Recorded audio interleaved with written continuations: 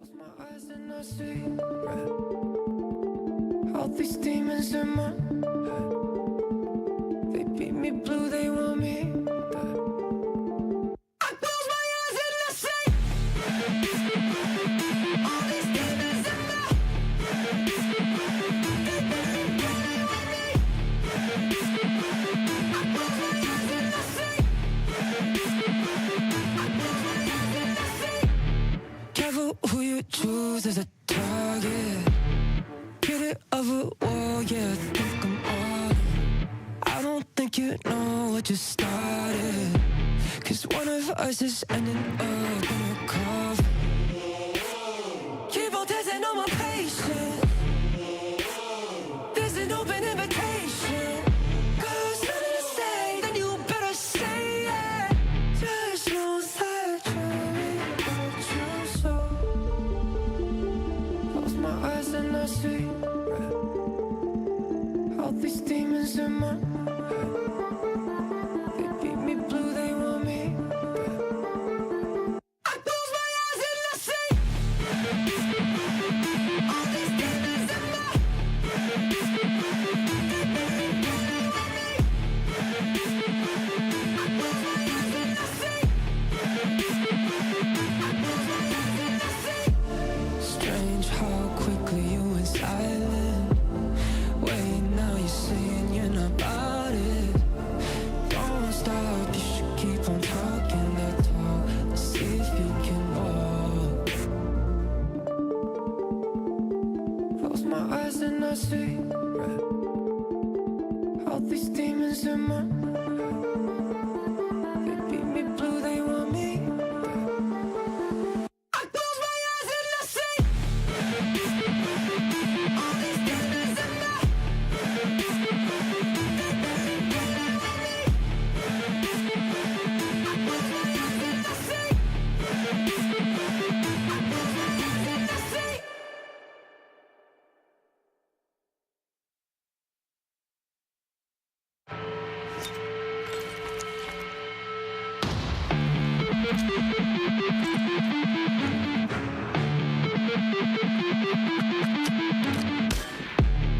Tiptoe, careful what you wish for.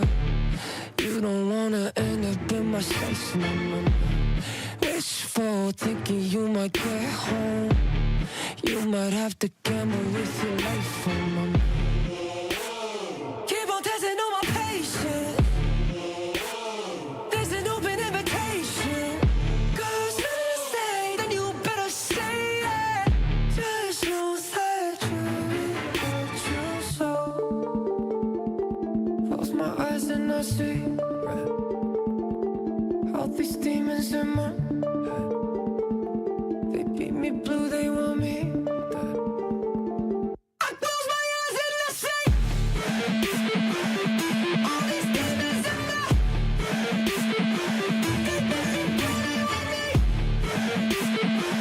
I close my eyes and I see. I close my eyes and I see. Careful who you choose as a target. Get it of a war, yeah, think I'm on. I don't think you know what you started. Cause one of us is ending up in a coffin. Keep on testing on my patience. The South thinks we're their salvation. That there's a light at the end of this tunnel. The Southern Armistice Line is under attack. All units on full combat alert. Repeat, all units on full combat alert. They don't realize how deep they're in. Or how far Abis will drag them down.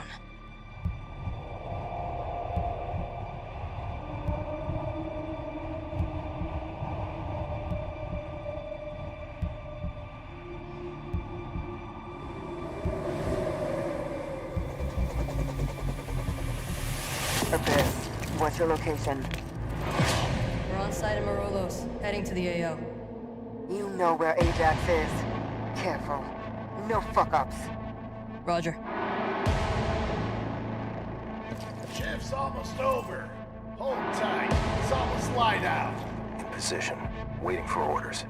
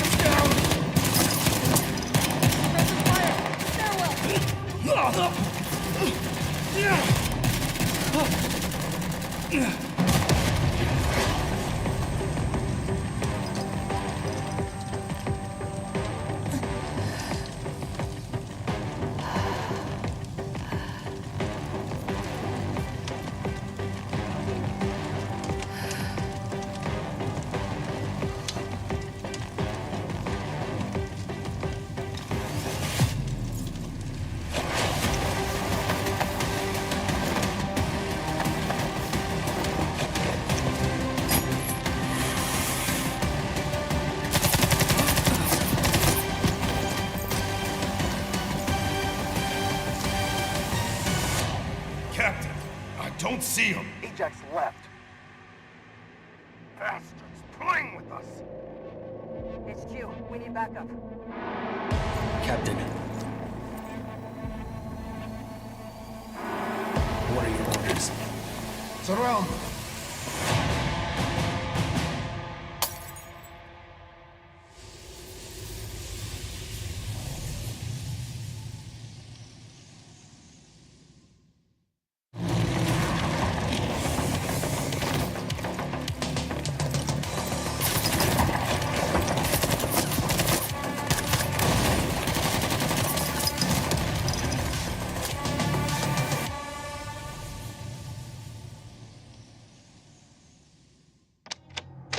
Civil War tore Kimona apart. They may call it a demilitarized zone, but really, it's just a no-man's land.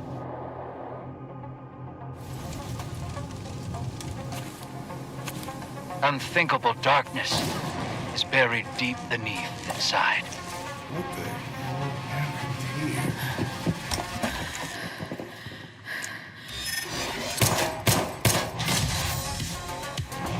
Beyond the ruins of war, wealth remains. You can choose to work alone, or team up with someone you trust. But never forget, you're not alone. There are other operators, warlords, foreign factions, and local militants to overcome. Forward, I'll cover you. I don't care why you're here. But you need to be prepared.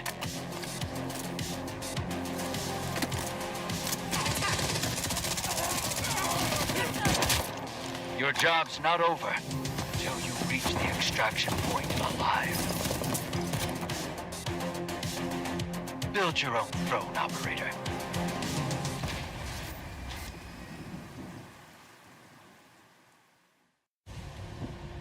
The South thinks we're their salvation. That there's a light at the end of this tunnel. The Southern Armistice line is under attack. All units on full combat alert. Repeat, all units on full combat alert. They don't realize how deep they're in. Or how far Abis will drag them down.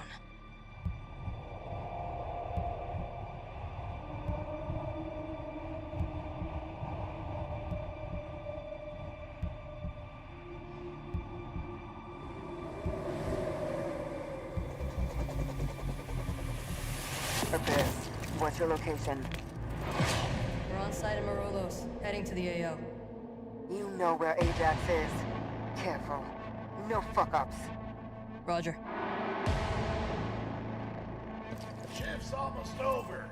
Hold tight. It's almost light out. In position, waiting for orders.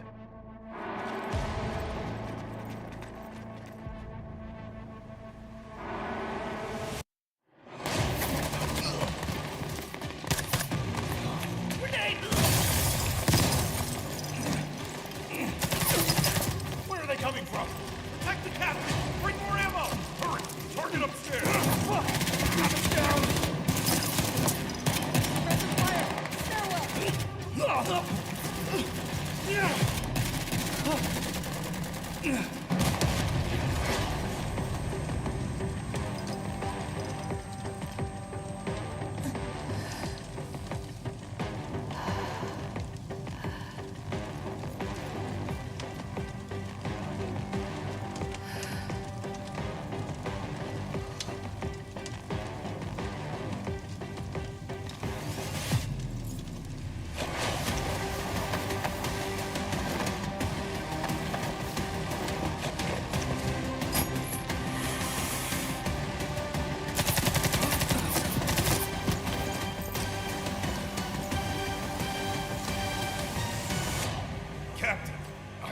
see him. Ajax left.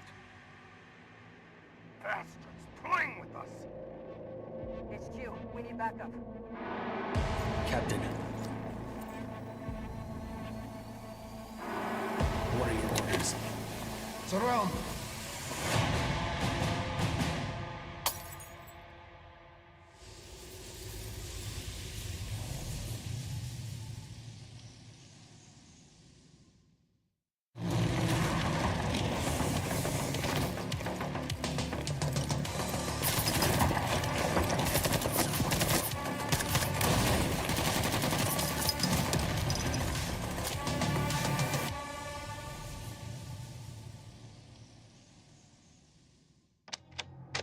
Civil War tore Kimona apart. They may call it a demilitarized zone, but really, it's just a no-man's land.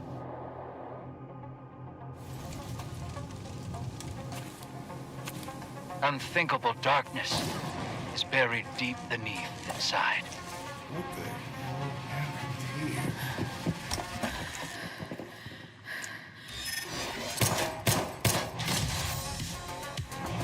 Beyond the ruins of war, wealth remains. You can choose to work alone, or team up with someone you trust. But never forget, you're not alone. There are other operators, warlords, foreign factions, and local militants to overcome. Forward. I'll cover you. I don't care why you're here, but you need to be prepared.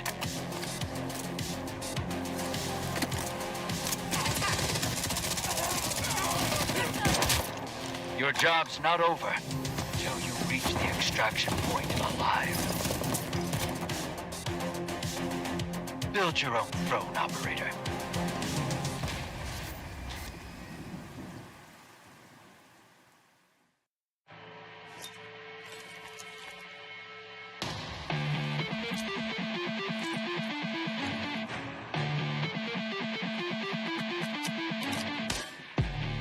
Tiptoe, careful what you wish for. You don't wanna end up in my space no more. Wishful thinking you might get home. You might have to gamble with your life for a moment. Keep on testing on my patience. There's an open invitation.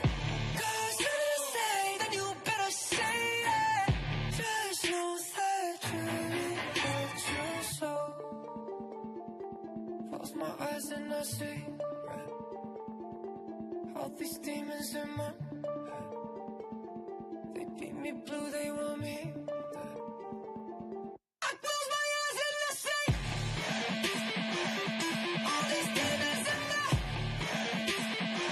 They beat me blue, they want me. I close my eyes and I see.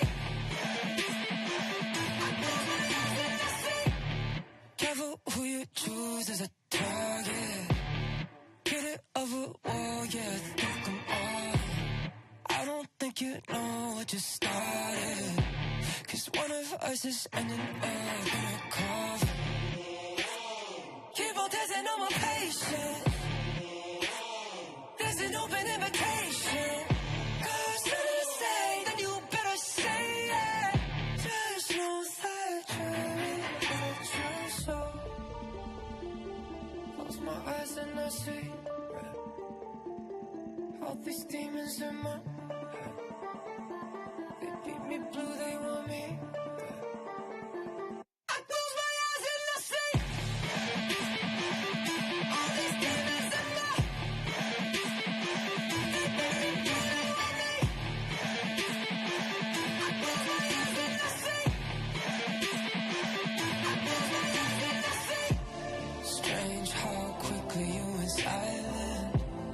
Wait, now you're saying you're not about it. Don't stop, you should keep on talking that talk. Let's see if you can walk. Close my eyes and I see red. All these demons in my head. Do they want me? I close my eyes and I see all these demons in my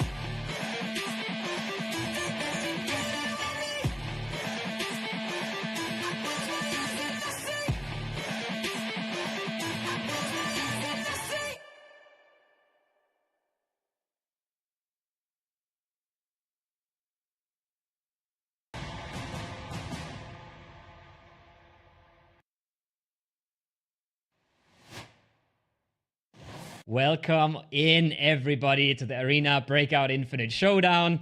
Man, I'm excited. That trailer got me pumped. My name is Kovo. I am here with the fantastic Seal. You guys will already know who he is. How you doing, Seal? I'm doing great, man. I'm really, really excited to be casting some more ABI esports today. Yeah, ABI esports, it's a thing. It's a thing. We're making it a thing. It's still young. It's still fresh. We've run through a few tournaments, but this is still in the early stages. We have a ton of good ABI coming at you tonight. We have a ton of things going on that we will talk you through before the game start as well. So I'm not going to waste a whole lot of your time. We are going to be yapping for many, many hours tonight. So I'm going to try to keep this segment as short as possible. Let's see what we're doing tonight. We have the showdown. We have the dates for you here, Seal. What are you thinking? Yeah, so we got games going on today and tomorrow. There's going to be 2 semis, which will then dictate who gets themselves into the final. 2 teams from each day will make it through, with a 5th surprise team being formed. We'll go over the details of that later, but for now, games start today, 4 p.m., tomorrow, 4 p.m., and then on the 15th at 4 p.m. I better see you guys there. Yeah, final on the 15th, and already want to clear that up. Each team is obviously only playing in one of the semifinals. That's how semifinals work. That's something that we have to talk about because, again, ABI esports, kind of a new thing. I was hanging out in some streamer chats, and there was people asking, "Are you playing both semifinals, or what's going on?" But what you don't have to explain to ABI players is the Red Drops Fest. There is things in game right now that you can get for free. There's free logins. There's drops on farm. I feel right at home on farm because that's where I grind out my normals when I was a real baby, you know. But we'll talk much more about that later. But it has definitely changed farm up quite a bit, hasn't it? Yeah, there's airdrops that drop at the a few minutes into the round. 2 actually sets on Forbidden, as well as missions in game that'll actually give you coins that you can spend on bundles for tons of things like skins and whatnot. Yeah, it's pretty sick. We'll talk much more about it later. Let's focus on the things we have at hand for tonight. Let's explain to you guys what we're doing. We have 5 teams of 4 players each, so 5 squads. We're playing 5 rounds a night. So 5 rounds tonight for the semifinal 1, 5 rounds tomorrow for the semifinal 2. And we're calculating a score based off the loot that the teams bring out, based on how many kills they get, and how many reds they find. I think we will talk plenty about this format. It is something that's been used in past tournaments as well. But I think, what's your opinion? Everything matters, right? You can't just go for loot. You can't just go for kills. But killing a player and looting his gear is already going to be massive, right? There's definitely a lot of different ways that you can approach playing this. I think that part of it is going to be dictated by the kind of spawn that you get. There's definitely certain types of spawns where you're going to be getting easier access to safes, which is more reds. But if a team is worth 8, 9, 10 million per player, and that's not even counting the kill count itself, then there's a lot of value in just going for PvP rather than going for safes. I'm really excited to see the strategies of teams that going into today, because while we do have teams and individuals that played in previous esports events, we also have people where this is their first foray into ABI esports. Yeah, that's going to be really intriguing to see. I've had the pleasure of watching some of these teams in the days leading up to this on stream, and others I haven't seen at all. But let's keep walking through the format. Let's tell you guys what the guys are playing for. There is prize money on the line, and there is not only 5,000 for the winners and 500 for every match you win on the final day. So every match you leave with the highest score. But there's also exclusive champion stickers, and man, that is, you always say when you're casting these events, the winner gets bragging rights. But having your stickers in the game, that is the peak of bragging rights. That is super sick, I think. being immortalized in the game sounds so cool. I mean, a couple of us already have. Like, I already have my own little steel sticker. That's definitely mine. It definitely wasn't put in the game before today, and that basically like Mm, inspired me to start streaming. But to get your own sticker in the game and just be able to like show it off to everyone, like I can't imagine like a better reward than that, honestly. yeah, yeah. I think that's the coolest thing about this. Money is obviously great, and this is not no small chunk. But being in the game is a big deal for this as well. So we've teased you a little bit about what we're doing tonight and how we're doing it. Let's see who's doing it. We have 5 teams as we promised. We'll walk through them really briefly. We have team Daniel EVGA. He also goes on the Jack Jack. He's been going through some sort of name change in the last few days, few weeks. These guys are from Latam. Arguello, Baby Rage, Duxon are his teammates. I won't lie, we haven't seen as much of them as we have seen of some of the other teams coming up. So they're a bit of a dark horse, but definitely less pressure as well, right? Yeah, LZ. Oh goodness. El Zeta is El Zeta. another example. I'm so sorry, English speaking problems. But this is another example of a team that we once again don't know much about. Adastra, Zyklun, Maracas, and Zeta. They're people that we haven't seen them playing in these esports events before. So, Yeah. like, if the question is like, what is the approach? What is the strategy? I think that these guys might be like the movers and shakers that actually make things happen. Because in ABI, once like one fight pops off, that's usually just like the fuse or the powder keg that makes the rest of the Hmm. match just roll into the next big fight. Yeah, this one's an interesting one as well. Maraca has sort of been called in as the sub. They had to replace one player because they were only 3 for tonight. So Maraca has come in somewhat last Good minute. man. So it's going to spice things up even more for that team. But yeah, again, those are the dark horses for us. But like you said, they can be the decider as well. This team here, Seal, they are the absolute opposite of what we would call a dark horse Yeah, manager. Team Imao, not exactly a dark horse. Now, he did win the previous Streamer Showdown, but with a different team. It's going to be Imao, Baked Jake, Adam, and Mr. Niehaus. And I'm not actually sure like how this team is going to do. Obviously, like the star power just alone on this team is incredible. Imao specifically, just easily being one of the biggest creators in the game. He's played well in previous tournaments, but this team is an entirely new roster that we have not seen before, and specifically, Adam and Niehaus, I believe, they having not played in the previous events, there's going to be a lot of pressure on them on and their ability to adapt to see if they're going to be Mhm. successful here today. Yeah, I have my eyes on these guys as well. I talked to Atom a bit on his stream yesterday, and he said like they haven't practiced a ton for this event individually, but Yeah, they have so many hours playing together that they do have the synergy and they do have things down, and they are yeah. some of the most experienced players in the game in total. Adam specifically has a esports background as well. So like if there's ever anybody who's going to be able to adapt, I think that I would definitely pick someone who's used to playing in these environments, who's not going to like, get the shakes over basically only having one attempt at a fight. You go down a lot of the times like, if you're playing normally, you Yeah, can just, re-kit, go again. That's one of the really big strengths of ABI. But here, now you got 5 shots and that's it, then you're done. yeah. Yeah, and it's really uncharted territory. It's really the meta is still very much evolving, because public games just aren't the same as esports, right? Not everybody's at the same No, level. not Not at the all. same strats are being applied. Next team is Rockstar. Yeah, he's playing with Nate, Breeze, and Minkleton. And I talked to him a bit on his stream today, and he said we have some freaky stuff prepared. We have Okay. gone and prepared some strats.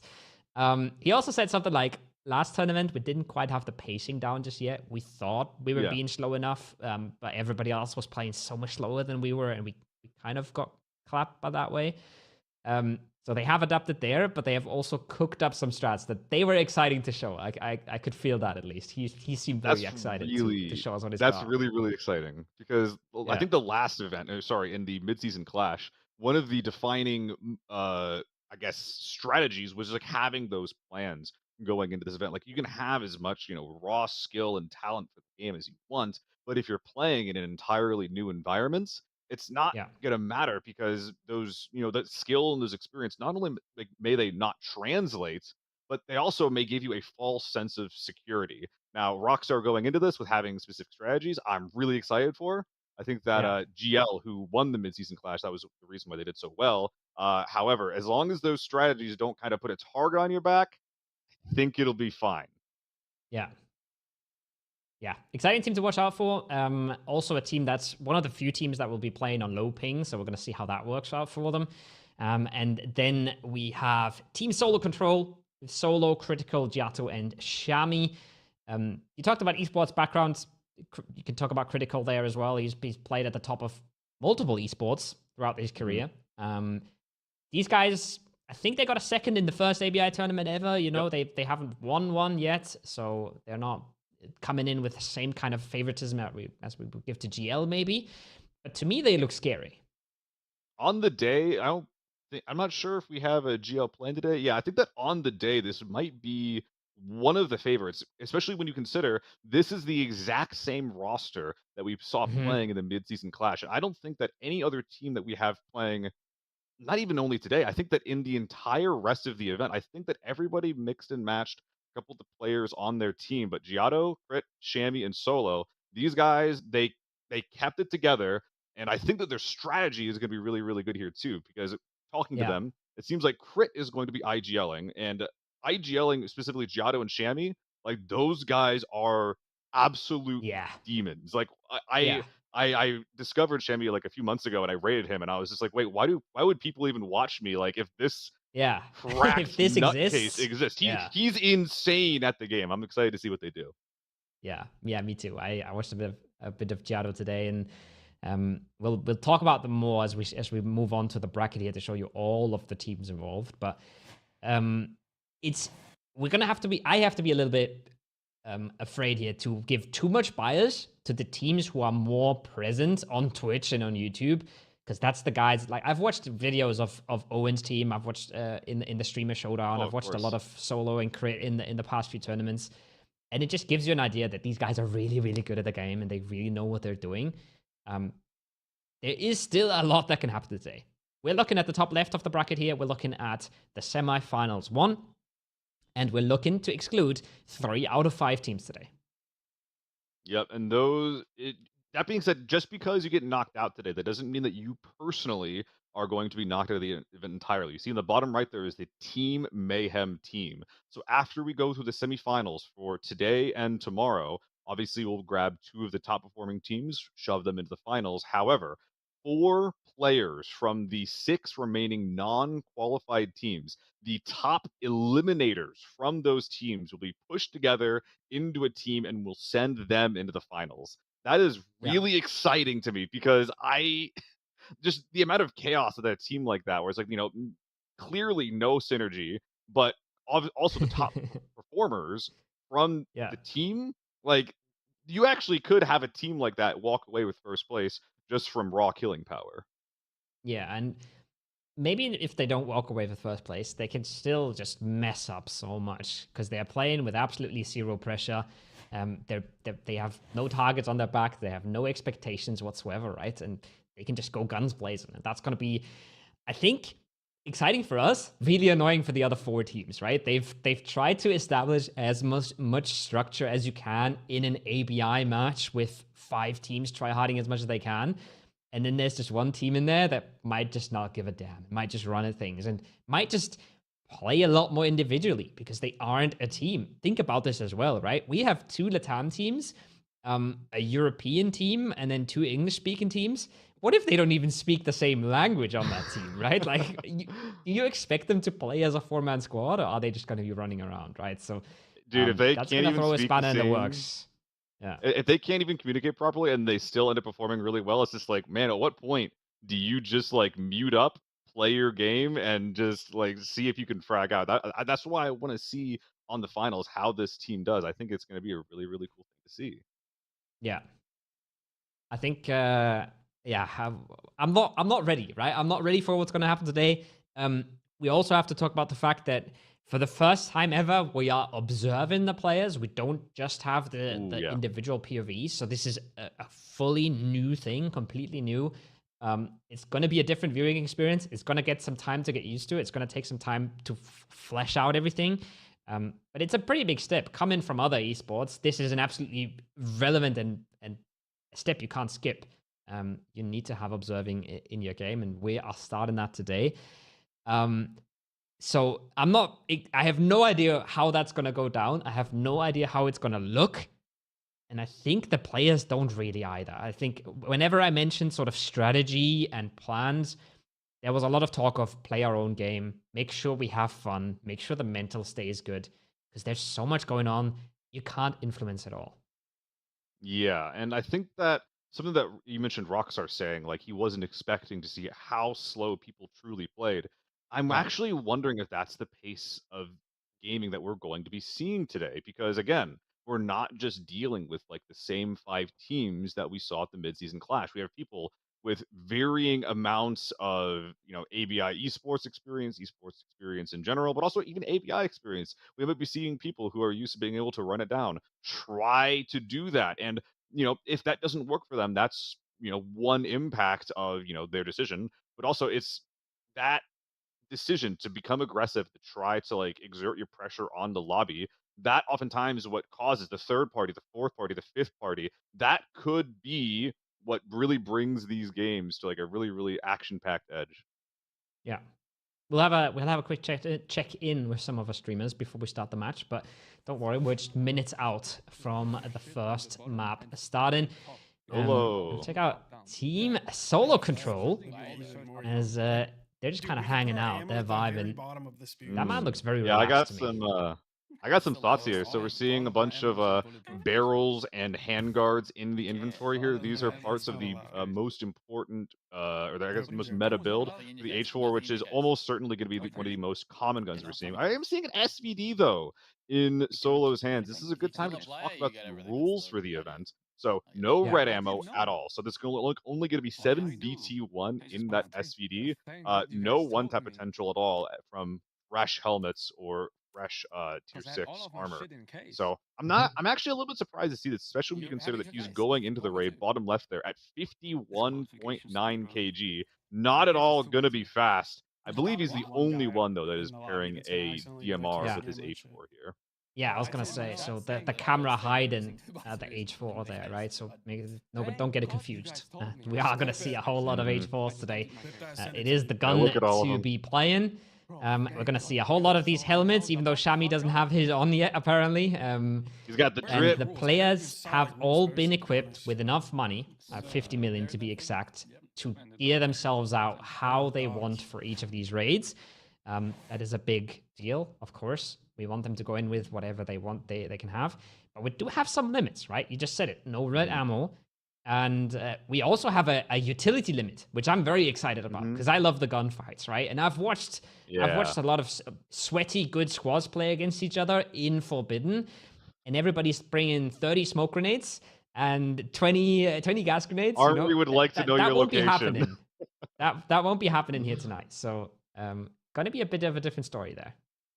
Yeah, and I think that the lack of util is going to mean that, like, when you actually throw those nades, you're going to have to be sure that you want to commit that util, because that is one of the only tools that you're going to have to aid you in your push. I actually hope that it promotes more and not less aggression here. Yeah, I think it's going to be a big topic. We're going to head to our first map overview, because we're going to give you a little bit of an overview, give you a little bit of our thoughts before the round starts every time.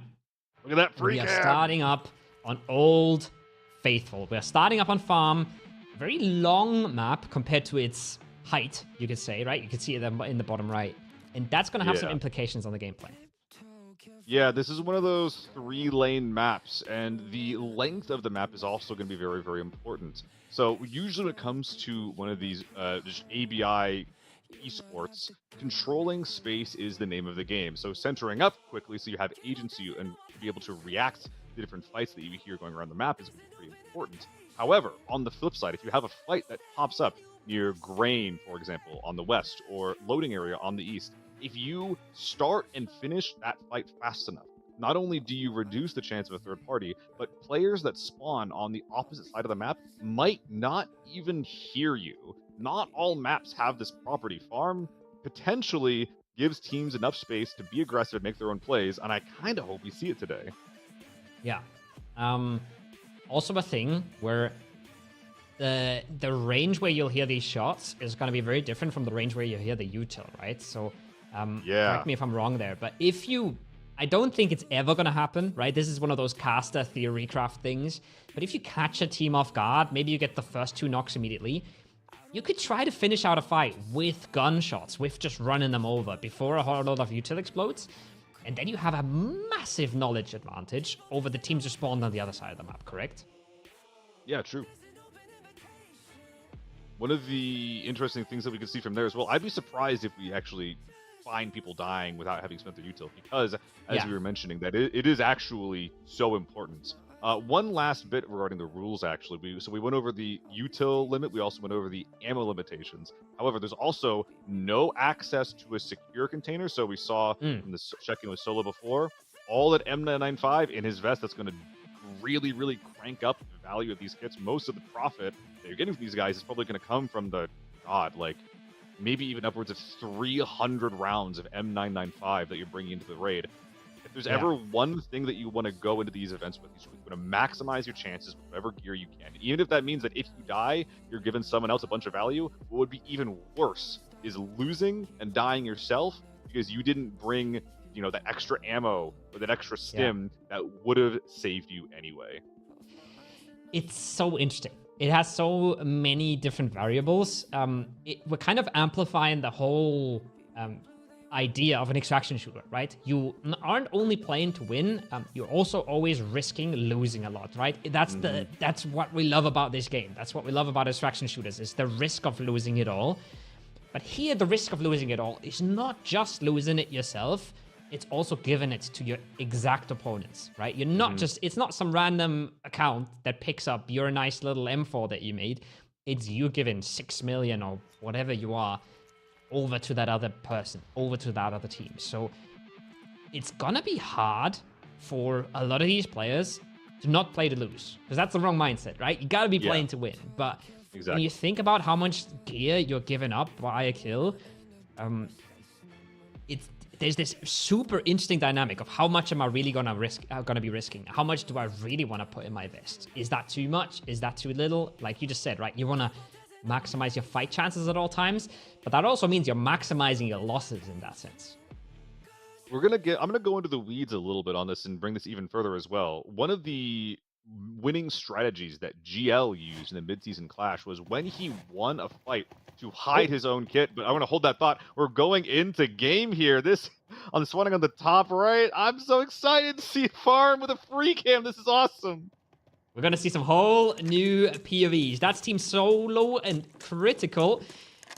Actually, Solo spawning it more bottom right here towards the villa area. So that's going to be the two teams on the right side of the map. And it's looking like a really slow approach here from Solo Critical. And it's looking like a speed run to Small Hall for Rockstar. This makes a lot of sense to do. If you get a spawn near Small Hall, basically, if you get a spawn near any central POI, just unga bunga there as fast as you can makes a lot of sense. So, because once again, you want to be in a place where you can hear shots and hear gunfights that are happening around you. You can't do that on a map edge. If you start near the middle of the map, though, that lets you go and run at a fight. If you hear it happening on the west or the east or wherever it ends up happening, it does mean though that you do not have your back to a wall anymore. You basically got to worry about your every angle, 360. It's a big risk, big reward kind of positioning here. Yeah. And also, obviously, locking in every safe that you can. If you get a safe for free, you should probably almost always take it. And we do have that added bonus, the 10 million that you saw on that format graphic for the Reds. It's going to be a big difference maker. And man, free cams and AVI. I mean, we are both have our experiences with observing games. We're nerds about this. We get excited about this. Yeah, I mean, dude, you could not find a bigger nerd about observing when it comes to this. I'm super excited to see this. So on the east side, we do have all of our teams figured out. We have Daniel VGA on loading area, Solo in Villa. Those two teams very, very close to each other, and Rockstar over in Small Hall. That just leaves Team Imao and then Team El Zeta on the west edge on Grand. I'm wondering what they're going to be up to, because so far I have not seen any teams near stables, which, as far as I'm concerned, is one of the best positions to be in the map. A ton of space, as well as Yeah. a ton of really good sight lines from the high ground provided by the stable itself. Okay. There's a gold out of the safe. All red just now. Oh, There's I'm IMO. now in That's a the- big oh. that's a big man scope apparently. As they are in motel. And yeah, I think we see a lot of teams double gunning here. And Yeah. I'm just wondering, there's no way that Team Solo heard that safe go off, right? No, it's a little, well, it Should be a depends. little too Critical far. was in Villa. He was in Villa, and if you're in Villa, you can actually hear the loading area safe go off. And even if you didn't hear the safe, there's 4 gigantic men, handsome gentlemen, that are just trudging along in that entire loading area POI, and there's big walls around it too. You can probably get pretty close to loading area without actually risking yourself. They're probably aware that there is a team over there, and once you are have knowledge of a team that spawns near you, it's really, really hard to move on from that because you want to stick around, see if they make a mistake, see if they know if you're there, which is exactly what we see Giotto doing here. Actually, Team Solo spreading out from Villa all the way over to the warehouse ruins, surrounding that south and east side of loading area to see if they can't catch someone out. That being said, looking at this, I don't think Arguello or any of these guys are going to give them that opportunity. Yeah, so this is where we come into that phase where there is no such thing as a clear meta, I think. People will play off their spawns a lot, right? If you got a good motel spawn, you're probably getting in there. But it's not clear what your opponents are going to do. And it's not clear if that team that's in the loading area, are they just going to move on? Or are they just going to hang around and wait for you to make a mistake and step in? Because you're waiting for them. They're waiting for you. Rockstar's waiting in the middle of the map. Everybody is just a little timid right now, just checking out the waters, checking out the dynamics. And I think that's what we should have expected for game number 1. It might speed up a little bit for the future games. Yeah. I'm not surprised to see our round 1 kick off like that. Yeah, so something really interesting I just noticed is that there's no one in stables. Ilzada looks like they're spreading around, looking to see if they can't progress forward a little bit to get out of grain. Now, again, the extraction points that you get are generally speaking going to be across the map from your spawn. There's some exceptions to this. For example, the motel extraction point behind that you have to pay money for, as well as some of the mission-based or the free extracts that'll randomly spawn in the middle. We're not going to be able to see exactly which of those everybody has access to, but there's a really, really big reason here to not just sit in your spawn, to actually take risks and control space. The only question is, how do you get that information in the first place? Yeah. How are you not risking everything for that information? This might still be the first thing that kicks off here. Danielle? Yeah. I've just spotted something. They are definitely Sniper Scav is staring into each blasting other's someone. souls. Yeah.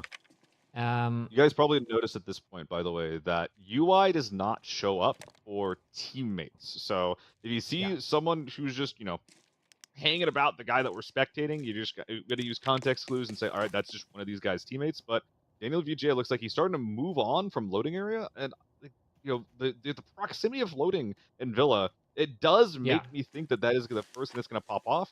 But it is the grain team that is moving, the fastest here. Absolutely. Oh wow! And I think they pretty much walked. No, that's Duxon. Okay, that's not. Yeah, they pretty much walked past Small Hole, right? So they just completely cut across the map here.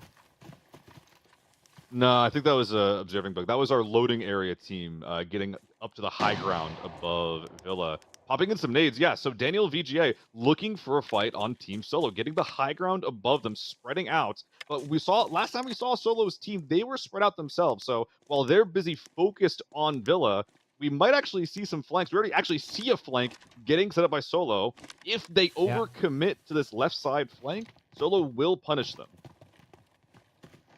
Yeah, this is just... That is just the highest stakes API that you've ever watched. These guys are all kitted to the teeth. There's real money on the line. And it's getting closer and closer around some of our points on the map. Maybe not the points we predicted, not the hotspots that we expected. Really, these edge... I don't even want to call this a choke point. This is just... Bit of a No, I think it is fair to call it a choke point. Like, because, you have a team that's in loading that has now come to your high ground. Someone is up there, someone's throwing grenades, but you don't know how many people this other team is committing into loading area. So you don't want to, like, maybe necessarily go for the full push, but you also don't want to flank back around a loading area. It looks like we actually are seeing Team Solo wrap around the south side of the map. That road, though, while it is mostly covered, there are holes where if that road is being watched, they can get it from the side. But it looks like here, Daniel VGA is backing out of this fight over to the north side of the map. So Solo and Daniel will be moving west and Solo towards Motel, which contains Owen's team, and then Daniel toward Small Hall, which contains Rockstar's. Yeah, and don't get it twisted. I haven't seen a team make a mistake here that has cost them player, that has cost them a fight. The time is ticking, and it is going to get more hectic the less time there's on the board for these teams. I'm excited to see what happens with Small Hall and Rockstar in there, and how aggressively they're holding down that area, because Daniel EVGA, walking that way, right? So depending on how aggressive the hold is, depending how much space these guys are taking, how much angles they have, this could be the next fight we're seeing. Yeah, I see it there in the distance, actually. So one of the characteristics of Small Hall is, especially when you start running like southwest and south of Small Hall, there's not a lot of concealment. So if you're actually peeking your angles and holding the exterior fence, you will be able to see. In fact, Duxon's teammates up there definitely within audio range of the Moto GS2 wearing members of Rockstar's team. Yeah, this is going to get spicy real fast here. I think we saw some The shots same there. thing is happening at Motel as well. I think that's Solo and the rest of his squads are mounting up. See if they want to get Taking involved. Nades actually be Rockstar here might for have fired the weekend. first few shots here. The fight's cooking up. It's heating up. It hasn't fully kicked off yet. Yeah, nades currently being exchanged. This is a very aggressive position, but Daniel Vega getting hit from the side. I'm not sure if this is a third party or not, but he can't keep holding this angle. Meanwhile, defense is holding strong from Briss, getting a knock here onto Baby Rage. Oh, that's a big first opener, and you hate to be the first team going down. Is this just different angles for Team Rockstar? I think it is. I think they're just a little bit more spread out. They had really good information on the fence there. A smoke's committed, a res is pulled, and I think they've already expanded the util. We talked about this before the games, but timing your util correctly is absolutely massive here, and Baby Rage is just going to get res back up. Smoke grenade for a teammate. That's a trade I would take, but we saw on the bottom left, that armor is completely gone, whereas Briss and the rest of Rockstar's team looks like they are in absolutely fantastic condition. Some speculative nades getting chucked out over there towards Daniel VGA himself, as the SVT and not the H4 is actually the weapon of choice here. Now, it's going to be hard to actually get like a good knock and get some decent damage with just a single tier 5 round. I actually did some testing. It takes about 4 headshots with a tier 5 DMR to actually take down tier 6 hat. I think that he might be sadly disappointed by the efficacy of this SVT here.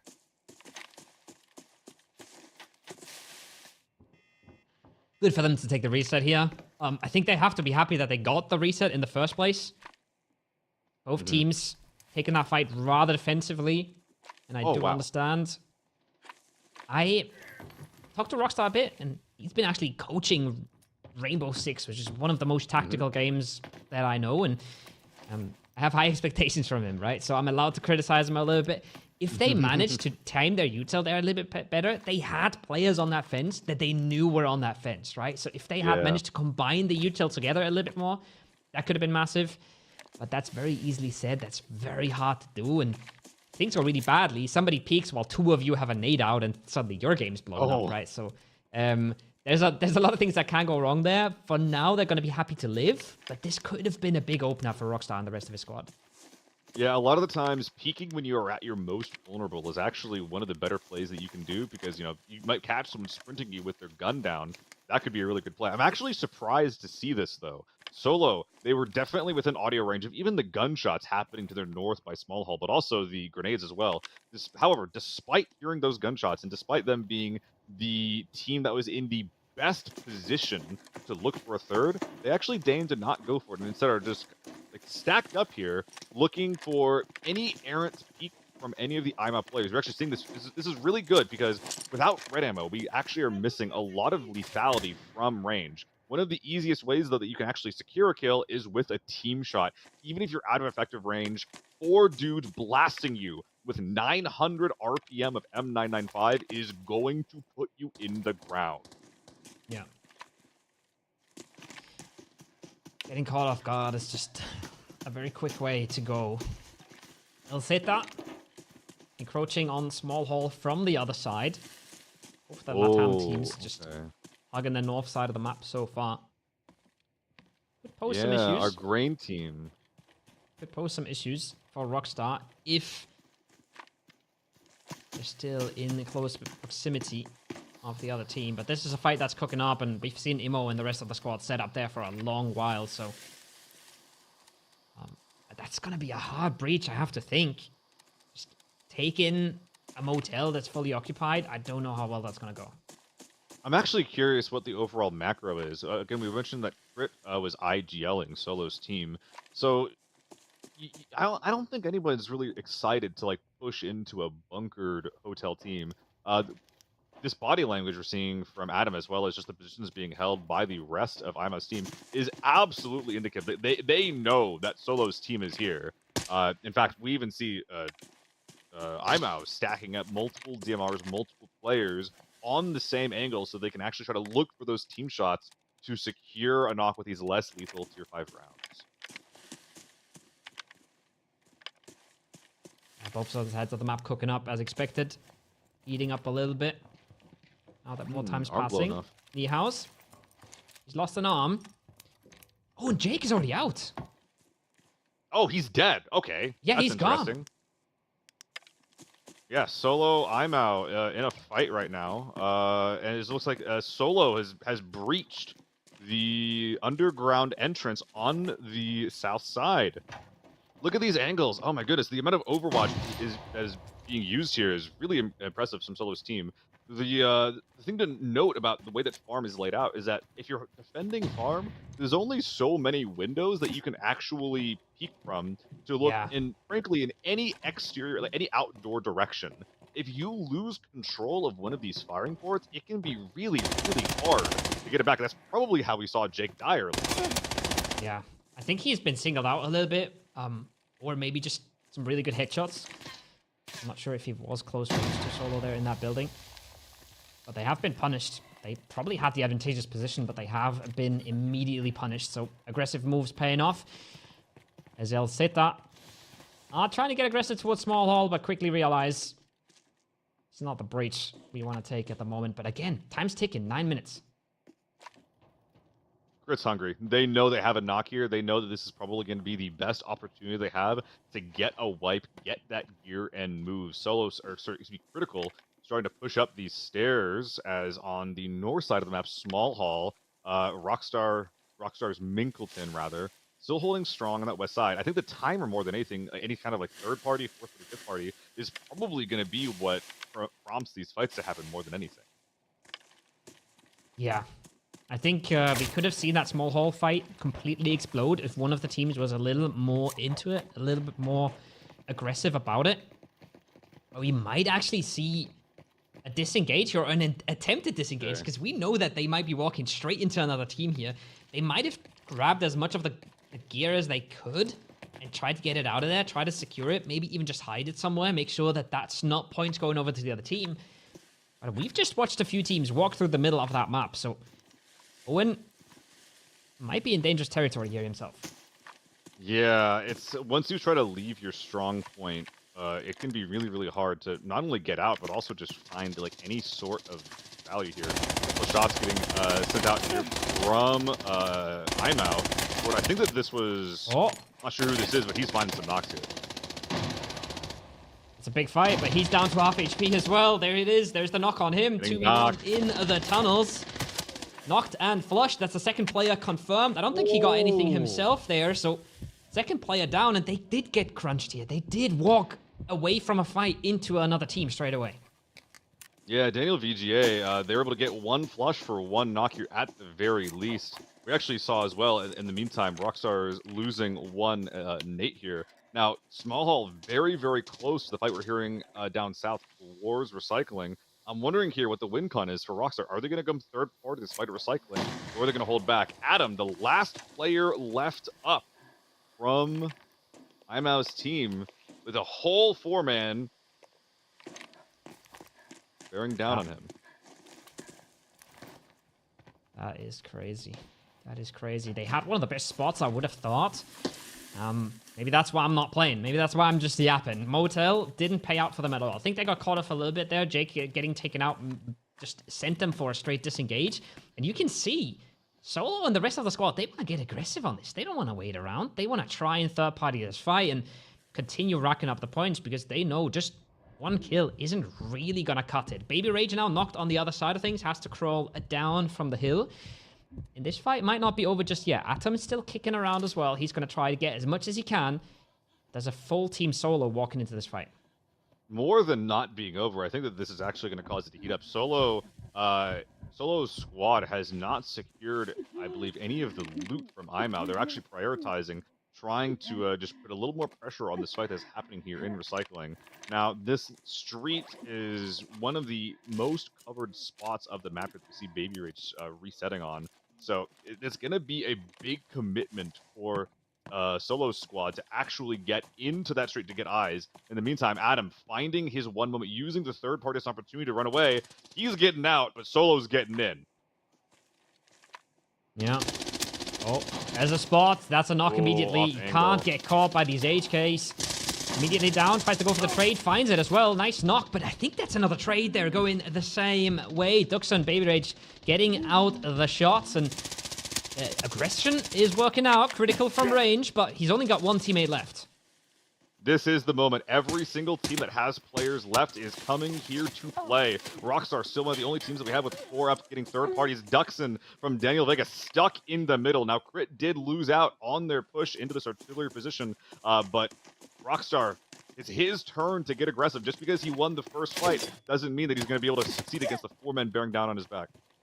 Oh, but it's looking good right now. It's looking good for Rockstar coming in, picking up the scraps, cleaning up the pieces. Crit is just down to himself. Solo gamer. Solo gaming in the tournament ain't as fun. Atom on the other side of things, he's hoping to pick up some stragglers as well. You would love to get what we call an exit frag right here. You're picking up another player's kit, picking up a whole bunch of points for your team, ruining the game for another squad. Has massive implications. But I'm not quite sure if Rockstar is finding any of these frags that he's looking for here. Because there's really only one big team that's left to fight. They got aggressive on this middle of the map, but Zeta, one of the last teams that didn't really commit super hard, still holding strong on the outskirts of Small Hall. Rockstar holding the sniper house. It's gonna be. It's unfortunate that they picked this place to bunker up, which is so far away from any of the bodies from either Crit or Owen's team. I'm not sure if they've been able to secure any of that loot. Now, one piece of tech that you're gonna be able to do is if you find a downed player. Hold that thought. You see Zeta going down. This is actually first blood from this team. If the knock on the Zyklon could be secured. Oh, trades are there though. Player caught on the side. Briz, last one up for Rockstar's team. So far, every team that's engaged in the fight has come out worse for wear. It is the last team to show up. It is Zeta. It is looking good here in the last engagement. Nades are coming out. They're trying to hunt him down. Atom is looking for Crit on the other side of things as well. I don't know if he's already found them, but they were really, really close to each other. We're going to have the solos facing off. And then we're going to have it Breeze just surely cut down in a matter of seconds now. There's the third party, though. Alright, yeah, Crit hitting him, these guys in the back. He's still holding strong. Teams in front of him can't quite commit to the back. Now we have Adam on the back left flank here as well. Mosin, of all things, coming out from Crit as well. He might be able to find a headshot. It won't one-tap a full HP moto, but it will take down one who's been hurt a lot. Now, right behind Crit, though, Adam coming in from the rear. Is he going to be able to find him? Will he make enough noise for Crit to hear him, or is he going to succeed in this solo flank? I don't know what's happened to Briz on the other side, but I don't fancy Crit's chances here. He's dropping his stuff. He's trying to pick up a full kit, but as soon as he walks down from that hillside, he's probably just walking into Atom's open arms, right? Yeah. I don't know what could happen here. Oh, maybe another team showing up. Maybe, so unfortunate. Maybe just the sniper scav ruining the party here. Crit spots it as well. Got all the information. What happened? Yeah, the Crit had no idea Adam was there, but the Scav hit with the foul, shooting him from the side, alerting Crit to Adam. Stops looting, or rather, stops looting for a second. Put some 2 shots at Adam, minutes. let him know that he is there. And look at this gear: 2 H4s or the H4 SVD, tons of value. If I'm Crit, I think that unless I'm trying specifically to ruin the chances of another like maybe 3 minutes or 4 minutes in this lobby, I'm trying to get out. Look at the top left there. 2 minutes Yeah. 25 seconds left. We have to GTFO. You allowed to say that on broadcast? Nope. We'll find out. Fine, right? We'll find out. There's a lot of solos left in this. Critical, Breeze, Atom on the other side. Atom just playing this as passive as he can. Crit looking for these frags a whole lot more. But Backpack there's the list. extraction coming through for Breeze. Gets the heck out of there. Probably Much saved as much money. loot as he could. Oh, I'm We'll not have sure to if see we what can happens with Adam here, actually- because he's still holding down the angle. Yeah, backpackless extract, not what you want to see. Hopefully he was able to secure like a couple of guns, maybe some other people's armor. Talking about money here for a sec. So if you're wearing your own gear, all of your own gear does not contribute to your overall loot value, right? But if you swap out, your armor, your backpack, your helmet, all of a sudden that will actually make your ending score go up. So even if you are taking backpackless, that doesn't mean that you have no loot at all. Now the really strange thing here from Adam is that I actually think that he had LOS on Crit, who's running along this right side low ground shelf. He just missed him. Yeah. And how is Adam extracting now? I mean, he's going to try and scoop up some of this loot. He's got 1 minute to get to the other side of the map. It's only farm. It's sort of doable. Critical. Just to take some scavs out here. Is he going to take the money extract? Is that what Crit's plan is? I think that was the plan, but he can't. Like he has no money. His team didn't loot safes. I think that he's just going back and trying to ruin someone's day. He knows that he has no chance. He knows that Adam's somewhere behind him. Kill this guy for the 1 mil and try to go home happy. Yeah, I think Adam's in the same book, right? He heard the bottom. I mean, he's going to try to take the backpack list as well. 29 seconds. Gonna lock that in. And they're getting out while Crit is not. So the fight went his way, but Adam's Sorry, getting did out. 2 people extract from this game? Like, overall, out of 20? That's a good, yeah. I do think and so. 2 people from backpackless. Like, not even a full team. No gear. We're talking like 6 mil, like maybe max from this. That's insane. That is actually wild.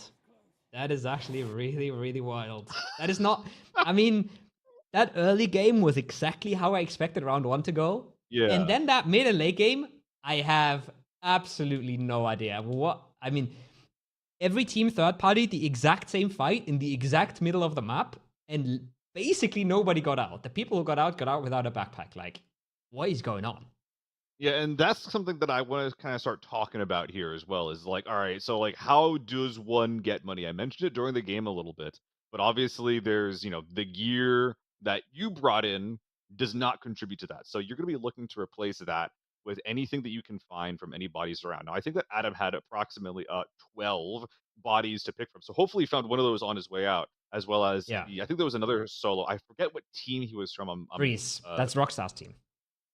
Oh, yeah. So, yeah, Rockstar and Owen are going to be the only ones getting any points.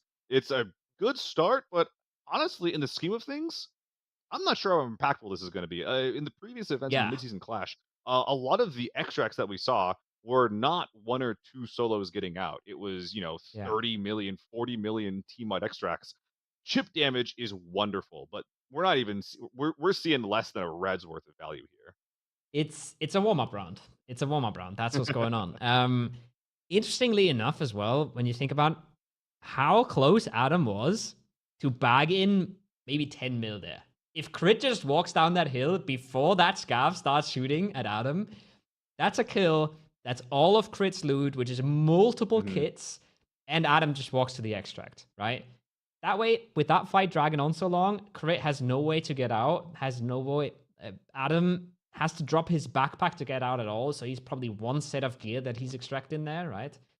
That really cut that round down a lot for Team Owen. Yeah, and I'm actually really curious what Crit's plan was exactly, because he didn't have the money for the truck extractor. Maybe he did, but he didn't have time. I think He you kind would, of by the like way, sorry to interrupt, but you would always bring the money, even if you're giving that up in loot, because it's so minimal compared to what you're giving up in gear, right? yeah, I You would think just it's like always put that in 15, your vest or 30K. backpack. Yeah. Mhm. So you should always So have the yeah, money. yeah, and I'm so maybe it was more of like a timing thing. He opened up his inventory for a second. I didn't see the money in the flash, but those field bags are really big. Maybe it was in the bottom. So I figure it was probably a timing thing more than anything that Yeah. made him turn back around.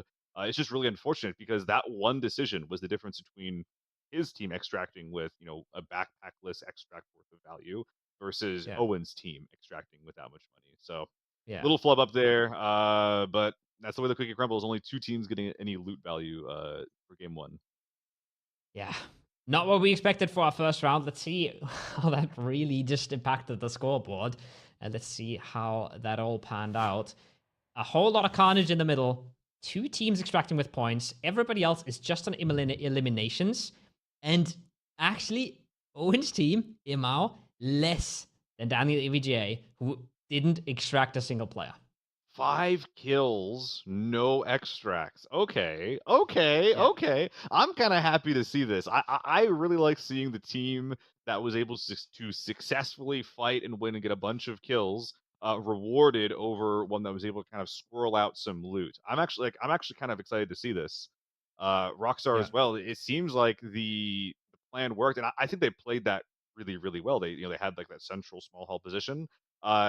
They third party at a good time. Unfortunately, they couldn't, get out with more of their players. But more than anything, how many numbers is this? How many digits is that a 12 mil extract from Yeah.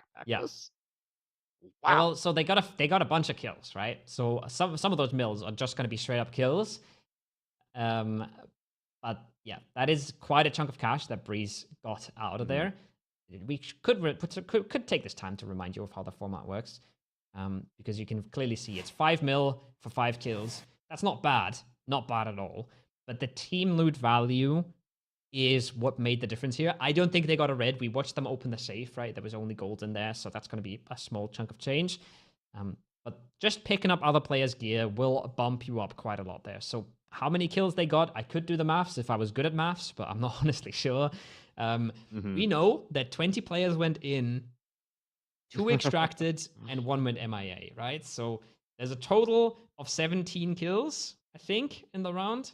So if somebody's really Yeah. smart, they can do the maths on how many kills Rockstar's team has gotten there. I'm just paid to look pretty in front of a camera. I'm not paid to be smart, so can't expect that from me. Yeah, we're hearing from Prod now that we're going to be trying to format the leaderboards to differentiate loot value from kills. There, I believe I saw a kill Mm. leaderboard at the end of a round as well. So we have the tools to show you guys the kills. We'll be doing more of that in the next games. We will be doing more of that. We have a whole lot more for you guys. We have a few more games, 4 more to be exact. And I don't think I don't think it's a hot take to say that yes, 12 mil is better than 5, but that's Hmm. nothing across 5 games, right? That is not a big difference. That's not a big. It's a nice success for them, probably especially after they extract and they go watch the stream and they see that nobody else extracted. They feel pretty good. I think while extracting, they're probably like, "Wow, damn, that was a Exactly. terrible Yeah. round for us. At least Breeze got out." And then they actually go watch and they see, okay, we're actually in first. So, Yeah. a very underwhelming round for basically everybody involved, and a round that shouldn't massively change the leaderboard when we look at it at the end of the day. I mean, yeah, you're saying that now, but if we're seeing a difference of like 1 to 5 Oh mil, yeah, I mean the difference maker, like we can look back at this farm game and be like, all right, like that's why that happened. yeah, That being said though, like again, the name of the game to actually get like a lot of money is from extracting with more than one person with a backpack. We're yeah, probably going to be seeing extraction values, even completely just ignoring kill values and things like that. We're looking at yeah, extraction values of like about upwards of 30 or even 40 mil if you yeah, are able to secure one or two teams loot. So we- I mean, yeah, I mean, yeah, I'm just trying to think of like the maps that we're going to be seeing in the future. Like Valley, for example, one of the maps is probably going to be yeah. more PvP focused, less loot focused. Like that might be one map to I look at think for how to make your millions. I think what we can extrapolate already is you kill a team, you loot that team, you get out. That's a massive round compared to what just happened. Just think about it. We just saw one player extract without a backpack, and that's 12 mil. So you get any of these teams, you're looking pretty good. Let's have a bit of a listen in with Rockstar in the break while we get the next match ready for you. You can get to listen into the streamers who just clutch out the last round. And get a bit of an idea, because that was a chaotic round, and it's good to hear from them. What's the number one value? We lock in right now. Come on. 2,233,000 How much? Points. Well, 12 million. 12 million. Just 12? That's not that much, to be honest. We are 4 million. Come on, boys. Yeah, that's good. Right now. That's a lot of teams. I doubt there was a full team of players then. Everyone was dying. We lock in right now, boys. Come on. Yep. Let's not mess up our inventory though. Be sure you got everything. No difference. Do we need to divide keys? There's too many, right? I see no cash there, by the way. I have. Hold on. No cash in that inventory. Director, post, and editing. Question: if I pull a red, I'm not allowed to put it in my case, right? No, there's no casing. We have to survive with it. So if we pull a red or multiple reds or something, we need to play to extract. Like, we don't have to just go leave. I mean, one person leaves with a red. You do no risky pushes. You wouldn't do a risky push.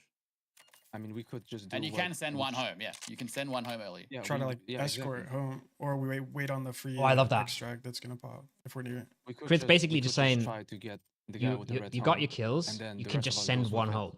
Just send one guy with a full backpack. Send him to extract. Keep playing the game yourself. I love that. Am I in the lobby?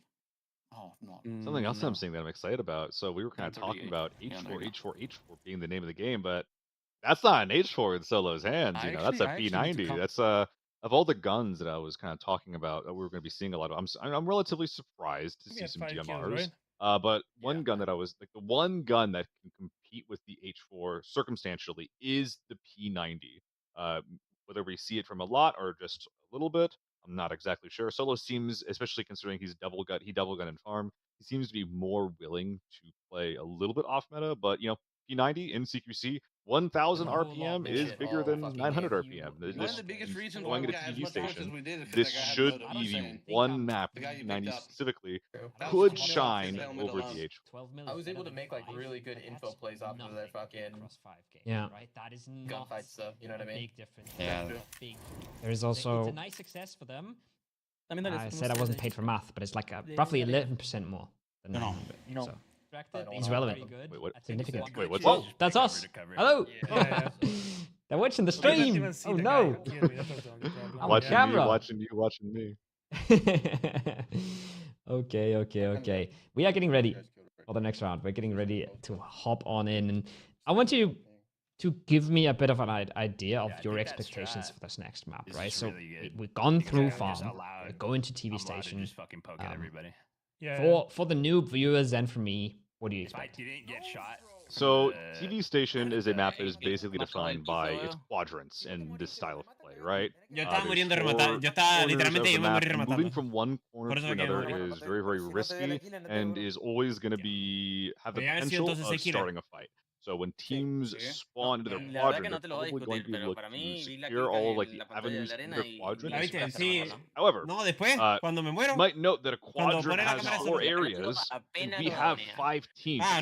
So one big, basically like the X factor of a TV game is what happens in the quadrant that has 2 teams in it. Last time you saw it was DL team who spawned in photography next to Solo. I'm bringing Director, Infirmary, and Dark Room. Those are gonna be like in that particular quadrant. But that's also where some of the timed bring everything what we can. So bring whatever you guys can. Name of the game is going to be trying to figure out how the heck you're going to move around safely, as well as how you're going to extract, which honestly, just especially considering how farm went, I think that extracting at all is going to be a much bigger factor than we were expecting going into this event. Yeah, I think that's going to be something that's really I feel like impactful with the spawns as well, right? That there's a lot of the extracts very concentrated in one area of the map. If your spawn close there, I can't get I think it'd be crazy to walk away from that for free, right? It'd be crazy to give up that area. The keys inside. Like there's Valley, Northridge, Farm, yeah, Armory. I wish the observers best of I luck. didn't do Yeah, it. you can just Try you and can figure just out and then where whatever these map you teams get, you are get and those who's keys. right next to each other before the fight kicks off. forgot. Not gonna be easy. And an easy early pick, right? A fast and early pick would do wonders for these teams here. So again, I think we're gonna see third parties, but I think a lot of teams learned this round. You're the third party. There's two more parties, right? And I think that's like it's a both party. Of our LATAM teams. Both of our LATAM teams had that exact experience. They go in, they get a few kills, and they're out. You know, I actually want to highlight them as well because we were talking about like the potential for team like the Latin teams hadn't played in the previous events that we saw, and I was worried going into this that they were perhaps going to play too loose or too aggressive, but they were actually some of the.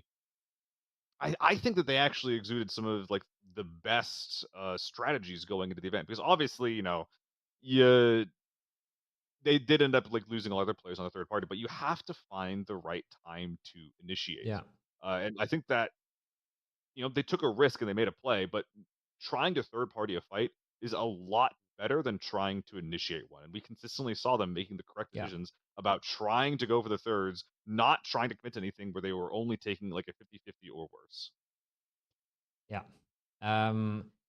I think we also saw what I thought was a Breeze that was almost done for, that was basically cooked and managed to delay just enough for crit to third party from behind and completely help him take out that team. So again, the play-in with the other teams as your ally as much as you can is massive. Enemy of my enemy. Speaking about playing, if you're playing right now, then you shouldn't be missing out on all the free goodies you get in with the Red Drops Fest. There's a check-in event. There's drops with guaranteed loot, right? We talked about them before the game, before we went into farm. But even out of game stuff, you can get yourself a 50-70. That's pretty sick. Oh, dang. I need one of those. Actually, I do need a second PC. Yeah, me too. To set up for myself. Yeah. Please, if you're watching.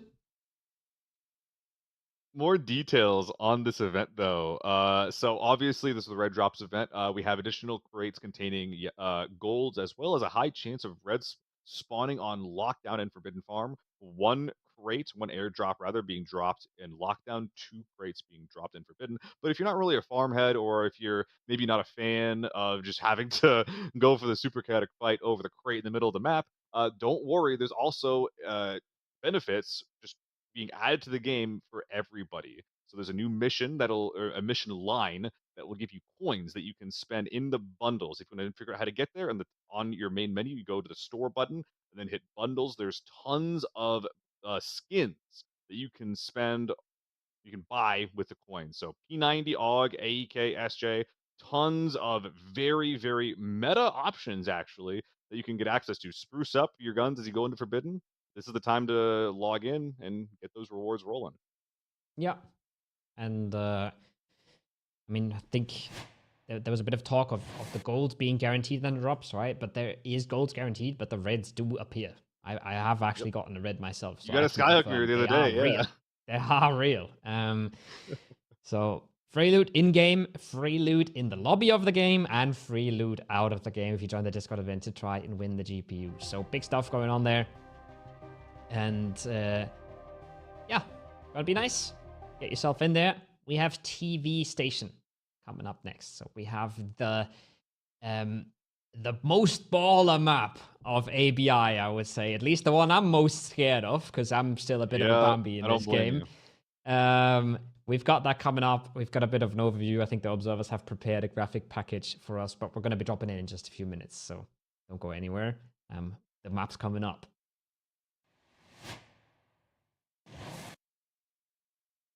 Yeah, here we are. So we mentioned the quadrants. Talk to me about this map. Many of the quadrants are going to be one of the defining factors. One thing that I missed in the description earlier is there's also a humongous middle section in this map containing plenty of safes and whatnot. Now, in a normal pub lobby, you're going to be seeing these safes be hotly contested, but as we've seen before, and as we kind of saw from the way that we extracted from farm, is the player loot is the name of the game. I would be pretty surprised if we saw anybody committing super hard to the middle of the map there. But, these hallways, this is where we're going to be seeing most of the action here. Top right. Over in, oh goodness, I'm blanking on the name. Photography's top left. Whatever. Editing. Whatever it is. As well as tons of AI scavs. Now, one extra thing to note here is that there's actually 2 different factions of AI scavs that are fighting each other.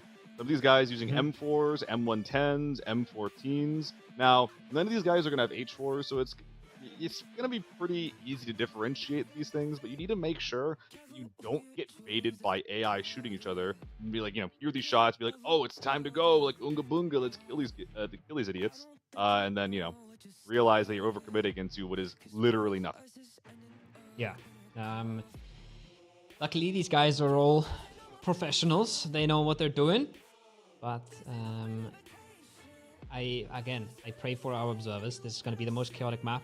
And then our observers are full-time observers. They're not full-time ABI players. So for them to tell the fights apart from real fights is going to be a challenge. I fingers crossed. But I feel like teams will have strats prepared for this map, but the main thing that's going to be in their head is what just happened in the last round, right? Everybody realized, okay, we wait too long, things get very chaotic.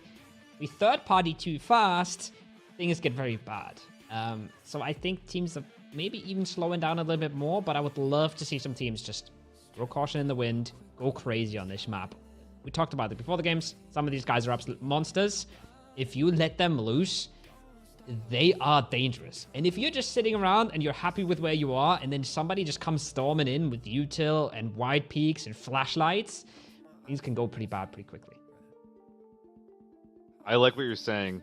More aggression going into the fights, but also have a specific plan about how you're going to extract. I think that with farm, it's relatively easy to extract from farm as long as you're able to go from one side of the map to the other. Obviously, in an event like this, that is easier said than done. However, extracting on TV is going to be even harder. You have to pull levers to activate doors. You have to set alarms off. You have to push buttons, and every single one of these things where you're extracting with a method that is not just a timer is going to let everybody in the map know that you're leaving. So if these players thought it was hard to extract on farm, I fear for what we're going to see on TV. Yeah, I think, well, they would have said it's easy to extract on farm before the round. We'll see. The opinions might be different. It might slightly be different now, but I think the players are all also aware that you can obviously bait with these timers, right? You can obviously try and lure someone in. You can try to maybe I'm the one cooking up strats now, but you can fake a fight with yourself, and you can fake a fight with H4s that aren't gonna sound like AI, and you can do a lot of things to try and make people come your way. It's just everybody's gonna be ready for everything, right? This map is not tiny, but it's close range enough that you're kind of expecting enemies around most corners. I think players are not gonna be easy to fall for these things, but something's gotta give, right? The timer is gonna tick down, and somehow we got to get to this action, and somehow teams will start working their way to where they want to be. And it's just going to be, I feel like it's just going to be a game of seconds of just the right peak, just the right third party. Things are going to crumble very, very quickly once the action kicks off. And regarding any kind of strategy or off angle or flank that you get, you don't need your one guy to break the back of the entire team. It's the strategy isn't a success.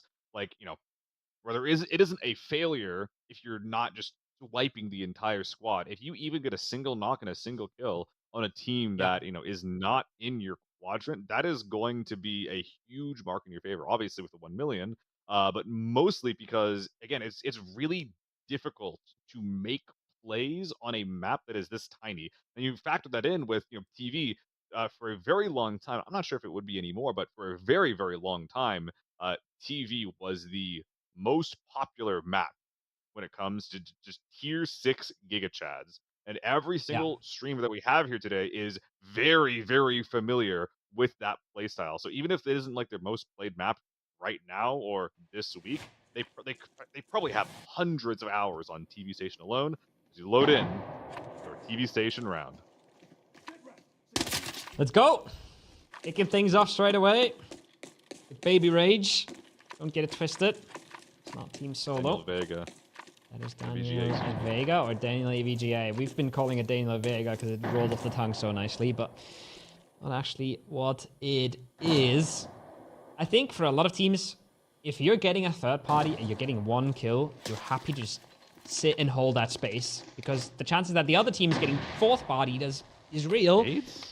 And the chance that you're getting third party to fourth party is also real, right? So I think teams are gonna try to find a pick, try to slow it down. That's much easier said than done. What's going on back there? I saw 2 nades go off, and there's a molly going off in the back as well. Crit having to fight for his life in the southwest corner of the map. I think it might be I think that this is El Zeta. Yeah, this is El Zeta's team on the other side of this door. So it looks like it is the southwestern quadrant that has a couple of teams spawning together. It's a lot of early util. I think that's one thing that, going back to Rockstar being an R6 coach, you having a coaching background, that's the first thing I would say is learn how to combine your util, right? Time your util, talk to each other what you're nading, what you're mollying, what you're smoking, because that runs out real quick. You're used to having a full vest, a full rig. That runs out real fast here. I'm sorry. I saw a Giotto with a USAS. That's insane. We have a Lake Meta King that is usually reserved by budget gamers being brought in as a backup weapon. What is he cooking? Okay, listen. First of all, he's a short king. Going for the legs makes sense. Second of all, in all seriousness, what if he's the hound that lets go by solo and crit if things tick down too far? Because his kit isn't worth as much. He might just not... maybe he's just the one that they let off the leash to try and make things work, because they're not losing as much if he goes down. Well, it was a backup weapon. He still has the H4. He's just got the USAS on his back. I'm not exactly like not a true TV leg Station... meta abuser then. No, not a true. It's just a part-time job for him. But again, like with a map like this, we're playing angles, we're playing head glitches, we're playing tight peaks. You have to really, really outsmart and outplay someone to get into a position where you're gonna be able to leg meta. Yeah. Maybe he just has all the angles where you prone and shoot below a structure. Maybe that's just his game. Maybe he's just been, off stream running around the map, just proning everywhere. I don't think that's him. If you know him, that's probably not him, but oh boy. They are cooking up something. Yeah, so the surveillance moving up from being used there for a bit. Yeah, they're using util for this. They don't even know that anybody's here. They're using util for it. That is very surprising to me. There's a ton of util that we saw already be used against Team Solo's crit. And actually we're seeing coming up from the northwest from the warehouse area from the studio, actually starting to peek into the southwest logistics area. I think that Daniel VGA really wants this. I love it. I think slow movement is a lot better than sitting around. I like taking space. I like the idea of taking and controlling space here. I don't know how practical it is. Just theorizing, right? If you're taking space while everybody is playing slow, then you should be able to punish when everybody speeds up, right? That is the theory. Yeah. How much that works in practice when you've got a Giotto jumping around the corner trying to leg meta, and then you have a Shami swing in the corner right after him, and you're the only one in that area because your team has taken so much space. Yeah, again, theory and practice is a big difference. But I like that they moved up a bit, and now they slowed right back down to try and catch somebody. Taking space is what lets you punish mistakes. That's really like what it boils down to. We could easily just sit in a corner for the first 15 minutes, and then, everybody just frantically runs around, and we just see like a bunch of garbage happening at the very end with no one able to secure any loot. But what you are looking for is you're trying to take out a player, take their space, secure the body, and then get out. I'm not even sure if we're going to see any team wipe. We're seeing groups of one or two people. But for example, from solo control, I saw solo like hiding behind a desk, deep on like the first floor of logistics area on their quadrant. They seem to be very spread out. This might be a game of rats, where if there's ever a team that just tries to run around, get like, figure out what's going on, take a little bit too much space, they might be there to punish them. And look, yeah, Brit on his own, popping his head into the central area. There's a ton of safes here. There's also a ton of scavs here. This is going to be really noisy, and even this with the suppressor equipped, everybody in the map is going to hear every single shot that happens. I don't want to overinterpret into everything here now, right? Just because that's kind of what we're left to do. But I wonder if that was just intentional. Just draw a bit of attention to that area, say we're here, and then immediately evacuate, right? Immediately go somewhere else. I think what's new? Everybody's trying to cook, and everybody's trying to cook at as low risk as possible right now. But yeah, once again, it's going to come down to a pretty frantic showdown. It's just the interesting, so the analytical part of this is like, is this because it's not really clear what the best way to play this is yet? Or is this the best way to play? Oh, absolutely.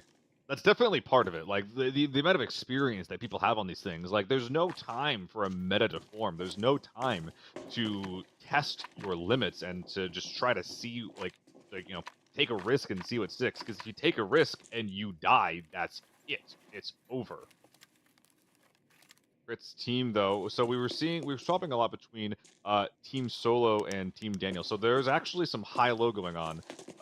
Team Daniel VGA holding the second floor connector from the warehouse area to logistics, whereas Solo Squad are actually holding the first floor connector between the same area. So I think that a lot of these teams, they're chomping at the bit to move. They're all trying to control a little bit of space, wait for somebody to make a mistake. It just hasn't happened yet.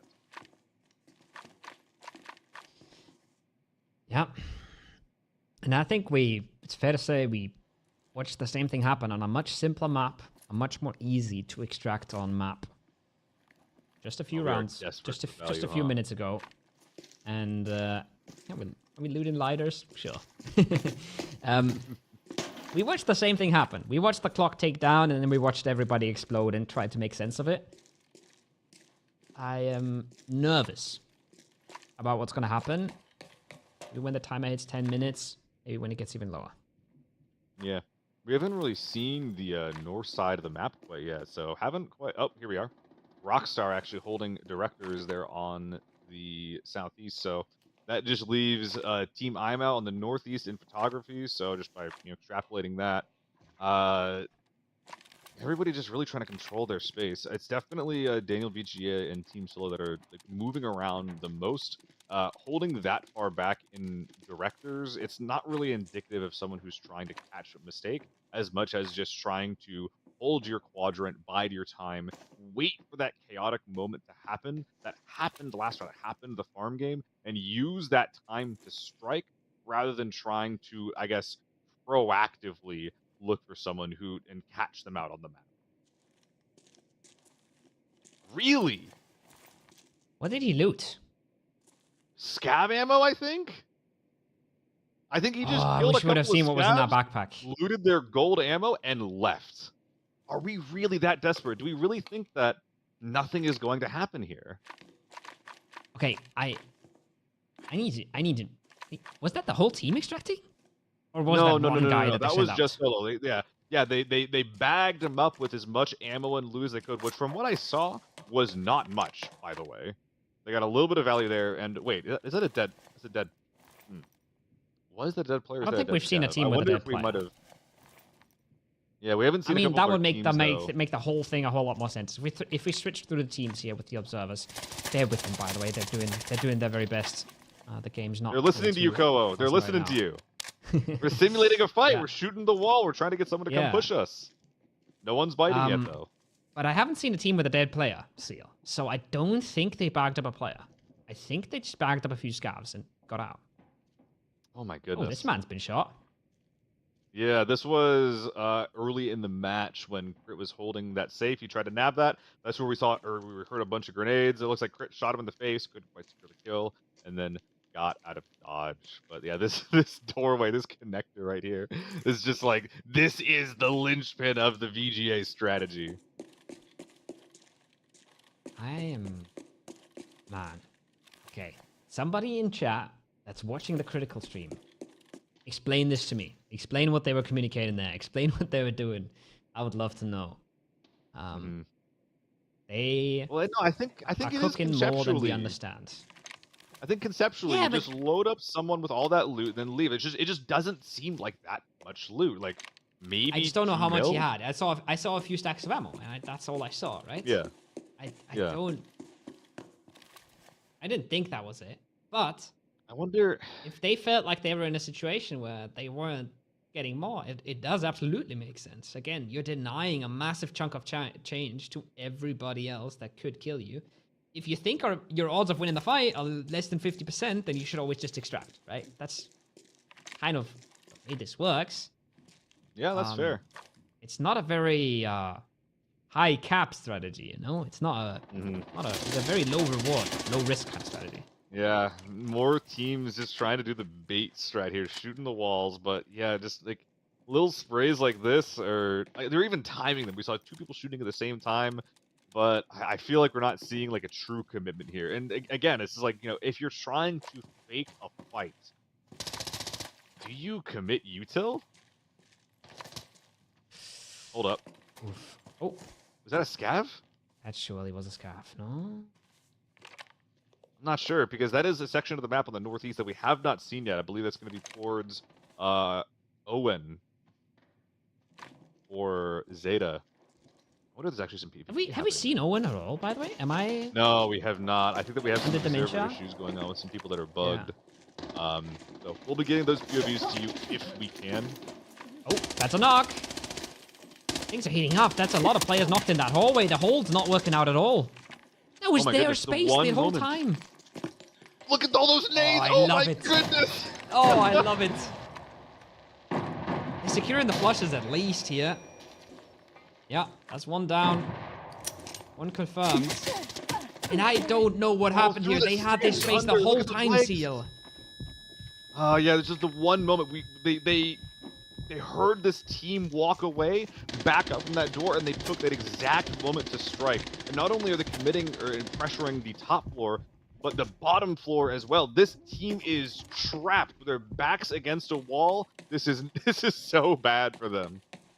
Oh, this is absolutely terrible. There's Giotto trying to close the distance. Is this a third Every party? team on the map has heard this. This is not exactly the same.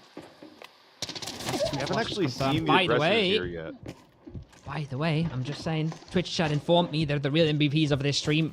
Solo found a red. That's why he got out. Oh, okay. This fight's still kicking off, and this fight's over. A wipe? We've been completely wiped.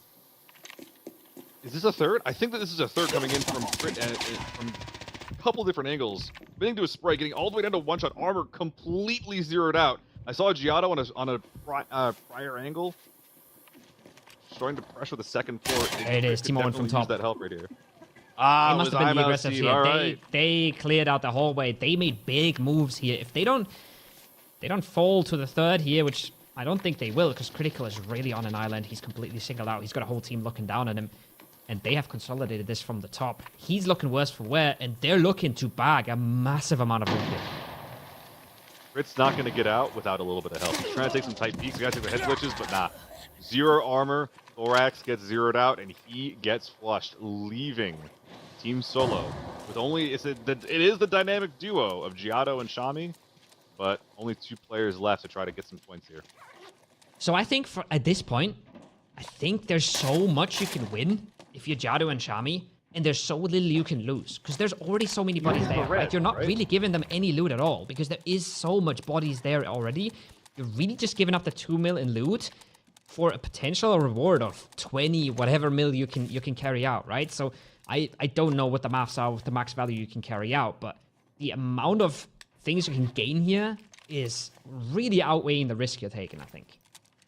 The unfortunate part is that the reset has basically gone about as far as it's going to go. Like, you can't really bring that armor back, so these guys are going to be weaker than a completely fresh team. But at this point, enough time has passed that if there's another team that is interested in third partying, they're going to be here. They're going to be on the way. And I wonder if that is the moment that Shammy and Giotto are waiting for. You know, rather than taking a 2v3 head-on and then maybe being able to extract with the loot, wait for somebody else to take it upon themselves to come and hit these guys, and that's going to be your first strike.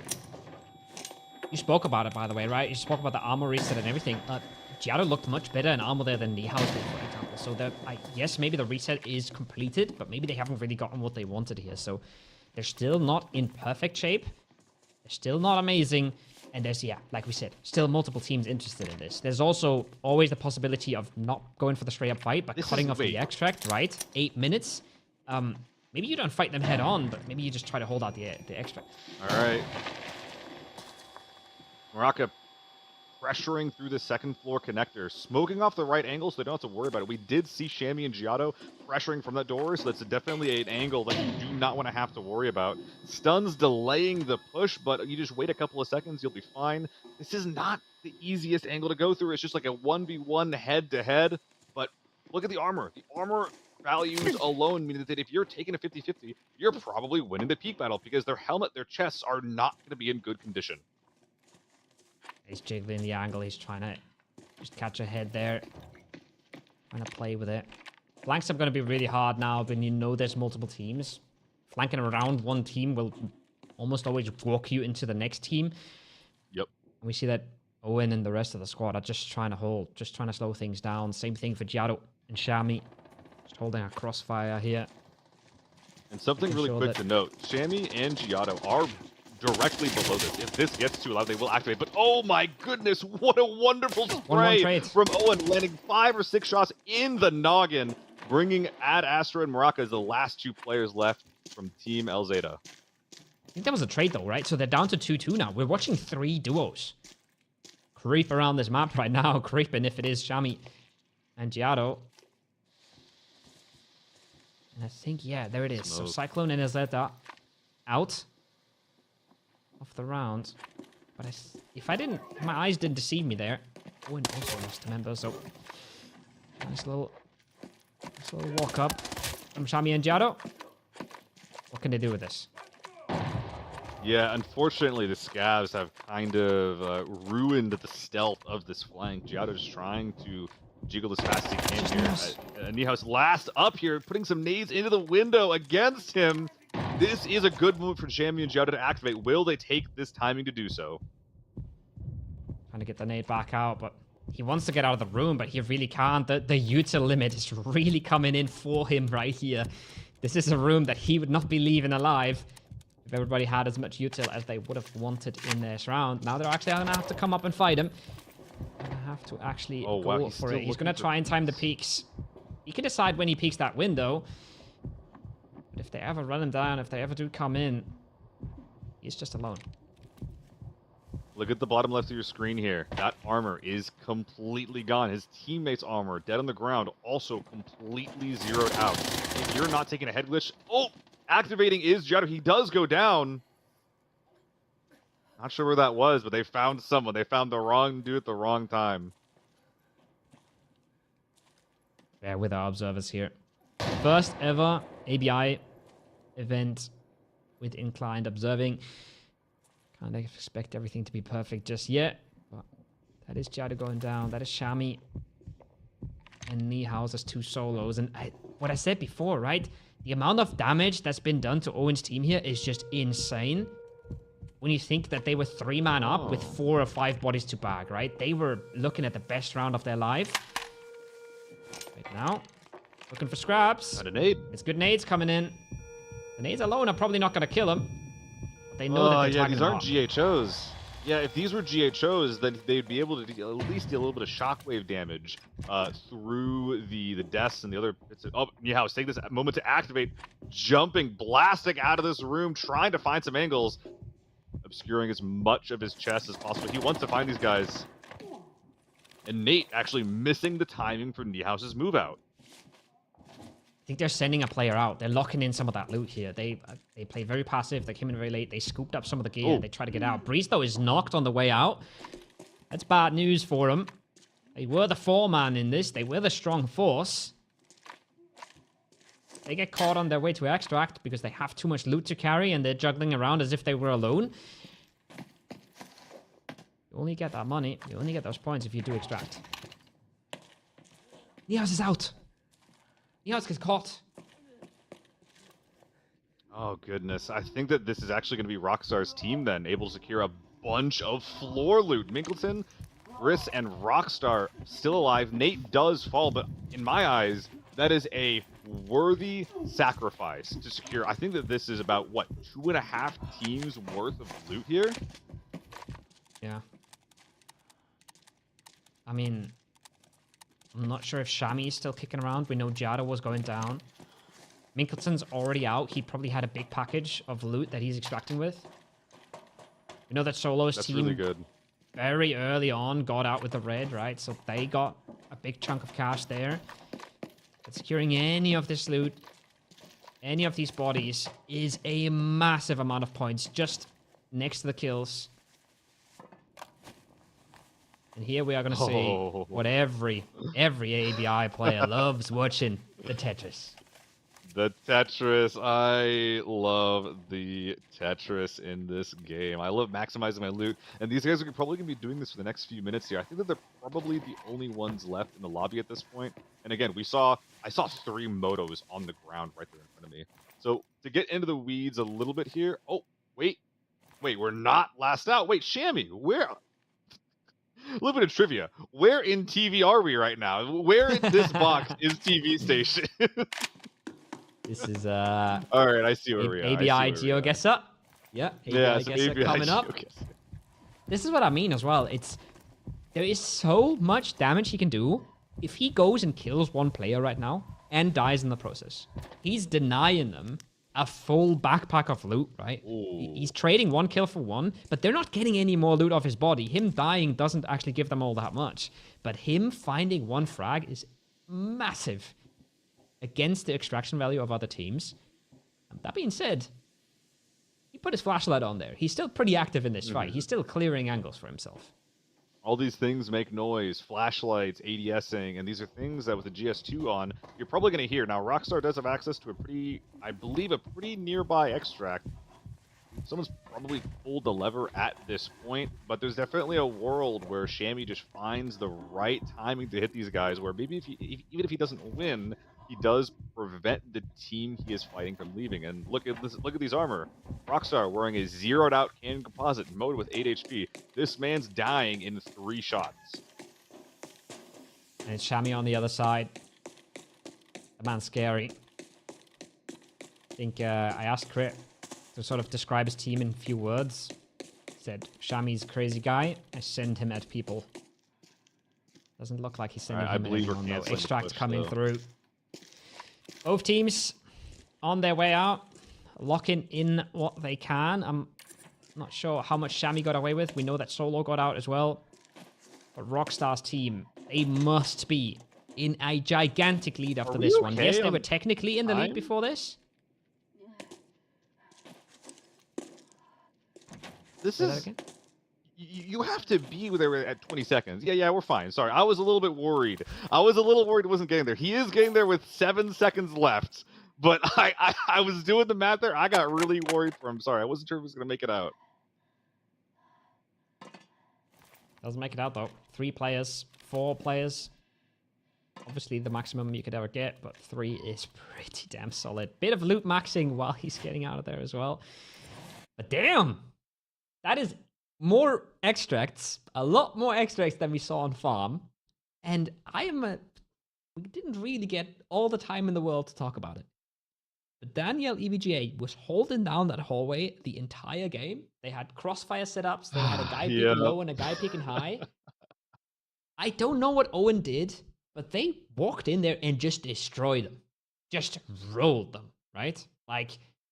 If you want to use this break for maximum efficiency, go check out however that fight went down, because I think that must have been pretty sick. They must have completely destroyed them.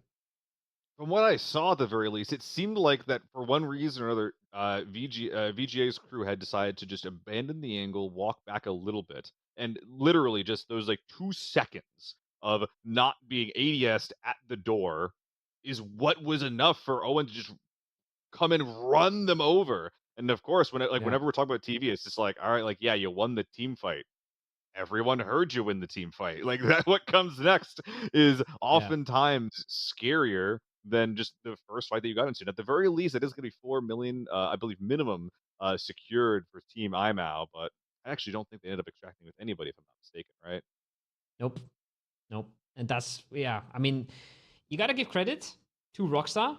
That's 2 times in a row that they're the one extracting with the most amount of loot, and that's how you win the game, right? And they come in and they clean up Nihals. They don't let him go either. They don't just scoop up the loot and leave. They go take him down, and they make sure that he isn't getting out.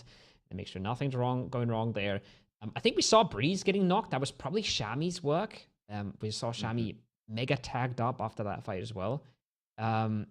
So they reset from that knock. They make sure that they keep the numbers up, and they get out with a massive amount of loot. We have the scoreboard ready for you in just a few seconds here.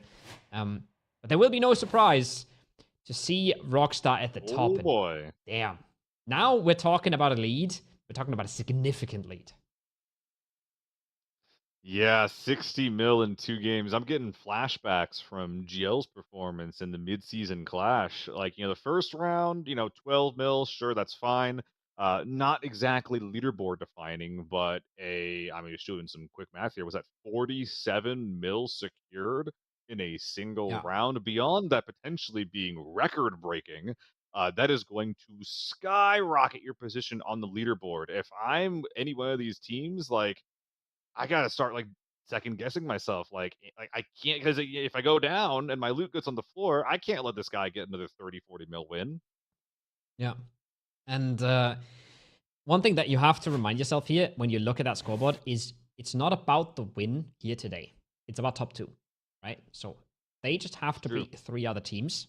And for the moment, we have 2 teams who haven't extracted at all, and you're on 60 mil, right? That's gotta feel good. You play a solid 3rd round, maybe you play a solid 4th round, even if the 3rd goes badly, you're looking really, really good, and you don't have to worry. And I personally think you don't want to be worrying coming into the last map, because that's where it gets the most crazy. That's where everybody knows, okay, we have everything to play for, or B, we're already qualified, we've got nothing to play for, and things get way crazier, way wackier than you think they've been going for the last few rounds. So you want to be locking in early, and they've done a fantastic job at that right now. The funny thing about that is that I believe our map order has been the same across the event. So Northridge has always just kind of been like the crazy map where things just kind of don't make sense. Unfortunately, from the last round, I was really, really excited to see Solo try to make that P90 work. And it's not that he got into a fight and nothing happened. It was just that he never really got an opportunity to shoot his gun. Like, you find the red, secure it, put it at the bottom of your backpack so the dumb casters can't see it and wondering what the heck he's doing. Why is he leaving? And then you get out. It makes a lot of sense. However, next map we're going into, we're hitting up for, and this is going to be my favorite map of the event, and perhaps a bit of a hot take, Valley. I really, really enjoy this. We'll get to that in a minute. Have a bit of a listen in with the players.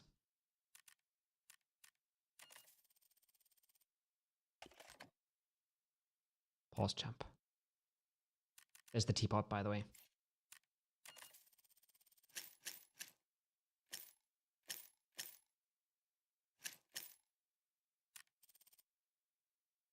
Anything interesting about that loadout to you? Well, going into Valley, right?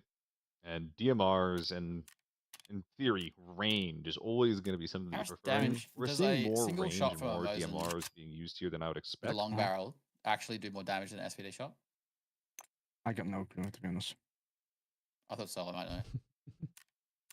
Ask again. The damage difference between a single shot from a Mosin.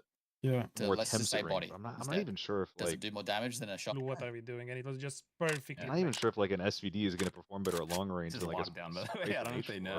I actually want to see some like SVD. Fucking sitting I haven't you seen guys it are yet. full fighting, and I'm like just with my hands in my pockets waiting. I'm like, all right. Well. time do I come back? I couldn't ask because you guys were comping hard as hell. Yeah. Moment he went down, I was like, fuck it, I'm getting in there. Rockstar's locked in. Tournament leader, like I don't know if I'm him, like the last thing that I want to do is let my guard down. Like I want so to many bodies, keep doing what I'm doing. and we in have this that frame of mind that I'm in because that's like what's under making me control. win. Like we had all the space downstairs. Yeah, This guy's on perfect, outside. bro. Yeah, they're stuck inside the room. All we really have to do is just chuck nades or gas or smoke up there. Those great comms all you, bro.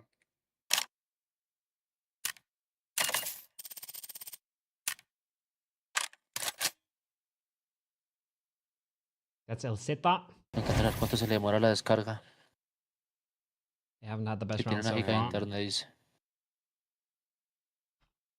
Yeah, they seem like they've got the fundamentals down. They're Guys just getting like loud not or quite silence? right place, right time. Just consistently that third party instead of Silence. Yeah, silenced. Because of the third party factor. I'm back. What place are we? I don't know. You check? I gotta give up. I can't. How do I Yo, check? what? It's called? On the stream they show Oh shit, let me open it. stuff. I'm not bringing courtyard basement.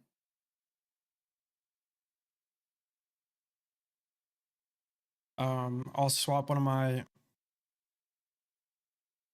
swap out main bed for courtyard basement. Oh, this is a fun little if mini we game that have doesn't really any make the possible broadcast. way to be It's the like first the team mini in game courtyard, I of think you do it. figuring out with your small keychains. Yeah, reds are with who check brings info. what key, who buys what key. No, courtyard. The middle place. What are you Yeah. saying? You can hyper optimize If you have a those. spawn to get to courtyard, Mm-hmm. I think it's the best place on the map. Just positioning. Okay. I love this being the But discussion. He's right too. the only Courtyard is a spawn, winning I think position that from so that's the previous factory mid-season spawn. Clash. You know. Yeah. This is. Or my I favorite mean, there part of is the broadcast. North Just Forest. listening to this. I was gonna say when I'm not talking, what the heck? Oh, it's just we yap so much. It's good to hear the players who actually know what they're talking about.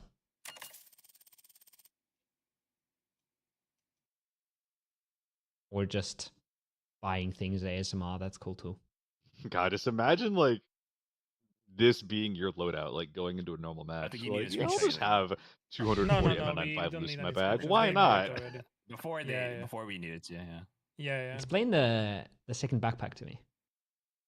Oh yeah, I mentioned to bring this up earlier. So the Rush Tack has a couple of Okay, so properties. it's gonna be the first same one being thing that it is not a large again. bag. If you bring a As in field bag for- or a we 926, need that to is going have, to be a like- very, very yeah, large we need to have like some thing kind of that is on your choke back. point It's for not like a us. hitbox. We need to hold something. We need to figure out. Second when thing things It depends spawn on in, where yeah. we spawn. is that to, the so big you just call bag what you think. Yeah. And then I'll to just be keep covering. folded I'll just look for into what's the spot smaller I think bag. we could- The Rush, Yeah. beyond just having a smaller figure, will actually provide you with 4 additional slots if you then put the Rush into the big bag that you're trying to then extract with. So smaller profile, as well as more optimal looting later on. I'm actually surprised that we're not seeing people bring in double Rush. I'm bringing them on 10 boys, by the way. Yeah, I'm doing this. Yeah, I get it. I'm on Yeah, 10. Yeah, if you guys are gonna shoot that, And just he's say, already buddy, 50 I'd rather have kilos. you guys break Yeah. armor than not. You got Yeah, the strength everything. injectors. Of course. Or use it to thirst even. Yeah. I'll shut up Okay. and Another thing, listen. actually, I've been surprised we've been seeing so much people not being afraid to go above 45. I guess you could just buy, Change the skin back. 3 strength, 4 strength. Yeah, 5 yeah, strength. we're changing It doesn't skin really back, matter boys. if you start Let's the go. raid yellow, you're going to be strength up the entire time. Okay. We are not in the lobby. Minkle, join the lobby, brother. Oh, yep. Minko! Disagree. That's I 3 don't free know, saves. Are we gonna go in there? Yeah, but it's locked I down, think I will actually. if we spawn there. You want to go into factory if we spawn there? I'm down to split. You guys go courtyard while I hit the safes or something. Oh, okay. I'm not kidding. So Yeah, I gotta called finish. I know you're Beach not. Villa, main I like bedroom it. key. Yeah, I have that. Okay. I got Factory, Beach Villa, and Courtyard. I'm gonna get rid of my port key because that's like the weird one. Okay, do you have... So P1 here's the key? reason why Yeah. we're not Yeah. super happy about going for Surge, safes here, PK. right? Yeah. Solo's talking about making a big E-drinks, risk I have at using least his like position 4. I don't even know if that's enough. E-drinks, Ah, ammo, E-drinks. do to go into do small not put factory anything in in the case. theory. Wait, Boss token. Every other map has been forbidden. Ooh, Valley is locked down. that's There is no kind Valley. of a Can crazy we even call. buy If one? you end up It might be risking Abis, your Might be able position to. for safes, I don't see you're anything. risking a lot. Whereas Valley, Valley probably No, being it's the not. No, it's not. letting. map where positioning is the most important for the Did the lowest handmade value not safes in the available? entire event. Sold out, right? Damn. Yeah. Imagine our Makes a lot of decap. sense to not want to go for the safes. I call no. That being said, Nah, not the lucky. guy just grabbed a teapot off a shelf. Got his team a cheeky 11 mil that way. That is true.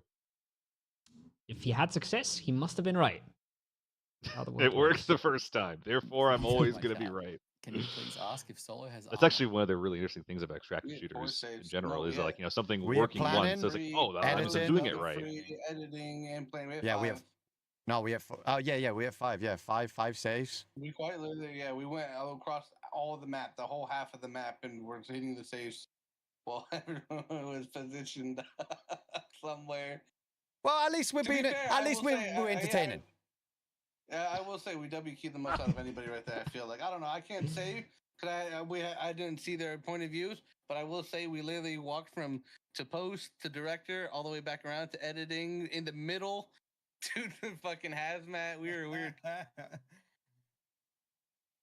were tracking. I'm actually surprised we didn't see a singular team that entire duration of rotating around the map. They all got power positions. That's why. Oh my goodness. Yeah. I'm like moving forwards. I'm gonna voice up a little bit. I'm gonna scream the comm if I have to. Right. Love it. Love it. All right, because Oh, I don't boy. want to be waiting around for like a solid 5 minutes like we did there. I'm gonna scream at you. All right, boys, don't take it personally, but even if you got a broken leg, shut the fuck up. Loot, follow me now. Yep. You don't need to be 100% healthy to continue the ridge. You know what I mean? 100%. I think what I'm getting from I was also this just watching is Adam's he back tried to before get out of the the situation swung. before he came The to the looting third is kind of party. fucked up. So if you want to know how to loot, drop the backpacks. You can't organize the loot when it's like on you for some reason. Like when you double click somebody's backpack to like load into it, you can't. You have to like drop it. Don't know why they still haven't fixed that. That's been the issue for 2 tournaments in a row now. The third one now, but Fair. That's fair. There's some things that talking about adaptability. There's just some stuff on the tournament client that they did not have to deal with in the live. That IMOUS figured out the solution, but it looks like Honestly, I think we did pretty good, man. the slowdown that Honestly, caused might have the thing we cost didn't them a do few good lives is in the last securing round. the loot and leaving. Yeah. We got the frags. And, We got good and you kills. saw how We much just money you're overpeaked making when we from had no 3 armor players at the end extracting. there. Oh yeah. That's So not like answering it my cost them a question. ton. Yeah, like a little flub up here, like what's told it was going Europe on? A servers. little The test hesitation. was Europe servers. 12 So million. why do we test Europe 20 million, servers 30 if we're now million playing on NA? down the drain. Yeah. I don't know. They said EU. That's what they said. They replied. Said that in last tournament, the server was also Yeah, no, in no. NA. But that doesn't mean that sentence means nothing. Yeah, it was. And then they said, confirm the internet speed from EU isn't it a big issue. What have I learned from this? Nothing. rotate. Look at the extractions. Come in. The vibe's so different. I love it. It's so different, yeah. I think that's something that Owen really provides to the team as well. Like it's a very, very clear voice where it's like, hey, this is what we're gonna have happen. We're This not is getting like rid what we of should be Daddy, bro. doing. Well, to be, Like, you know it's what? one thing I'll to like say kind of that, want your but- team to agree with you, but That's the sometimes you one just we're need to be like a going voice. to. Like, hey, this is what we're Well, doing. just This is find how we're 2 doing and it. then die. Snap, snap. Remember that one tournament? Fucking the weekend long one, the month long one. You're like, I'm just gonna go check this one safe. And it was a red and it brought us up 1 mil over the first. Absolute cinema, dude. Bro, with motion and metal, I went across the whole map. Nearly didn't make it in time to the extract, and I got the TI mod in. No, I think that was with motion and mellow. That Yeah, was, motion and metal. It was on Valley. I ran all the way to Villa because I had the key for it, and then we ran back to the past the beach, all the way down the bottom, underneath the big bridge at the back of the map. We extracted from there. Yeah. That won us that tourney as well. That's kind of funny. Make sure that we got everything. We got PKs, stims. Agree, by Remember, the a way. couple more endurance stims for this one. It's good to have a voice decides Jake, things. just a heads up for you as well. Almost every Before time it's you know better you're to gonna do something engage, bad for than to do example, nothing. when you open that door to engage yeah. with them, You just make have to sure have, that you you have have to have someone that regen decides. popped. All right. If you do any kind of like, you know, Always have those regens team-oriented popped, boys, anything, when even like you go into the outside of engagements. gaming, like it doesn't matter like all the time if you're doing something like super optimally. It matters if you're doing something in a way that synergizes with the rest of the people on your team. If you're all working towards a clear goal, that's what matters more than anything. The way that you improve is then by having better goals. There we are. We have finally locked in the players into the lobby. I think we had a lot of issues with one of our players. We tried to resolve them. But I think we are going to start without one. So we're going to start one player short just so we can keep this show rolling. I'm sure a lot of you are anxious to see the next map kick off. And we are going to be going into Valley in, I don't want to say seconds, but very few minutes. One of the things that I'm really excited about, so obviously reds, loot, all that kind of stuff has a lot of value. However, Valley has two things that define it apart from every other map here. First thing, long sight lines. These high ground POIs are going to be some of the most important parts of the map for you to secure. We heard from Crit earlier that the courtyard, that's going to be the northeastern POI, the Noan courtyard, is a very, very strong POI, gives you good sight lines as well as good rotation routes to fights that you're hearing. The second thing is lockdown level loot. So yeah, you can go for safes. You can go for, you know, the small factory if you want. You can try to go for the courtyard safes, the RV camp safe. But the chances of getting a red from any of these safes, like reds are already rare. The chances you're getting one is going to be significantly lower than any other map. Because of that, I feel as though, and I think a lot of our players do as well, that prioritizing a PvP approach rather than a loot-oriented approach is going to be the name of the game here, going into Lockdown Valley. Yep. Let's see how the spawns influence that as well. I think we talked about this map a little bit, sort of prepping up for this, and there is a big thing that will influence this map as well. If you are heading to Villa, which I don't think is going to be the main priority for anybody, but if you do get the boss spawn, you do get that extract, right? And then suddenly you're looking pretty good. Ooh, this is an incredible spawn. I think that this is one of, if not, it's one of the two closest spawns to the courtyard. There is a couple of spawns near the factory. Those guys might be going to supply camp instead. That's kind of the second power position. Team Rockstar. This one's really rough here. On the far eastern edge, you don't have prio to anything, but it does give you a lot of low ground and vegetation to move around. Try to get the drop on someone who potentially also got a bad spawn.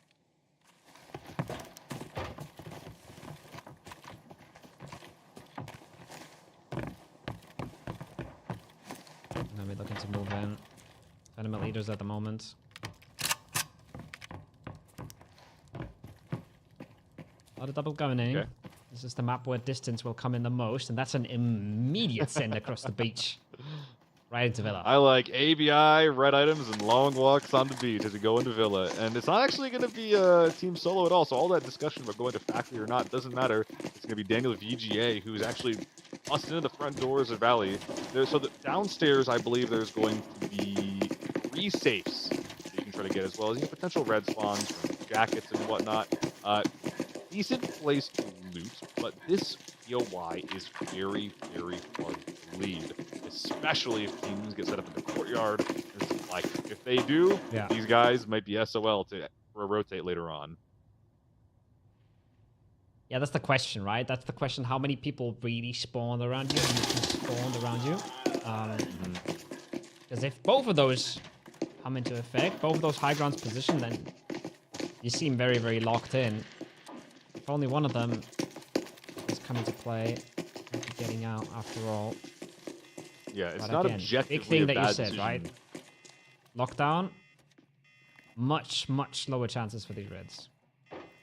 It's not objectively a bad decision to be in here, but as far as, like, if we're talking about, like, risk mitigation and, value propositions, right? Like, the odds of getting something good because you showed up here is not looking great. In the meantime, on the south side here, Villa getting pushed by El Zeta.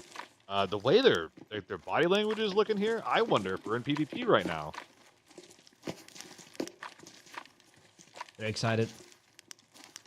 They sent it. Yes, They are trying there's two to hold teams that here. down. That is 2 teams. And that, I think, just by... It's either Owen or Solo Critical. We have seen the other teams on edges of the map, right? I think this is Crit. Yep. Oh, I knew it. Crit was the only guy rocking the Mosin. That was a headshot. Did he hit Wait, that?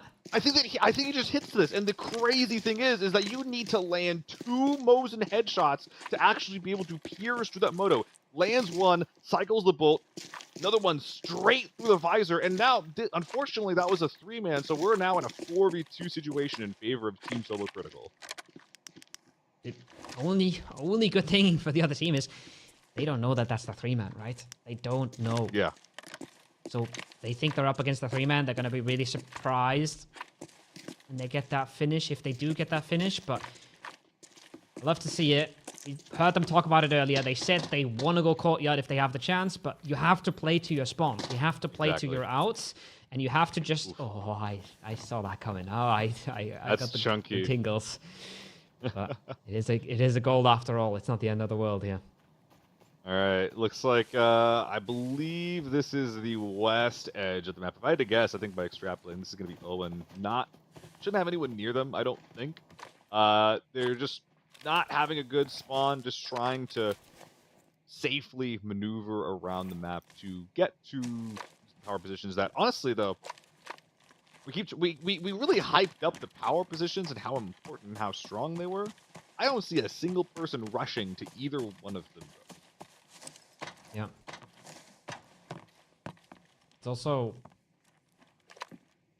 I'm wondering here, you're the expert, what fight are they hearing from this position? Alley's big. If you're not centering up, nothing. Yeah. So their strategy has been wait it out, third party a fight. It's worked out perfectly so far. Now they're sitting in a spot where they're kind of just hoping that other teams are leaving their spawn, so they can move freely, but they're not gonna hear what's going on. They could quite easily miss all of the action or most of the action here and not get to see any of it. Owen's crew moving close and closer toward the center. Closer they get, the better odds they're going to have of hearing the fight popping in Villa. Solo's in favor of right now. It looks like Rockstar's crew as well, starting to take a little stroll through the forest. It looks like that they're getting really cozy up here in the bar, though. As already able to secure an extract on their northeast side. Actually, they shouldn't have this extract open if they spawned here on the east. Ah, was a visual bug. All right, smoke's gone. So yeah, no extracts, no loot. They're just going to be hugging the north side of the map, moving westward. If they keep going this way, they will find PvP in Small Factory. Yeah, so I think what they were doing is, as I said, they weren't waiting to third party a fight. They were just waiting to make sure that they don't get farmed from a better spawn point, right? They didn't want to make that run across the open. They didn't want to just give up a free game for another team that might have been able to get to the radar station, get to the high ground, something around them. Before them. And now they will move in. Now they will try and see if they can just scrunch up here. So I think what happened in that Villa fight is they got the entry and the duo evacuated the area. I'm anxious to see where they went. There they are. Oh, they haven't. Didn't exactly leave. Okay. They fell back a little bit. We still got 2 teams. Did not exactly we leave. still got 2. And actually, Elzada still holding strong. Like, he's not like sitting in a corner, right? He's still sitting here looking for peaks. 50 meters apart. And honestly, if you're Elzada, like you have to play like this. You know, especially on Valley, even if you're a man down, there's no loot to be found. You're committed to this Villa fight. You've made so much noise that, frankly, it is probably safer in this garage than it is to leave and try to rotate away from this map. You have no idea. You have no information on what is going on elsewhere on the other bits of high ground on the map. You could be getting camped. Why rotate? And I guess what you were saying before, play to lose rather than try to kill the team in front of you, try to play to win. Agree. I'd agree. It's just... So, the thing is, it's a bit of an asymmetrical situation where they know they're in a 2v4, right? The other team doesn't know they're in a 4v2, so they're not pushing as aggressively as they could be. But they know they're in a 2v4. They know that they will have to 2v4 if they want to get anything done here. That's going to be hard. It's not going to be easy, and we're going to see them slowly edge their way on up, and let's see. Giada wants to be taking these peaks. The angles are so awkward. They want to be going for this. And I think it's a matter of time until they do. I think it's a matter of time until this kicks off. Scab's dying over here outside. Yeah, you just gotta say, it's a 4v2 after all. Yeah, and the thing that's really awkward with these buildings is that the angles in ABI are very, very thoughtfully crafted. There are windows and openings all over this garage, but there's tons of line of sight blockers that prevents you from actually properly using, I guess, all of these angles. So, Team Solo could easily just, go around the outside of the helipad, try to get an angle, but we already see El Zeta holding the angle for any potential flanks. He's not even peeking into these people anymore. He is waiting for Solo to make a move and then to punish that move rather than going into PvP. You just, odds are, you're just not going to win that fight with a 2v4. Yeah. This one's the most intriguing one to me.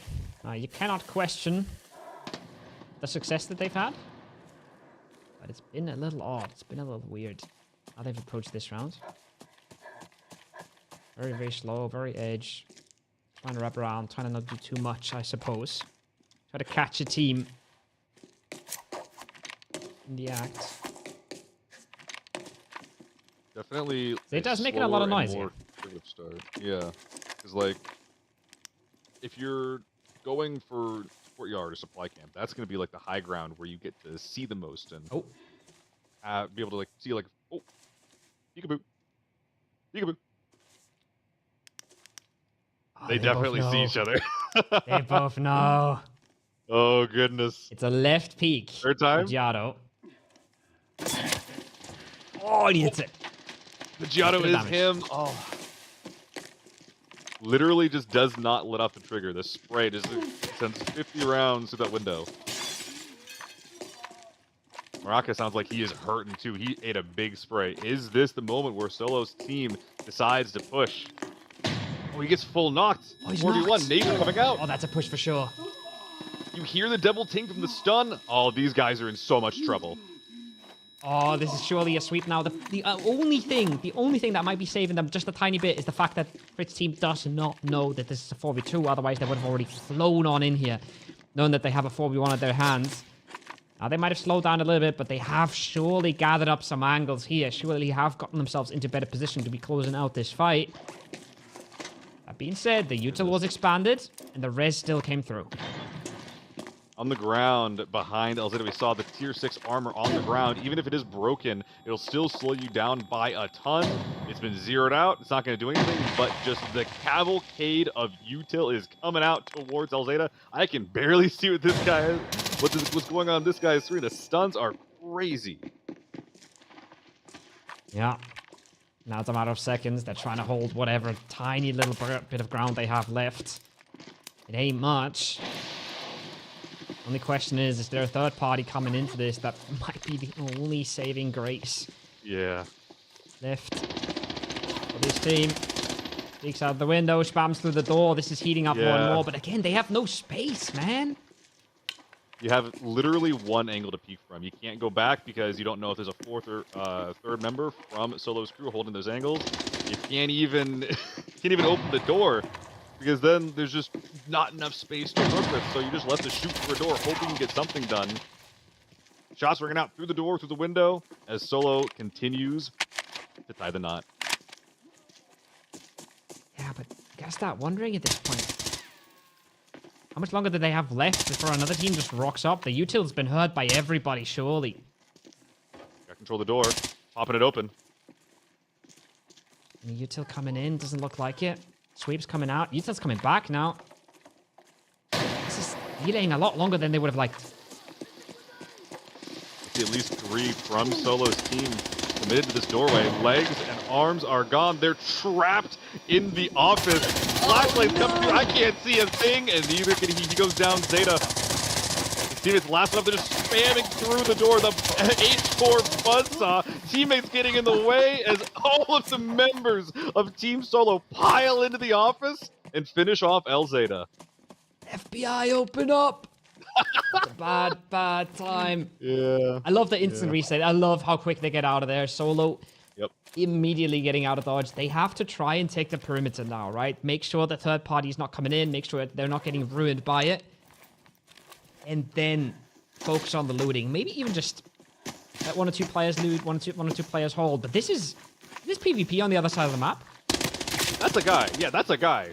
VGA able to get control of Courtyard from Small Factory. Catching out, I believe that is Rockstar with a really, really nice H4 spray. Now, just because there's a cliff there, that doesn't mean you're stuck. There's a lot of space that you can move or just completely cancel this push. I wonder if that's what we're going to be seeing from Rockstar. This hilltop position from Vega, extremely hard to break. Yeah. That's a scav. Just wondering what the hell just happened in his little old neighborhood. Oh boy. High ground should be the better spot here. Danielle. I'm hearing scavs popping some shots out of the northeast. If I'm VGA, what that means to me is that this fight is over. They have completely pulled off this cliff. They're running back north, over to the water, into the forest, over the hill, through the woods. Right? I'm just wondering, the team below them, like, was that Owen's team? And are they now running into Rockstar? Or was that Rockstar's team and they're running back, right? I'm not 100% confident, and there's a big difference there. I'm 90% confident because last time we saw I'm Out was from the west. Last time we saw Rockstar was from the east. When I saw a dude come in from the east, I assume it's Rockstar. And it also makes sense for them to be then resetting back over to the east. EGA, though, it looks like they haven't actually cleared into the courtyard. At the very least, they didn't leave anybody behind to cover the back entrance into this POI. And if you lose control of that, like they know that there could be a team to their west. Owen could be waiting to snag this power position away from VGA. Have the time to do it. That is a cracked up helmet on Mingleton, so that sound like you were right. Yep. Rotated back away into the small factory. This is a full cancel. That being said, his armor's untouched, basically. It's 1 bullet into his armor. It's just the head that's been inked up. I'm actually a bit surprised that Rockstar is so convinced that somebody's in this small factory. Obviously, be careful whenever you can't always be tryharding. No reason to let your guard down, but this is one of the points in the map that isn't going to be super useful to hold. And I'm wondering what Rockstar's next play is. They clearly wanted the courtyard. They were trying to go up there and claim that position for themselves. But now that they don't actually have the capability of pushing in, what is the next plan? The fly camp is another POI that we could be seeing one of the West Side teams claim, but you don't really want to push into it. There's no good avenue, at least from the east side, to push into supply camp. I just love the camera showing the little scav on one side and then just absolute juicers on the other side of the wall. And he doesn't know what's about to hit him. He's just getting off his shift in the factory, and there's just an army outside just listening to every footstep he makes. Coughing baby hydrogen bomb in full display, huh? Yeah. So I'm going to get a little nerdy here, right? So all players have access to run motos as much as they want, right? But we're still seeing some people running SH65s.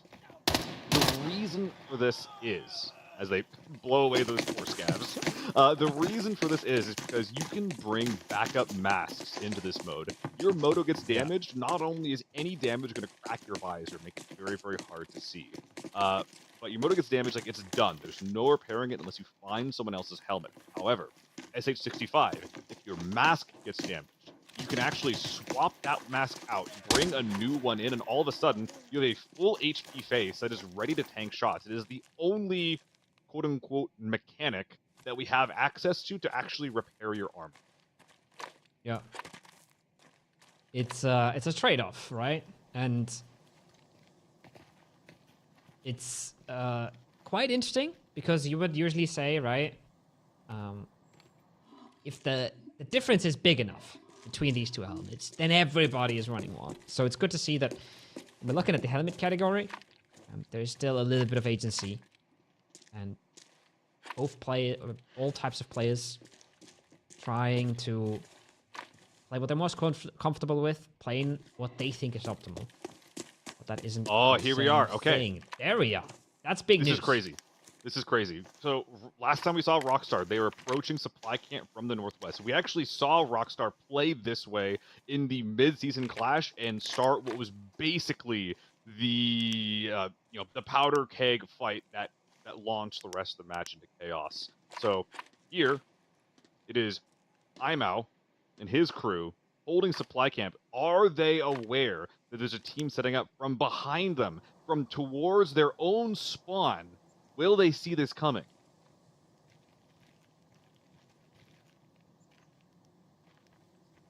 I feel like both teams are taking this so slow. Both teams are really considering all the possibilities, right? And, oh boy! Long-range shots coming that's in not very from slow. Villa. That's a lot of shots landing, and that's probably soloing critical, right? They should be the only team around this area. Gotta be. Shammy himself getting these knocks. Looks like Giotto already gone down, so good that they were able to get the trade. Smokes are coming out to try to cancel the push from Shammy. Flanking left around it, though. I wonder if VGA stopped at the building, or if they just said, we lost one, that's fine. Tracer fire actually coming in. I think that we actually see Owen with the M110 third party into this fight from like 300 meters away. That's crazy. Don't underestimate how much Team Solo just got hurt by this, right? Losing a player when you have so much loot, maybe the only thing that mitigates this a little bit is that they only had a 3-man, but this is a fight. All three players from Team Imao holding the western flank. Rockstar has some sniper support from that back right hill. Taking a long-range fight, prioritizing the snipers, landing some headshots, but it's not quite enough. Himself getting knocked by a distant SVD. Now, this is going to be possible to push, but look at that armor. The armor is basically more important than your HP. Trying to secure the knock, or the res onto Rockstar, but it looks like this peak is just not favoring them, despite it being a right-hand peak. It feels like that's a fight they should have had tabs on as well, right? They were set up to wait for this. But the flank now coming out for Owen and the rest of his gang. They've been dealing the damage. They've been dishing out the damage here. Don't be confused by the scope bug. Yeah, apologies for that, gamers. And look at that. Well, Crit is out. Okay. How did they Crit extract? is out I wonder of the round.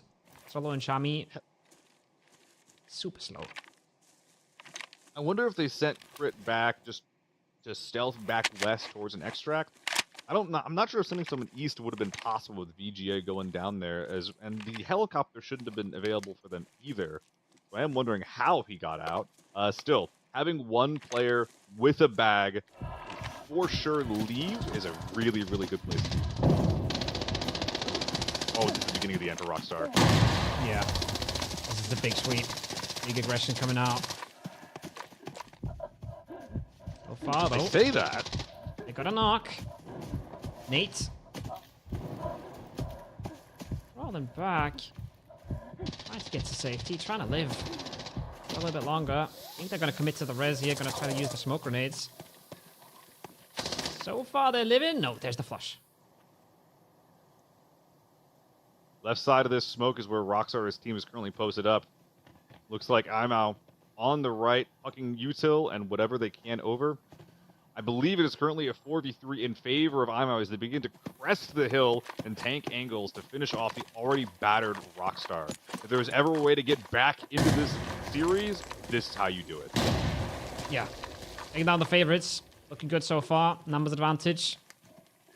I'd personally say positional advantage as well. But it is a fightable spot.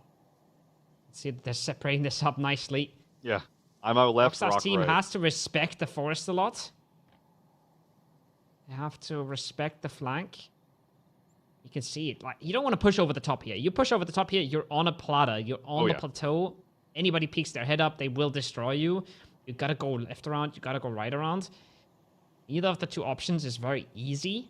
And if you're trying to go for a pincer movement, gonna be extremely hard to time. So hard to be aggressive here, but you would love to just wipe them off the map.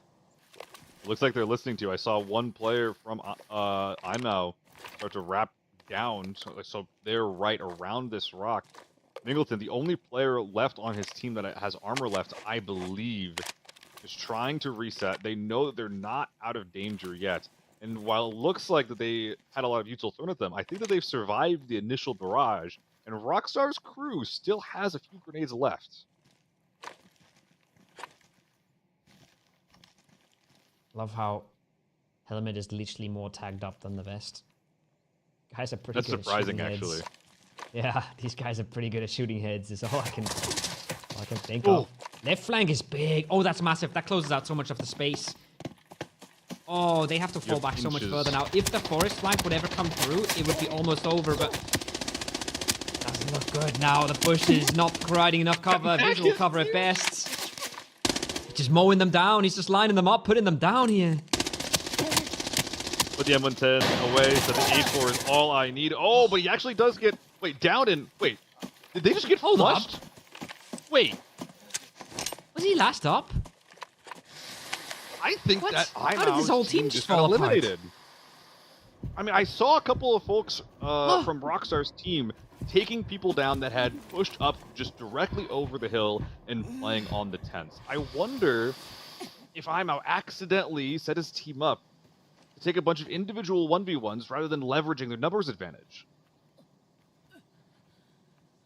Okay, so... I see two bodies on the plateau. plateau. They just went straight over the hill. And they got destroyed for it. That looked so good. He was just laying into them as well. I thought they had it, but... I mean, we were excited because we saw the leader being taken down, cut down in numbers. That is not how that panned out. That is just extending the lead right now. And look at this.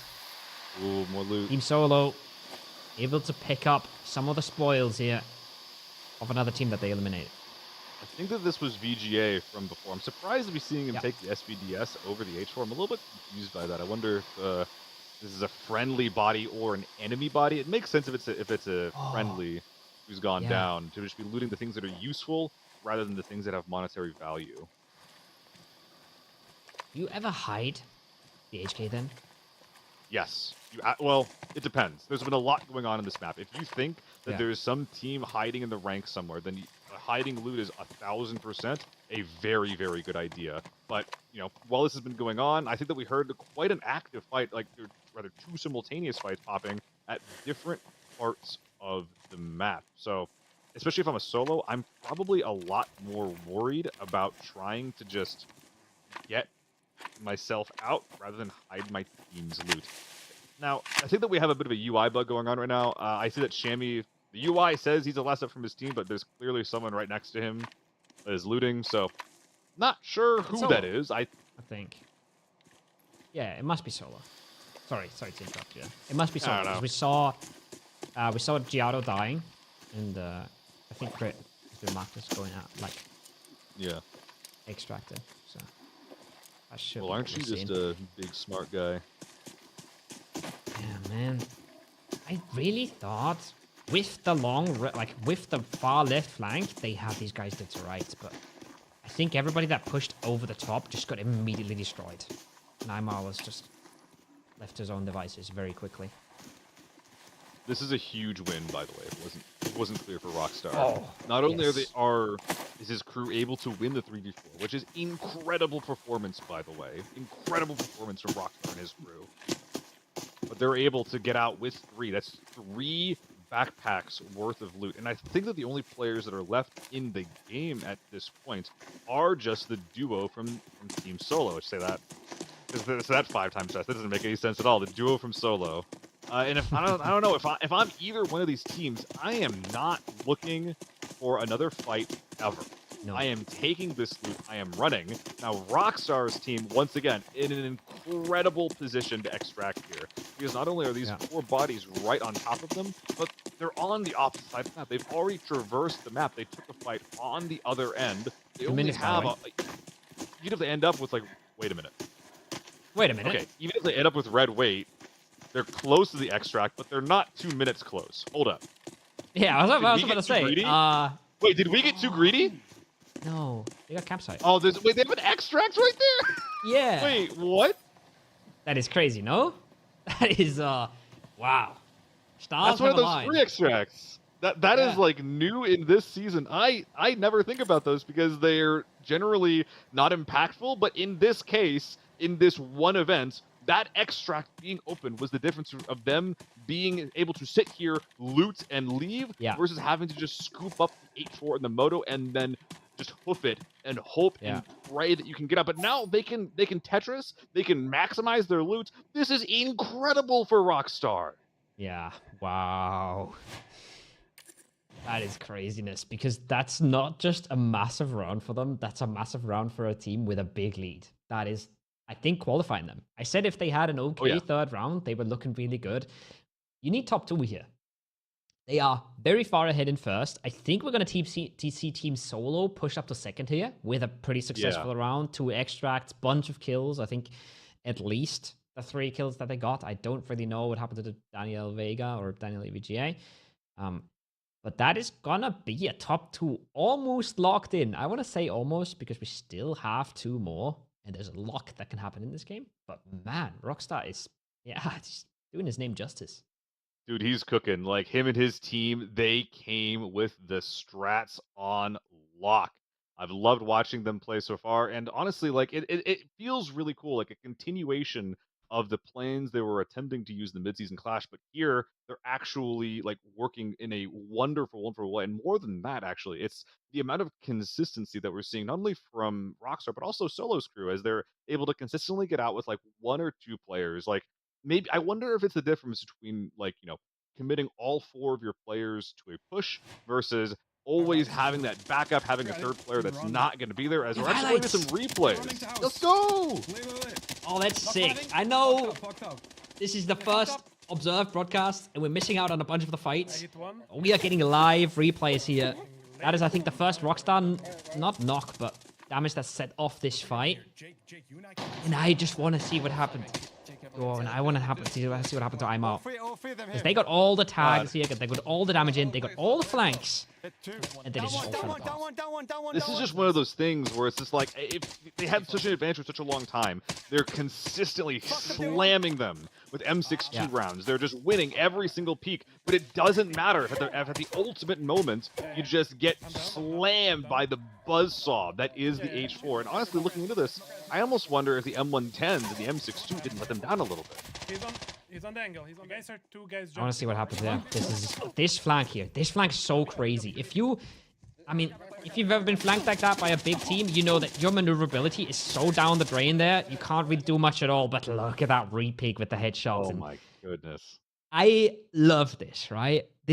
We talk about strategy. We talk about tactics. We talk about the approach to the game.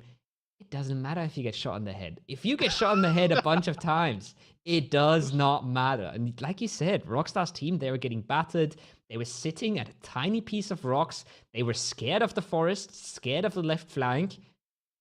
Left flank comes in and they just shoot him in the head. And it's all good. And they're running away with things. It's a shooter after all. Perseverance. Wow. All right. Oh, wow. Oh, wow. Wow. Really? Yeah. They killed. Sorry, if you guys aren't sure like what we're surprised about, we thought going into this that it was going to be Rockstar flying away with the lead. But Solo with 69 mil, how much did they get out with there? So you just saw that we just had replays in. Trust me, everybody's working really hard behind the scenes to make this event better on the fly. It's the first ever observed event, so we're getting better. And we are probably going to have a better leaderboard as well for you guys that's going to single out the points that they got each match, single out the kills, and all those kind of things. I am not surprised that they're second. I'm not surprised that they have a big gap ahead of everybody else. Mhm. I am surprised that they are this close. And I think what must have happened there is they must have taken a lot of loot from Daniel EVGA, right? They must have actually won that fight. They lost a player there. Giotto got killed, but they must have actually won that fight. That being said, they already had 3 kills, right? They already had all the gear they wanted. No reds involved, most likely. It might just be a big 3-man extract round, right? 35 million this round from Solo. Yeah. Oh my goodness, that's incredible. And it's honestly like it's a really really good start for them to go into this because again, like going into this, 2nd through 5th was just like a complete crapshoot. Like a single game could see any one of these teams launch themselves up on the leaderboard, but winning not 1 but 2 team fights. Now, very fortunately for them, the first one was a 4v3 in their favor. I wonder if the story would have been different if it was 4, but can't really say. Regardless, they were able to secure 2 sets of loot, and both teams actually, on top of securing their loot, they were able to sit around their kills for a long time, Tetris exactly how they wanted to, and then extract at extremely close points to where their fight took place. Serendipitous on both accounts. Yeah. So massive stuff. And man, just think about how this leaderboard would look if Imo and his team won that fight. They would be probably very close to Rockstar, very close to Solo. We would have a 3-horse race. Three-way tie, Now I they're think. really far behind. Now they are really far behind. Now they really have some catching up to do. And going into these last 2 maps as well, Armory and Northridge, these maps are going to be extremely it's going to be really hard to actually like play the game that you want to play. Armory is a map that is just historically hard to move around on and actually get secure a lot of loot just because of the close proximity of all the teams. And Northridge has the opposite problem where if you want to find another team on this map, good luck. You're maybe going to find your one team, and sure, you can probably extract with them as well, but you might just only find your one team, and for all of the effort that you put into looking, you might never find that second fight. So if I'm IMO, I'm thinking I have to put like all of the eggs in the Armory basket because I basically don't have a choice for how the Northridge is going to go. I might not find anything at all. Yeah. Much easier said than done. But they gotta figure out something. They gotta figure out a way to get to a big round. We're gonna head to the listens again for the break, and then we are gonna give you the last 2 rounds of today.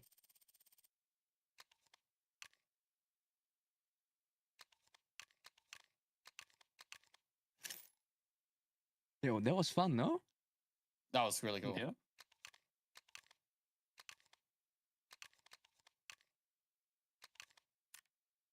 I had a lot of fun.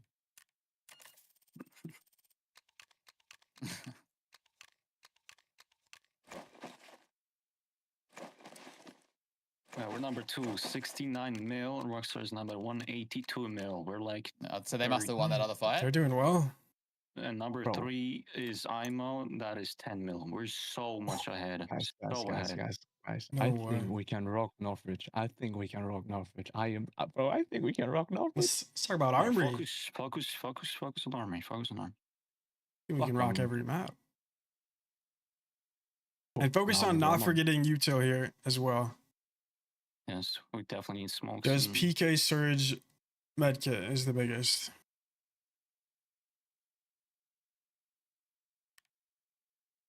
And enough ammo. Don't forget that.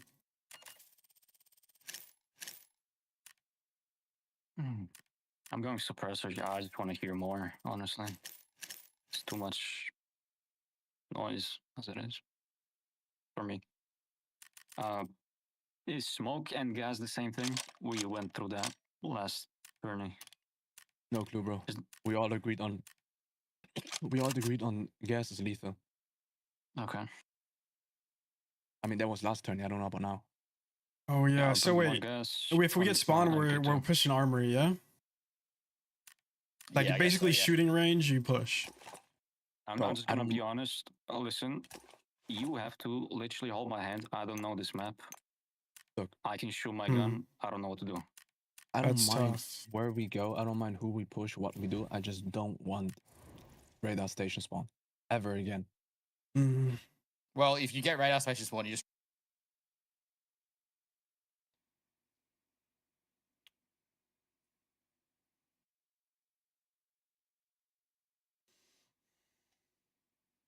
I mean, Spada, we are cooked.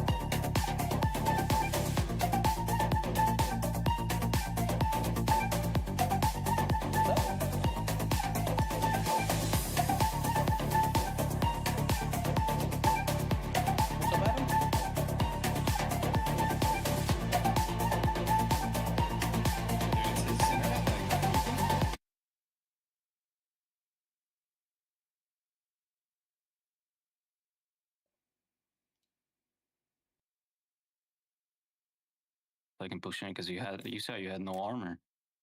No ammo. Oh, I thought. Oh, okay. But Jesus. I knew you were gonna push, so I did one step back. Okay. W. Anyway, he died, bro. Yeah. But that shit was funny to watch, bro. It was so funny. Okay, double. make sure nothing's in your safe case. Oh, keys. Am I a Yes, dickhead keys. for running 2 flashlands? Really not, right? I have blue, 2F lounge, and private lounge. I think you can have every key. I have the You just small need key. 3. Wait, I have 2 blues. It's just 3 important ones, right? There's 2 blues. Yeah, but you may as well have them all if you can. Right. The people with their case. Is there how many yeah. keys are there for armory? Am I missing one? 5. I have. They put me on the wrong team again. I have blue, F2 lounge, and private lounge. I think there's 4, 100%. I don't know if there's 5. Oh, there's 6 keys, but there's no more than that, right? Yeah, I don't think blues so. are like the same. 2 blues are the same. They're one. Oh, okay, so we have all keys. It's no problem. Bro, Villa push was so amazing. I loved it. Yes. It's my valley knowledge. Yeah, that was a great call. Perfect play. Bro, I shit my pants when Shemi sat in front of us because no way there's somebody in front of us without speed hacks. On that burnt forest, you can't be there, bro. You sat in front of us. I'm like, oh no, but no way somebody's speed hacking. Scav calming. First time playing them out. Bro, he calms Scavs like extra place. Bro, okay, 5 teams. Okay, I just like, what the fuck? Yeah, who the fuck? He did like a quick peek. So I'm like, what the fuck, man? Scout don't move like that. Let's talk about what we're doing off each spawn. Okay. Back from the listening. That was fun. I enjoyed that. No spoilers. Can't hear their strats. Oh, it was pretty good. I'll say it again. This is my favorite part of the stream. I don't want to listen to myself. I want to listen to the guys who are actually making this work. And the coach in me says, "How have you guys not figured out your keys before the raids?" But then the ABI enjoyer is just saying, "Well, you're second place." I actually haven't thought about good. that too. Like the keys that Solo had were like I'm like an armory grinder. I only play armory. The keys that he had, I don't know if they were correct. I'm just like I think that he himself, like, it's fine. I'm sure that one of his other 3 teammates has can cover for it, but I think he's missing 1 key, so whatever. Anyway, here we go into the map overview for armory. My favorite map to play in pubs, but in this case, it is going to play out very, very, very differently. It's basically going to end up kind of playing out like a scrunched up valley game. There's going to be a couple of high points on the map, such as a radar, that'll have a very, very good set of sight lines to see the different approaches into the armory doors. But the armory doors themselves, if you don't get the spawn nearby, are going to be very, very difficult to push. So unlike a pub where we're going to be seeing tons of util being thrown at the doors, as well as, you know, 2 or 3 or 4 teams fighting over the doors, we're probably going to be seeing one team get a good spawn for it, commit to the interior, hope they get a couple of reds from the, I think it's 7 or 8 safes on the inside, send that one player out, extract, and then see what the other 3 players can do from the inside. I'd be very surprised to be seeing more than one other team contest the armory. I hope we do. Yeah. Those kinds of fights are super fun, but would be more surprised, or be more expecting to see people play in the POIs if they spawn close. The thing is, it's going to come down to what team gets into that spot. If a team solo or a team Rockstar gets in there, loot safes, and gets out, I think they're all getting out. They don't have to risk anything. They don't have to give up their gear to somebody else. They can just go out. If Aimao and his squad get into that position, I would love to see them do exactly what you said, right? Send one player with all the gear that you got from the safes back to the lobby. Everybody else goes back out, tries to fight whatever's left, right? There's a pretty good chance that you're fighting teams that are already weakened. Maybe you heard a fight earlier that you can try to push. Maybe you push a team that's Tetrising right now, whatever the situation is. If you're a team that needs to take risks, you got to be taking the risks here. This is our second last map. You can't play it safe anymore. And that's going to change the dynamic quite a bit.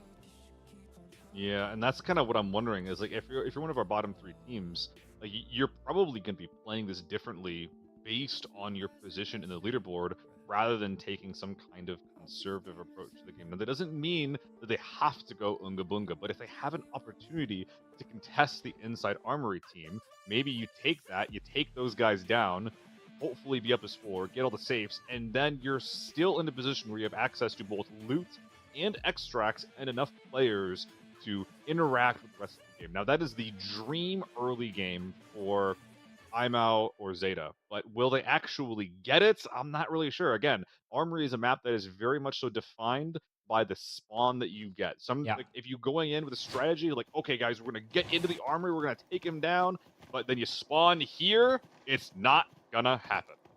Yeah. That being said, you don't have to get into Armory to play a big game, right? You said probably one team's going to get in first, and that team is likely going to play a nice game out from there, a nice safe game. At least 4 teams up on the table, right? And that is getting Armory. Fast entry. Owen and the rest of the gang heading right into the Armory gates. Who's going to pull that lever? It hasn't been pulled just yet. Nades coming down, so a couple of... We do actually hear the other team contesting with nades. They're deciding to not pull the tank door, really much easier to defend mid-door instead. This is going to add 40 seconds on to the already 1 minute long timer, so they'll have to hold this garage for 100 seconds. But all the util that's coming in towards Aimao, it's not going into that mid-door. They're going into the tank door. I wonder if they pulled both levers, and that's why all the util is being wasted on an empty door. I love it. I love that they're not committing to the first lever that they see. I love that they're taking more space and taking the more defensible positions. Again, this is a map that these guys play all the time, know exactly what to do on, know exactly how to approach these gates. El Zeta didn't get one of the spawns to contest. They're also the 3-man team. They will play this very differently. This is one of the more conservative spawns here at Repair on the top left. Now, this is a door that can contest the tank door if you get up to the high ground, but there's still about a minute out from that. I see someone up here with a smoke. I wonder if this is some of Zyklon's teammates. It's got to be, right? Like, he'd be spraying them down with the H4 if they weren't. Okay, they have made their way over here. A little late to the party. Looting the drawer. Yeah, that's me. 8 big men fighting around the gates. I'm looting a drawer. I'm chilling. That's super cool. To see Rockstar thriving, pulling the med tent door. So we have 2 teams, maybe even 3, contesting into the armory. We have someone contesting the tank door and was able to wrest control of that away from Aimao. Aimao holding mid, and then Rockstar holding the tent door.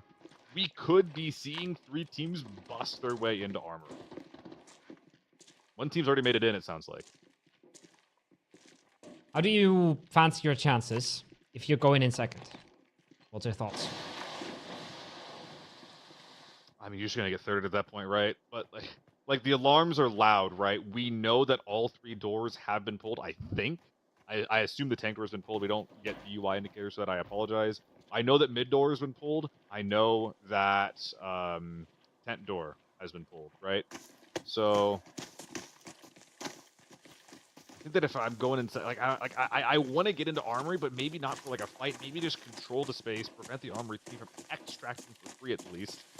In the meantime, though, after looting the gas station, it does appear that Team Solo is wrapping around the north side of the map. It's going to be behind the 3-man of El Zeta.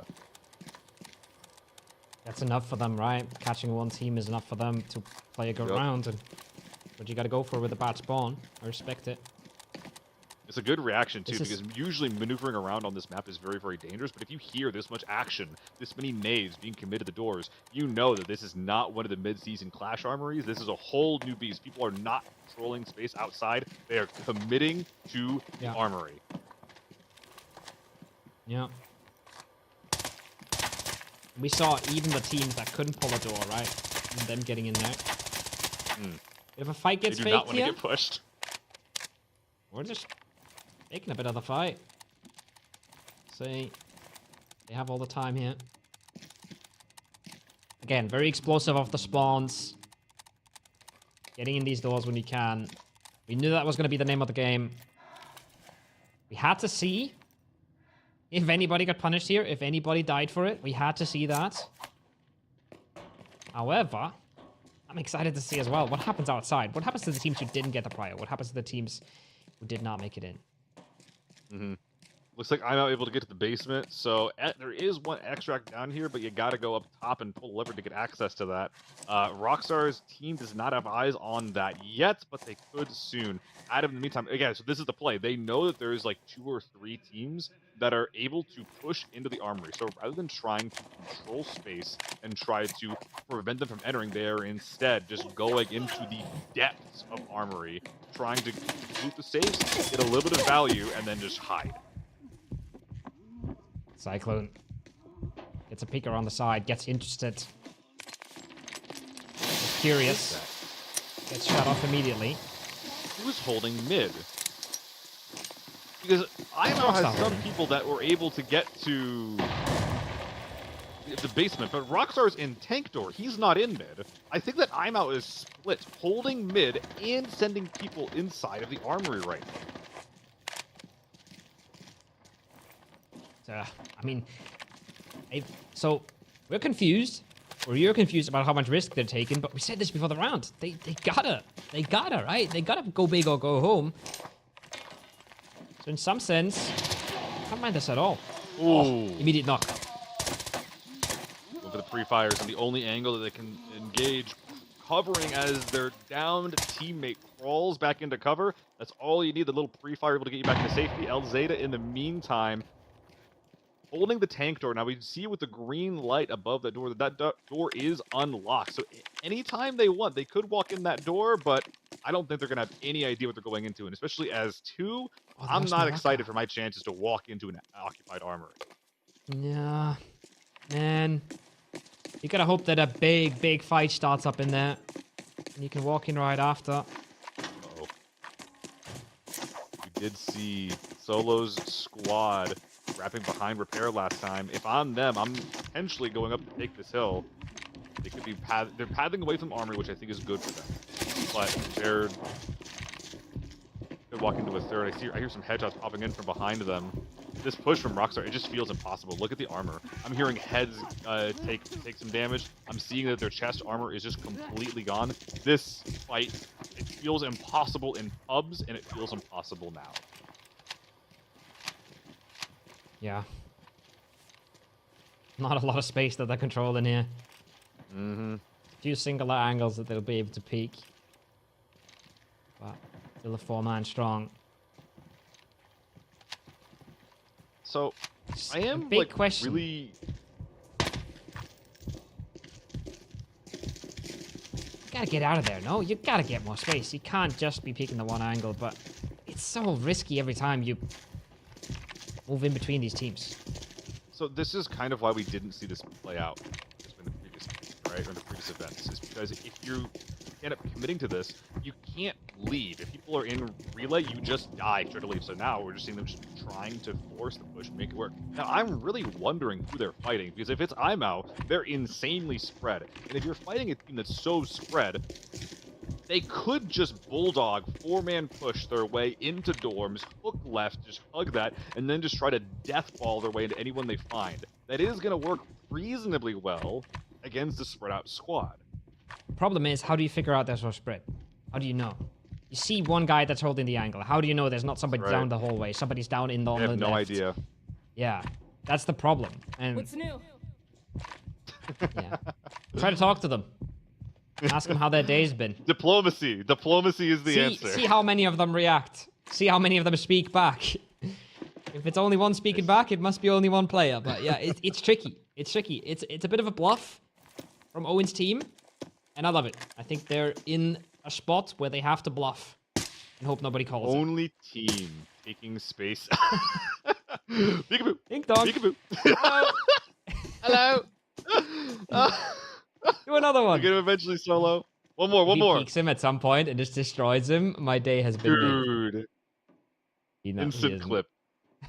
Oh, that makes me so sad. God, I want it to happen so bad.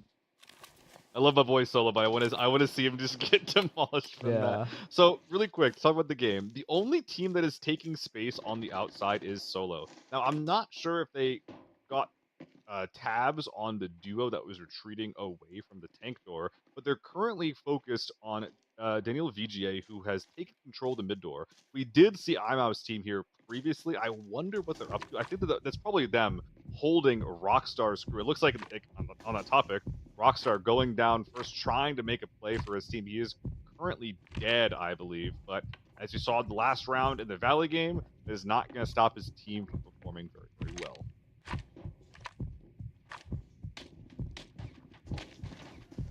It's also such a unique spot for Rockstar's team, where I feel like them sitting is completely acceptable as long as nobody gets to loot them and extract them, right? Yeah.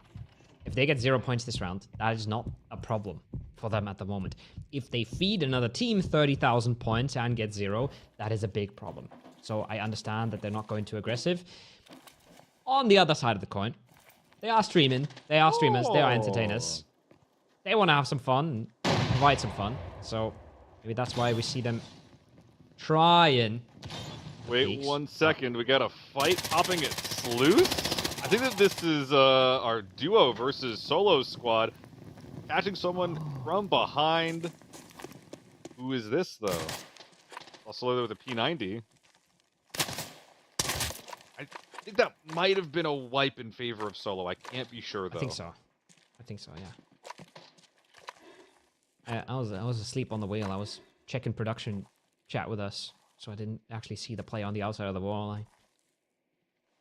That one's on me. Looking good again, and I think that was, for me, that was always going to be the most consistent strat.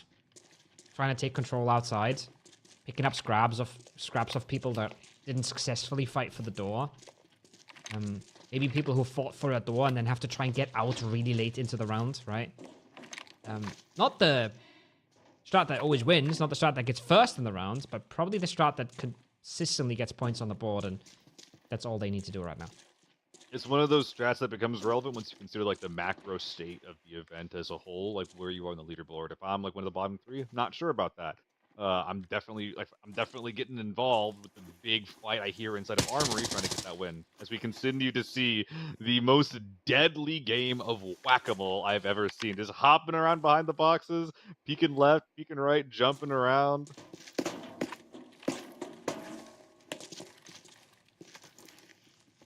Yeah, loot a toolbox.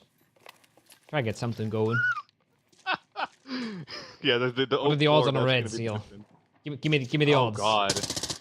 Toolboxes can spawn a Utopia, I believe. So 17 mil is capable of spawning in there. 1 out of 1,000, 1 out of 10,000. What are we thinking? I think less. I think even less. I've never found I stream this game a lot, and I have never found a Utopia yet, even now. So I loot red toolboxes because I've been told they have a Utopia. I've never seen one though. Yeah. Let's see. Bit tagged up is Duxon. Helmet, once again. Again, the helmet, by the way. Take a brunt of the damage. These players are getting punished for their peaks. And I'm starting to get a little curious with 11 minutes and 50 seconds on the clock. What's the strategy for Danielle's team? What's the strategy for IMAO? What are they up to? Teams that need to get points on the board here. Yeah, this is a really precarious position for basically everybody who's committed to Armory. The outside teams are going to, at this point, be in a good position to take shots at you if you decide to disengage from Armory. Whereas the inside teams, we currently have 3 teams contesting. And the unfortunate thing here for Daniel VGA specifically is that you can't even open and enter that Armory door without folks from Solo's team tagging you. You might not all die, but on that topic as well, you can't even... You don't even know what you're walking into. You could be walking into fire in front of you while you're getting shot in the back. Meantime here, we see, I believe that might have been a knock from Bake Jake and Team IMAO. Adam, having already extracted, securing some of that safe loot, spamming through the door. The wooden door is wall bangable. Advantage here, gotta be going to IMAO. So they did send Atom out. You must have a few good things. His little backpack. Right? I think Solo and Critical also should have locked in that squad wipe on the outside. That's big loot. They might also send a player out here. I'm not sure. We'll check in on their loot situation when we have time. God, I just love the attempts from Solo to be using this P90. It just... I know it's not really off meta in the scheme of the game, but it's the only one I've seen. I also saw one from GJ using an AEK. 2 decent alternative options with downsides at range, but still some decent close range damage. Meanwhile, we're seeing Rockstar dropping a bunch of gear on the ground. Are they looting and then just trying to make Rockstar inconvenient to loot? Yeah. I think they're trying to sit this one out. They got Rockstar's gear inside, and they're just gonna hope that they don't get looted in here. Their win con is just denying loot. Yeah, their win con is not winning. Their win con is losing less. And I think that's respectable. I think that's a thing that the format offers. Again, we're going one level deeper than the classic extraction shooter. We're not just losing our own gear. We're also giving it to somebody that matters. So I understand this, and I think it's correct. It's not the most exciting topic here as well. But neither is looting office drawers. I don't know if this client, I'll have to ask the players, maybe they'll know. I don't know if the players have the search area looting function enabled. Dropping all of Rock's loot on the ground in as big of a pile as possible might actually be the difference between being able to effectively loot him with only 8 minutes left in the game if they get wiped and not. In the meantime, though, we do see Daniel VGA going down from someone I can only imagine is going to be Solo's squad peppering him. As Giotto actually closing the gap, getting 1 from this team of 3. Will they keep the momentum up? The Hound is off the leash. They're letting him go. Woof. Got some support. They got the opener. I think... I'm 100% certain that they were the team that got the wipe outside. But they probably have that loot locked up somewhere. They're ready to extract it if they have to. For now, they're fishing for more. It's interesting. I think that if they were in a different place in the leaderboard, they would have sent someone back to extract. Well, actually, I guess you could have extracted over at a repair at the repair tunnel that Crit was able to in the previous events. However, their main game is not getting their own loot. It is denying other people's gear. And hey, you can't extract with loot if your head is full of M995. I also think it's a little too early for them to play as if they were qualified. I think it's 1 round too early. That being said, they probably have that loot locked in somewhere. That is looking like a clear. That is not looking good for Rockstar.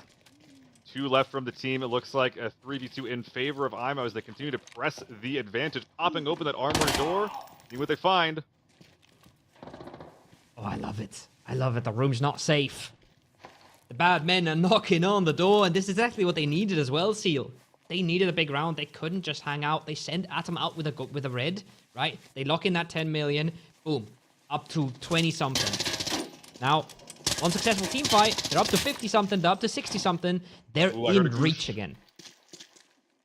I heard a headshot from that player. I wonder if he's down or just hurt.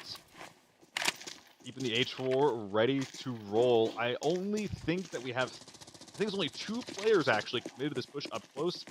More outside. Jamie getting called back, though. Is Rockstar's team leaving the tent door? How have they lost control of the outside here? Oh, yeah, they left. Running he for got the out. hills. He got his. He got one. It's not like it matters for him, but he's hurting the biggest competitor right now, which is Solo Critical's team. The control, excuse me. I think he got one, got the flush, got out. Big work here, actually. Did he actually get a solo kill there? Or was he just think he able to killed get away? Critical. He's the last... I see, okay. Critical's He's dead. the last one up. Getting control of the high ground is going to... Oh god, the third party here is massive. Oh, this angle is so good. He takes out Shammy! Oh, that's huge. That's a big flank. I do wonder if he's dead, which is why like we can't be observing him right now. But yeah, Solo's crew went from really focusing on the mid door to all of a sudden Rockstar's team making an extremely chaotic play. Yeah. Just trying to barrel out of the door, getting control of mid. Yeah, Shammy crit down, just leaving just Solo and Giotto. Is Nate still alive? Hard to say at this point, but I really thought they had all the control in the world there. They must have just let him slip through the cracks. And that's costing them dearly. This was the round where they would lock in qualifications. As I said, they already have 2 players of loot laying around somewhere, right? So they could have already locked this in if they wanted to. They could have extracted 30 million, something. They decided not to. They decided to play for the big game, and they clearly haven't killed Nate here. They might go out with not 0, but not a lot here. And look at this angle again. He's breaking their ankles at every turn, rotating from one bit of height to another. Solo has no idea. He sees him, takes him down as he's making the cross. Wait, did he actually flub the end of that spray? I think he was able to cross the road. Nate running out of ammo in the mag. It's a knock. Oh no, he does down him. It's just Giotto. Oh, that's so big. You play all or nothing at this point. This is big from Nate as well. We talked a bit about how they're already qualified, but he's really locking it in here by just hurting the closest competition that they have so much. The damage he's inflicting is absolutely sickening to Solo's team at the moment. Really just Giotto left. We have a little bit of a picture-in-picture going on. Solo crawling. Yeah, he's crawled inside. I don't know where Giotto is, though. I don't know where the res is going to be coming through. He's got to be holding veg. Like, if you lose your captain on the cross, you just can't follow him. You just got to leave him for dead. Hope that Nate goes to the loot and then go punish him. This is so unfortunate for Solo's team as well. The defining moment truly was not leaving with the 2 players of loot that they could have. It wasn't going to be an easy extract. You would have had to go to repair or taken a backpack list, but because they decided to not secure that loot, now they have to figure out how do we get our money this game. IMO could be getting 3 like minutes, a by the way. 60 mil game at this point. I'm always going huge. Huge game. Absolutely massive for him. Solo is getting only Giotto out, right? So they got... Well, he's in the basement, but you can't extract there unless someone nobody pulled the pulls lever, right? That's not open. He cannot leave. He can sit there. He's not going to be inside. Big Jake trying to cancel the extract. Look at a hero play. One player hurt on the left. Oh, but another bully from the right. The swing takes him down. That is not a loss at all, though, for Team iMouth. 3 players on that team already extracted. Yeah. Well, you say that's not a loss. That could literally be the loss that cost them the tournament, if we're being real about this. They are playing catch-up. They've just played an absolute banger of a round, clearing that room, getting in first, getting the kills, clearing that room, clearing Rockstar's team, all but Nate out. Massive stuff. the team right ahead of them, Solo's team, completely destroyed by Nate. They've done a lot of work this game, but they would have loved another 10 mil or so. They would have really loved to lock in another player. The leaderboard is going to look so much closer than it could have. Alternatively, Nate actually getting so greedy, moving all the way to veg to secure that loot. But again, a minute 50 left. The extracts that he has access to are, number one, the tower in the middle after he pulls the lever. Kind of scary. Number two, the tunnel extract in the northwest corner under repair. A minute 50, I don't know if you can do that. And the third one is the extract that is currently being used inside. Geographically extremely close, but there's a team extracting there right now. He has 3 decisions to make. I think he's going to probably pull lever and extract from there, extract to the radar tower, while Giotto moving to the tunnel. Now, Crit made a mistake before, but attempting to extract through the tunnel in the basement. That is not where the extract is. It is at the other end of the tunnel. And if I know anything, I know that Crit is in his ear saying, do not go into the tunnel. Just walk to the antenna. That's where you get to leave from. Yeah. Still got his gun out. Not walking with a knife. He knows that a minute is okay. Nope. Doesn't trust the minute.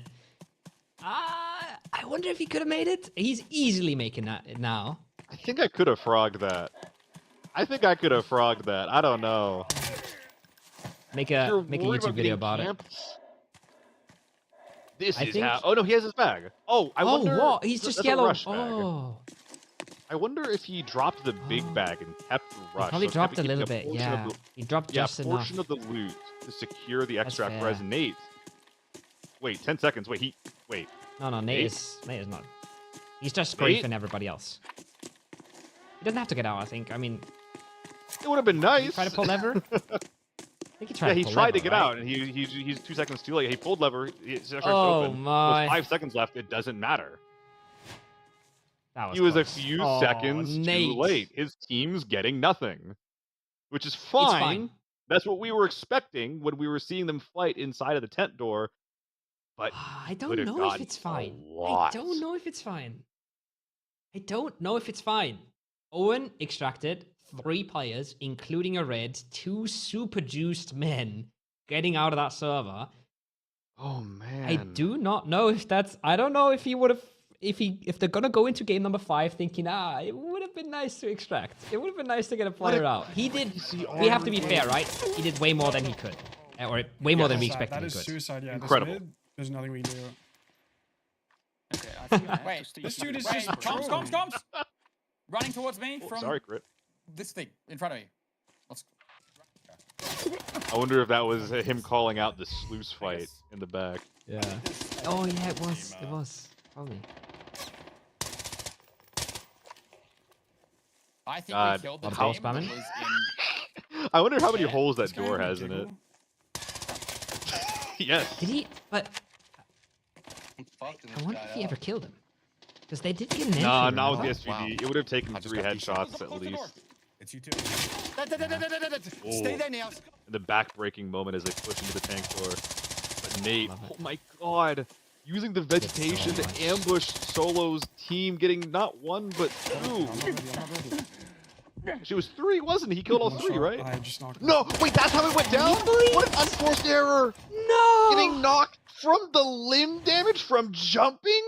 Oh my god, that sucks! That sucks so bad! That is crazy. Oh, man. Jumping when you have no legs does such a minuscule amount of damage. His thorax must have had like 1 HP, if that. Yeah. That's insane. I mean, could it have been a bleeding tick as well? It could have been, but it looked a lot like taking damage when you're jumping without a good I don't leg. even Oh my I don't even want to call it a mistake because I feel like he was jumping into cover. The tree was actually his cover, and he jumped into it. But and at the same time, like when you're jumping, like if someone's aiming center mass and you jump, all of a sudden they're hitting your legs. That like your legs can tank, 3, like even like 8 or 9 rounds that your chest would have collapsed due to. So it just sucks. That is crazy. That is crazy. Okay, recap.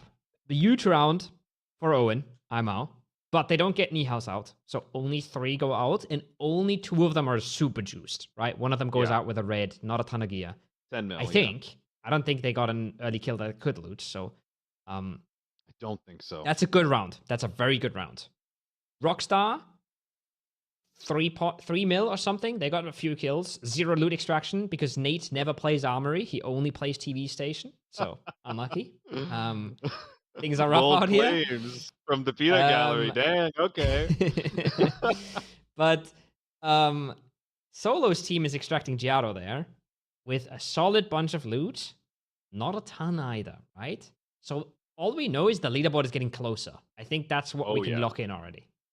I think it's a three-way tie instead of a two-way tie. And honestly, just like the Nate Solo interaction there is just like the highlight of that event for me. The armory doors, just all 3 being open, all 3 being contested. Everyone just kind of tip-tapping, maybe pushing in, maybe not. A couple of teams canceling their pushes, getting roasted by Solo's control on the outside, and the teams that made it in having to contest with Imao as they had never really lost control of the armory. And I wonder how different that game would have been if there was more than one door being pressured at a time. They were able to basically focus the full efforts of their already weakened 3-man team on one door on a 3v4. And how well they were able to hold does highlight how awful that door is to push and how hard it is to push there, especially without unlimited util. But at the same time, if we think for a second about just what could have been, what if any other door had been pressured at that point in time? What if Solo hadn't taken control of the radar? What if Daniel VGA was able to just bust in the mid door, all of a sudden put Imo in a pincer? There's so many things. That was such a dynamic game, which is not what we saw from the previous Armory match. I am so happy just as a viewer with how that went. Yeah. I was scared of this one because Me too. I was pretty scared that this would turn into we rush the doors, we sit on angles, nobody pushes each other, game's over. It was the opposite of that. I'm sad for Solo's team that Nate got out of there. I'm very happy for everybody else that Nate got out of there. I also just saw Nate in chat and he said he didn't get the kill because I think it's because the jump damage. He lost a mil. Yeah, he doesn't even get the kill. That sucks. Doesn't get the kill. So crazy, doesn't get right? the loot. That's so that's unlucky for Solo, but also really unlucky for Nate. Like that just sucks for everyone. The house won that round. Yeah, that is absolutely crazy. That is absolutely crazy. The game's crazy, man. The things that can happen. The things that could happen if you take part in the Discord daily sign-in event. You could win yourself a 50-70. That's pretty damn sick. That's pretty damn sick. Red drops are on. Drops are on farm. Get a golden's guaranteed. Red sometimes. And lots of stuff for you to grab. So get in there, claim your daily stuff, do your missions. Seal has all of the walkthrough for how you can maximize value. Arguably more important than that is the coin reward missions. You can complete missions, just play the game. You don't have to play farm to interact with the event. Earn coins, and then you can go on the main menu. I believe it is store and then bundles. That is where you can spend the coins that you get through this event to get tons of bundles and skins for guns like the P90, the AUG, the AEK, the SJ. I don't know about you guys, but those guns are constantly on my rotation. Maybe not the SJ, but AUG, AEK, those are like my most 2 used guns in the game. I love those things. Check it out right now. Go play. Go have some fun. We're gonna need a minute for the scoreboards here, guys. They're tallying all up the points. They're making sure that we show you the right information. So we're gonna head to the streamers for a short little break, and then we're gonna get you the leaderboard before we start the last games. Don't worry. Get in a quick break, and we will be right back.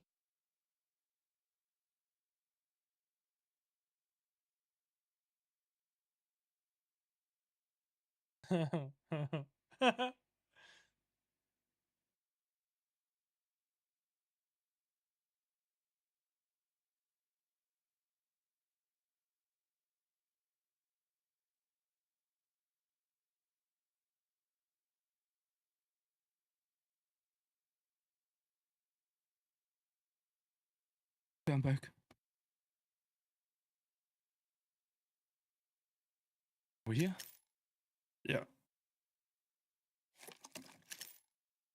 Am I still too quiet? I didn't change anything. It's still the same. It's fine. It just sometimes it sounds like you start whispering, I think.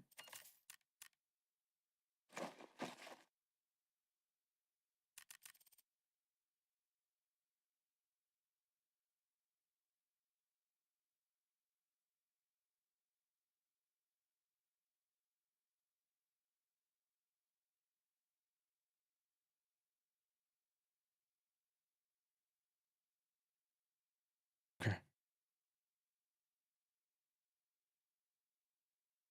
I'm back. What's the score? Surely we are not first, right? There's no way. No way. No. We're a solid second though, which is all we need. Nate did not get the kill. He's crying. Did you say in chat. Nate? Yeah, Nate. That was him that routed crit? Yeah. He was shooting you and you knocked yourself out, and he's like kind of crying that he didn't get you. Yeah. I mean, crying, just surprised is all. Timing, dude. I wanted to cross so he didn't do exactly that, but I waited too long. Oh, I swear when Shemi said, I'm dead, I'm full dead, the only thing I heard was full dead.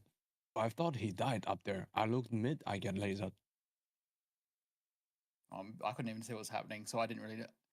Did Shami die or did someone else die? I couldn't tell. No, Shemi died and he called, I am full dead. Yeah, But I just only heard dead or something. I only heard full dead, so I thought he killed him. I look mid to, make sure we are not getting pushed by the guys in mid. I'm getting lasered from up top. Holy shit. Northridge. I'm getting smokes and I'm getting. Oh, keys. Jones. Yes, keys as well. There's too many keys, right? Not good ones. I have reception, lounge, and private lounge. Hold on, I got the wrong key. What the fuck? Oh wait, I'm missing one key. Fuck. Huh? I hear. Are we gunning for hotel if we get the chance to? If we get the good spawn for it. And if not, then.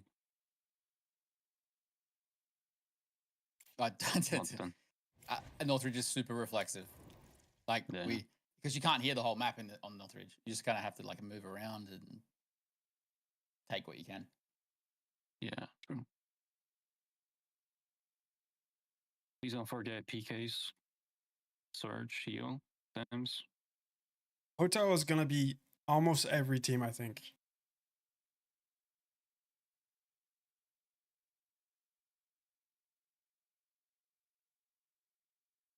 Almost all the fights are going down there, I think. I dialed, I gotta be.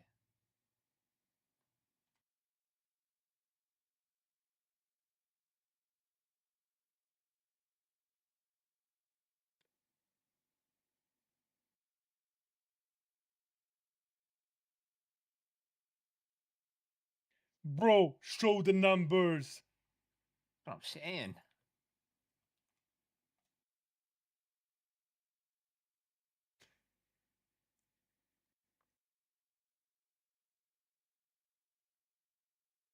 Defaults there.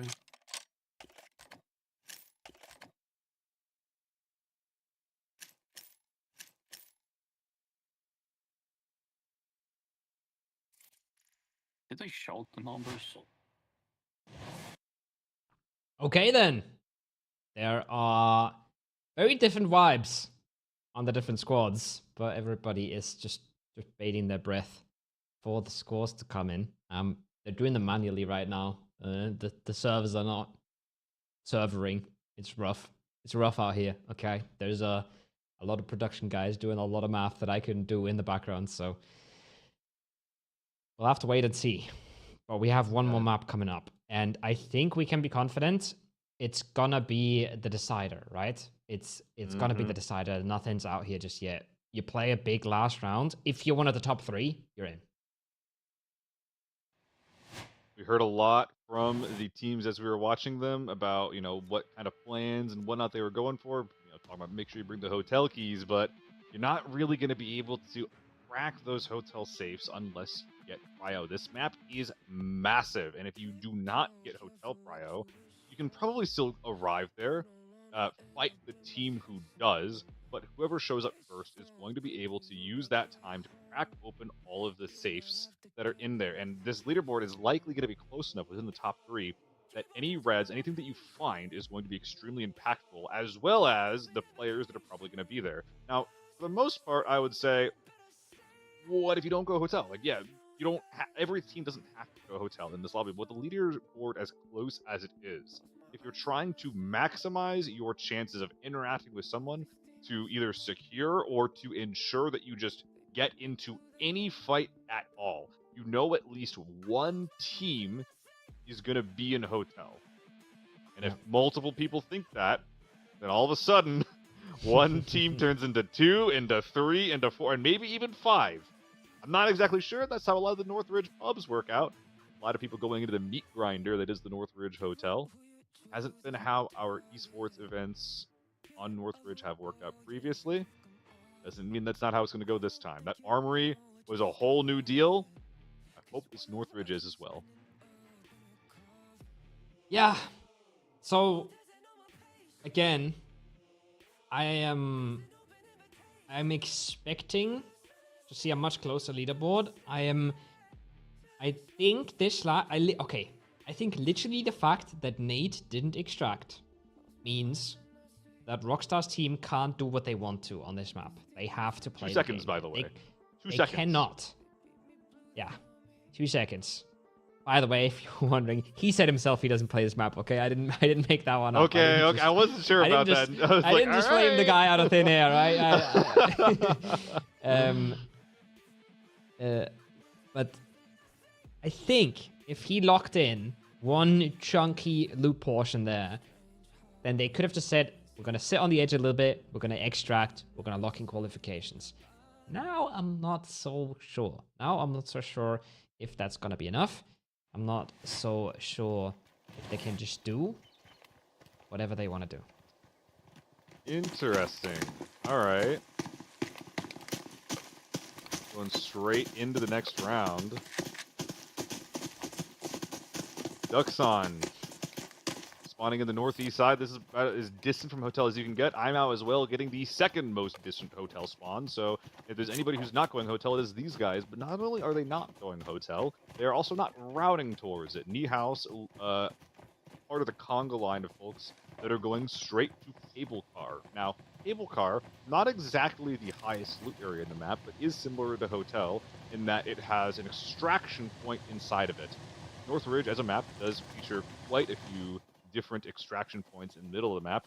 Many of them, such as the hotel and the cable car extractions, do require dog tags, though. So we're going to see if they're able to use those, or if they're just trying to hope that someone just shows up and waste their dog tags. Okay. On board. Team solo. By the way, back to a 4-man. Set the TV. Got a player in. Got back up to numbers. Got into hotel ASAP. Can't say the same thing about Nate. He was the hero of the last round. Currently looking at a wall.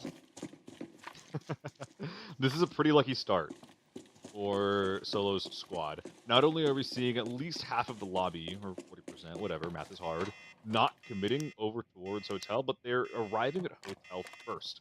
This is going to give them the highest odds, more than any other team that is vying for the top 2 among the 3, for them to get free loot. And once you grab all the safes, you don't have to sit in hotel. You can just leave, which that might be the strategy that they end up using. Get your 8 safes, maybe get a red, and then pop off. There is something I want to highlight though, really quick before we move on from this. There's one extract point on the southeast corner of the map, and now when I was told about this extract, I thought I was being trolled. You can complete a quest on the southeast corner at the crash site. It'll take 2 minutes. Scavs will spawn. Shooting makes noise and whatnot, so it's not like a free thing that you can do, but it is unconditional. You do this quest, and an extract point will show up on the plane, and then you can leave. This could be relevant to the hotel team, allowing them to leave without actually killing any players or without triggering an alarm in the dam, signaling the dinner bell for everybody to come interact with them. Wait, we got 2 hotel teams. Hold up. Yeah, for sure. We have 2 hotel teams right off the bat. Just for everybody in chat, the leaderboard is coming as soon as we have it. They're counting up the numbers right now. They're trying their very best to give you a leaderboard ASAP. We will show it in the middle of the game, and we will get it to the players as soon as it is a thing, as soon as it exists. So, give them a few minutes. I'm sure they'll get it to you whenever they can. As we watch Daniel around the sawmill, pretty passive spawn, pretty far away from things right now. Not the hotel fiesta that we might see on the other side. 2 teams here. Eastern buildings and the western buildings, basically the zone of control held by these 2 teams. This is going to cut down the safes that both teams are going to be able to get. It looks like, considering they're not just unga-boonging into it and holding these little pixel peaks, yeah, both teams appear to be aware of the presence of the other. It's really, really hard to show up in a hotel without, triggering a scav or making a bunch of noise. To go free games, watching some cartoons, finding a red in a safe. I don't know if these guys did. It would be pretty nice, but considering that we haven't seen anybody kind of run off into the hills, everybody's committing to these peaks and looking for these fights, I don't think anybody has found a red yet. Quite a few golds so far, though. This is, nobody wants to make a mistake. It's the same thing we've seen on other maps. As soon as you get knocked, even if you don't get flushed, the nades will come in. And every team on the map will know there's a big fight coming in, and you're starting off the back foot, and you're starting as the meat in the sandwich. You don't want to give anybody that chance. You want to look for picks for as much as you can. And until you give one up, or you find one, this is going to be pretty slow. Definitely more of a bread guy over here. Rockstar, oh, this is like Eastern Edge. We're on the outskirts of North Village. These guys are just trying to control a little bit of space around them. This is kind of what we saw them doing in Farm as well, where they're just kind of like hold to themselves and find the right time to third party. Or specifically, I guess what they're looking for is not a third party, but rather to be the 4th party or 5th party. The concerns I have on Northridge in particular is, so we heard Crit talking about it in the Stream Team Highlight 4, is that if you're too close to an edge on the map, you're not going to be able to hear other things that are happening. And North Village is definitely way too far out to properly hear fights happening in the hotel and beyond. Yeah. Who's this? Oh, that's not a good spot to be in. It's the prone. The ricochet. Tries to live. Oh my god. Surely there's more angles though on this. No, it's really quite limited what you can peek here. Baby Rage already out of the question though. More shots come in, more damage comes in. I wouldn't hate to see a push here, right? Like, it's not the easiest push in the world. But a team that you've put down so low. It's just, as soon as you get knocked, you're immediately in the third party. I get it, but one successful fight is all that they would ever need. Yeah. I think it's more appealing for Daniel VGA to push despite the loss rather than for Solo's team to push out. Especially at this point, you didn't instantly go for the push, so you don't really know where they are. At this point, they've rotated all the way around to the south side of the hotel. Now, there are going to be quite a few windows, actually, on the south side of this hotel. The only question is are Solo's teammates taking up residence on these windows, on these angles? So watch in not only the eastern entrance, but also the southern entrance. You got to keep track of all of these things to actually maintain control of your building. Yeah. It's just, you get that kill, sure, you've locked in a mill. But the real value is either the loot on that player, or what you can do with having a 3-man around you. What you can do with having a weakened team that you know you can punish, that you know you can keep prodding. And the net's going to be a little thinner. There's going to be more gaps for you to exploit when it's a 3-man. So, love to see them continue to work with this. They just can't forget about the threat in hotel. The problem is, I don't know if they've ever seen it, right? I don't know if they've ever seen Danielle and the rest of the squad inhabiting the same complex as them. Yeah, I'm not sure if you're expecting a 1v4 or a 2v4 here. I don't think that Solo's team has exchanged shots with the other hotel team. So, Daniel VGA, yeah, they could just be walking in face first into a blender, which that's the last thing you want to do when you need a huge game. You do need to take a huge risk. You need to... Honestly, this is kind of like a winning situation for Daniel VGA. You know, kill 2 teams, get all of their loot, and extract. Cool. That might be enough money. That might be enough loot to put you into the top 2. But you're already starting on the back foot. It's just rough, man. If you're so far back, it's just going to be really rough. And when you are playing for an insane game, you are taking all of these risks that other teams aren't taking. You're putting yourself even further on the back foot, right? So you're making things even harder. But it doesn't matter. Sorry, looking at a rock server here, another round of ABI GeoGuessr. Where are we? I believe that we're in the hills over hotel. Yes. So we're actually getting close to that extract point I was talking about with the little plane crash. You can accept the mission, and then you'll be able to do all that. More importantly than extracting, though, this also has very, very good overwatch, specifically over the angle that Daniel VGA was using to push in. If they haven't gone into the walls of hotel, they're about to get peppered. Yeah, I think what they did is slow it down for a big part of that early game, as they always do. Looking for that third-party opportunity, and they might walk up on one, right? If they were here a minute earlier, would have been able to find Danielle and the rest of the squad from behind on that southern wall. Well, they've just missed that chance. But when that fight breaks out, they will know.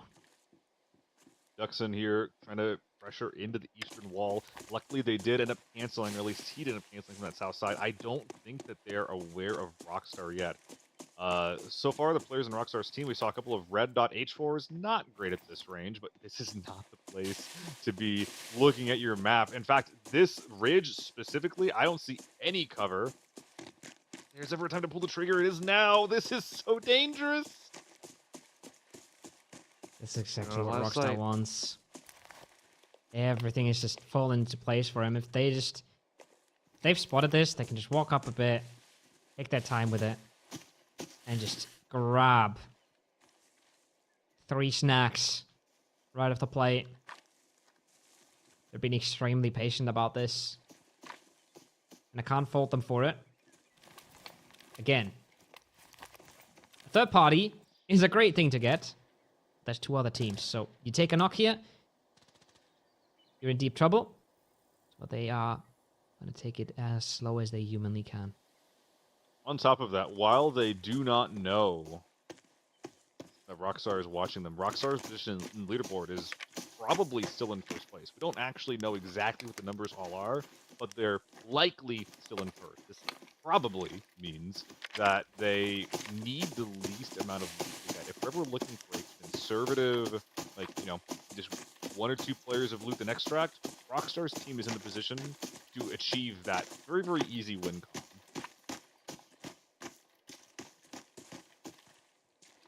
Yeah. They might have played it a little too safe here, though. Might have let them slip through their fingers. Yeah. That being said, it's still dicey. So those teams should still be held up here. Oh, they're going in. They know what they want. They know what they need. They're coming for it. There should still be a team, I believe the other LATAM team, on this section of the hotel that we saw last. Vega versus Zeta. Who's going to come out on top? Haven't seen Zeta in quite a while. You know, Solo, Critical, the boys. Still hanging out, sees it, taps it. It looked pretty good, but you'll know. Sometimes these players look like they don't have gear on. I can guarantee you. Yeah, sorry, it's a I visual can bug. guarantee you they have big helmets on. They got 50 million to spend. They're not gonna, preserve it by not wearing a helmet. Yeah. God, I'm just salivating at the thought that if that was red ammo, that would have been a kill just then. Instead, it's just a little ding on the helm. Bottom left taking out about 30% of that armor. Just topping off, making sure that he doesn't get taken out by anything else. But again, I am really confused because obviously shots from Solo in the opposite building is going to be able to take these guys down, slow them down a little bit.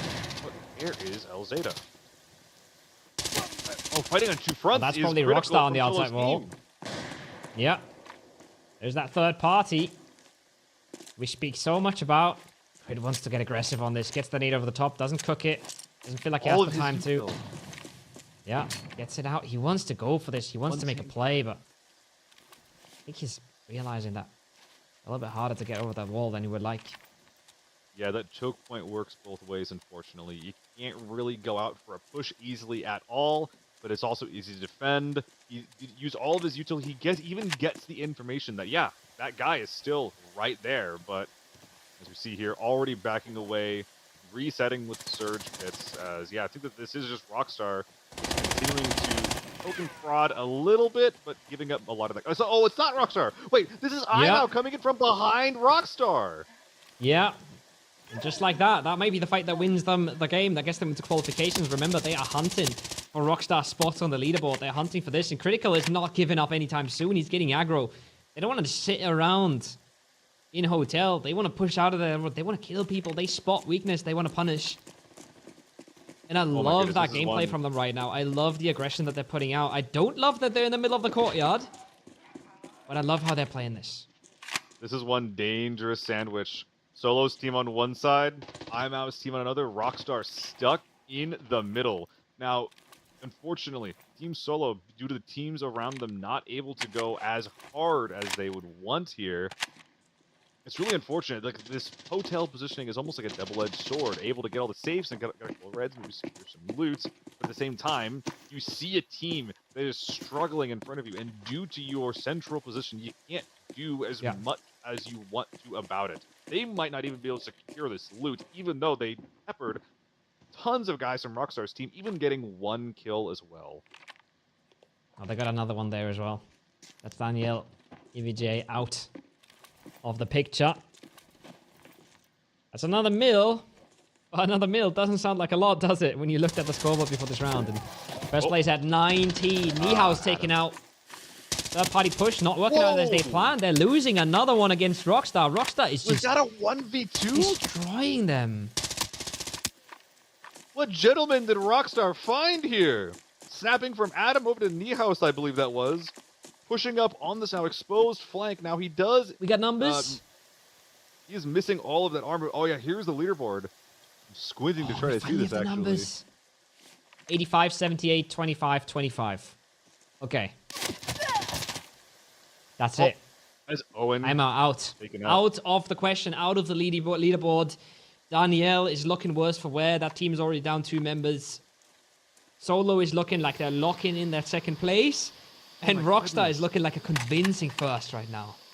How did that even happen? I feel like you see a third party coming in from IMAU that all of a sudden they're just all 4 dead?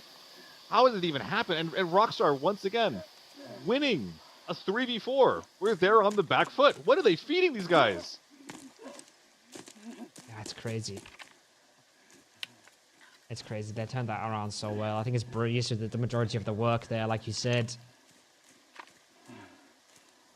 Rockstar told me, I was in his stream today. He said, I found this guy. He's giga cracked. We're going to be good. And I was like, yeah. Is it Briss? You got last. You got last in the other tournaments, so you say you're going to be good, but we'll see what happens. They're insane at the moment. It's so funny, too, because, like, Rockstar, he's been dead in a lot of their major wins. But just, like, scouting this team and probably doing a fair amount of IGL work from Beyond the Grave. I have heard about this from other games, like a lot of BRs, for example, where sometimes if your IGL is dead, that occasionally allows them to do their best work. I wonder if that's what's happening here.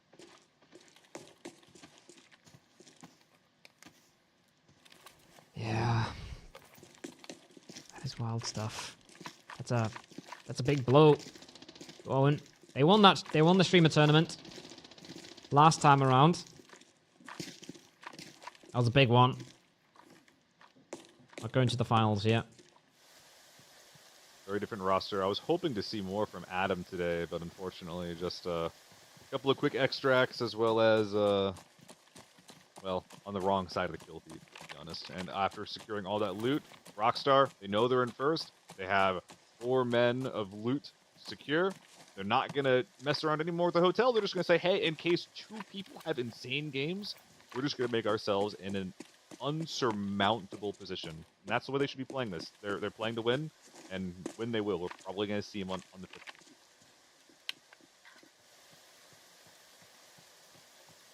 Yeah. That's a walk in the rain. Sounds very peaceful when you watch it that way.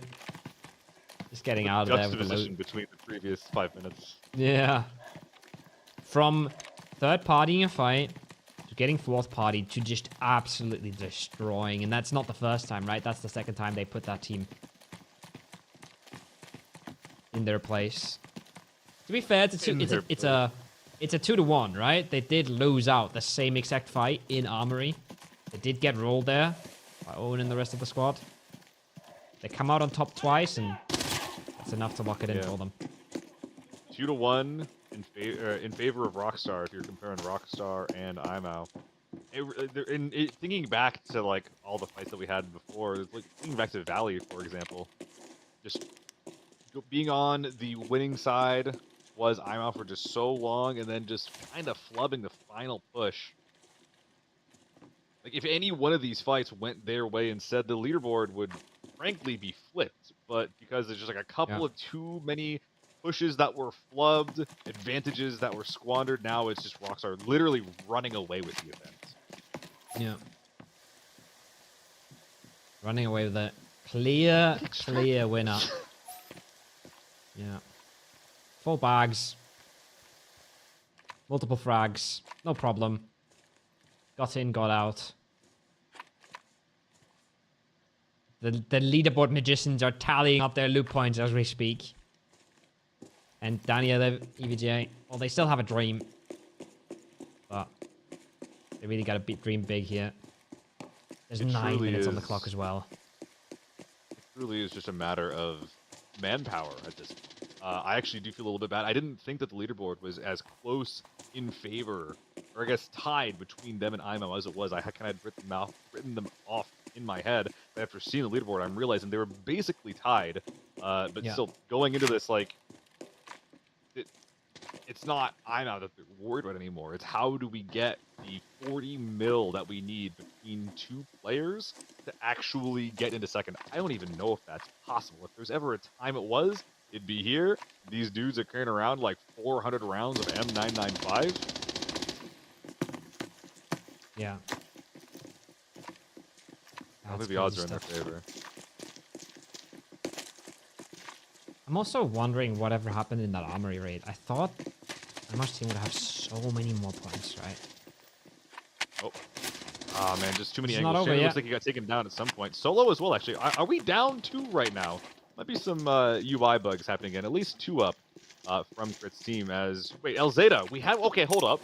We haven't seen these guys in ages. I actually kind of thought that they were out of the running, but they're still 4 up, like on the back flank of Solo. Hold up, they're gonna take over everything. Solo able to take down and flush Daniel VGA, but Baraka and the rest of El Zeta take this time to push in, but still, Solo squad holding off everything on both fronts. Just better right now. Oh, look at that, coming around the corner, pre-firing, ready for it. The Hounds are off the leash. They want to run this down. They want to close this out with a bang. I think we've seen Danielle already going out here. There's a knock. That's a good molly. That's going to buy a little bit of time, but push around the corner. Angle's getting closed out.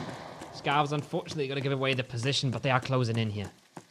I think Crit setting up a really, really wide flank, trying to go through building A on the northeast side.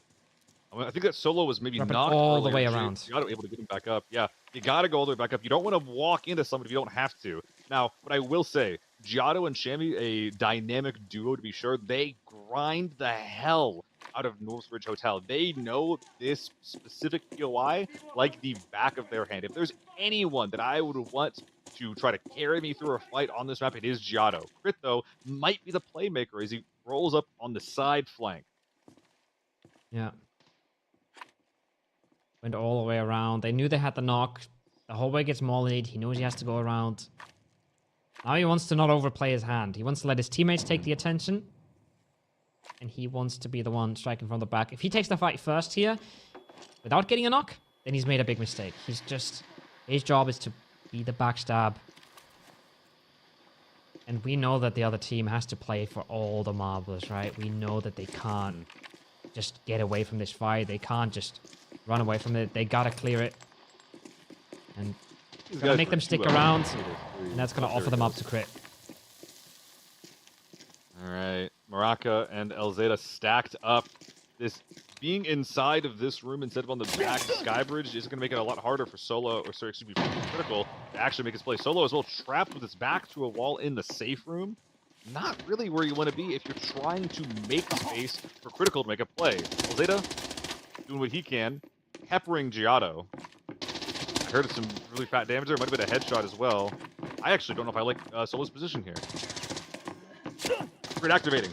Coming in from behind. Yeah. Oh, my goodness. They're running him down. It's another episode. It's another episode of ABI Open Up. Critical and Giotto. There's one left standing, however. He's got to switch it out. Crit last up. Did he run out of ammo? Crit swings the angle, takes him down somehow. What just happened? How? Oh my god, he almost died to the scav. What is that? Wait. What? Huh? what is going on? Hello, help? Oh my god, he's almost dead to scavs. Is he the last player alive? They didn't want the viewers to see that this guy almost died to a scav. Oh man, Maraka wins that. What? Dude, what just Crit happened? had it in the bag. Okay, he brought his chest down to 0 health immediately, but then just whiffed the rest of the spray. Yeah, I don't know what happened there. Maybe he just trusted in the hip fire, and the hip fire was not pretty. Yeah, if there's ever one thing in this game that acts awkwardly, it is hip fire. And on top of that, I'm not sure if you've ever tried to use a flashlight, Koa, but I never do. And the reason why I don't is because a lot of times, if you're popping a flashlight at CQC at close range, at point-blank range, you are almost as blind as the person that you are aiming at. It is so dang bright. And I think that might be what just happened right there. I wonder how that fight goes if Crit doesn't have the light on. All I know is he switched guns right before the fight, right? I think he ran out of ammo. He probably didn't have any mags that were packed. So he swapped guns there. He looted a body. So he might not have even been ready for the flashlight himself because it wasn't his gun, right? There is a chance that that is what happened. I don't know. All I know is it's a big step up for the super sub coming in there. I don't think it's going to be enough. Maraka, he joined that team pretty last minute. I don't think it's going to be enough for them, but at least they had a good fight in the last round. A good little clutch for him. There's going to be 0 money extracted here for Team Solo, but nobody behind them did enough to close the gap. And I think they must have, I don't know, 5 kills, 6 kills, 7 kills. They had, they killed a lot of the server. They killed a lot of this server. So they did their own job there as well, locking a lot of the money. So yeah, nice clutch from Maraka. 3 minutes. Where's he extracting? So we got a van out back of the hotel that is activated with 2 dog tags. The only thing he's got to make sure that he does is, so when you're in this situation, it is so easy to just you know, your blood's pumping. You're the last player alive in the server. Probably you don't know if someone's hiding around another corner, right? You're thinking about all these things, and you're thinking about Tetris, and you're thinking about like what you have to do to get out. There's so many things on your mind, and the clock is ticking. So with this many bodies on the ground, we're looking at things like H4s, the ammo, the motos. The armor is going to be a little bit harder to take out, and then making sure as well that you're not bringing out your own H4 or any of your teammates' gear on accident. But look at this. Every single corner just has another dude on the ground with a moto. Yeah. There's just, it's hard to stress how much just like the information overload can really hit you here. The only thing that I can really think about is just like there's a lot of loot, but unfortunately he's probably still out of the running anyway. It's just so sad. Yeah. Too little, too late. But he got his moments. Got his little clutch there. Bravo. Yeah. Oh man, that was crazy. I thought Crit Hope we had get that to in see the him bag. again. What a play. Yeah. What a play. What a play. And that's the last round. There's the last player extracted. He brings out a good chunk of change. But it will not matter. That's going to be Rockstar. For sure. Easily running away with this one. It wasn't close. I'll say it again. You sent me a leaderboard of, I think it was the tournament that GL won, and Rockstar's team was last. The just dominated this one. They just dominated this one. No problem at all. Despite Nate not extracting, wasn't a problem for them. Easy money in the bag. They're going to go to the finals. And I think it just clearly has to be Team Solo Control that takes that second place. Yeah. And honestly, I like there was never just like one or two moments where they were just like clearly on top. They were just consistent. They took the fights they should have. They got out with with basically all of the wins as they could. The main questionable moment there was obviously the armory game where they could have walked out with 2 players of loot, didn't. But God, do you hear that? This dude just got headshot like 4 or 5 times in a row, and it didn't do anything. A tier 5 DMR out of effective range, it just doesn't do anything. Yeah. I'm down. He's down. He's down here. 2 down. 2 down on the road. On the road, boys. The right comms in. Wait. Oh, it was actually that was a really sick. I think that was a really sick angle from the top. They had a really good crossfire set up on that. Crazy ambush from Rockstar. How did they go from pushing the hotel to setting up such an insane crossfire on a team they didn't even know was coming? That's incredible reactions from them. Yeah, they just really exploded on them. Solo doesn't win out that one. Oh my god, the clears around the stairs. That's sick.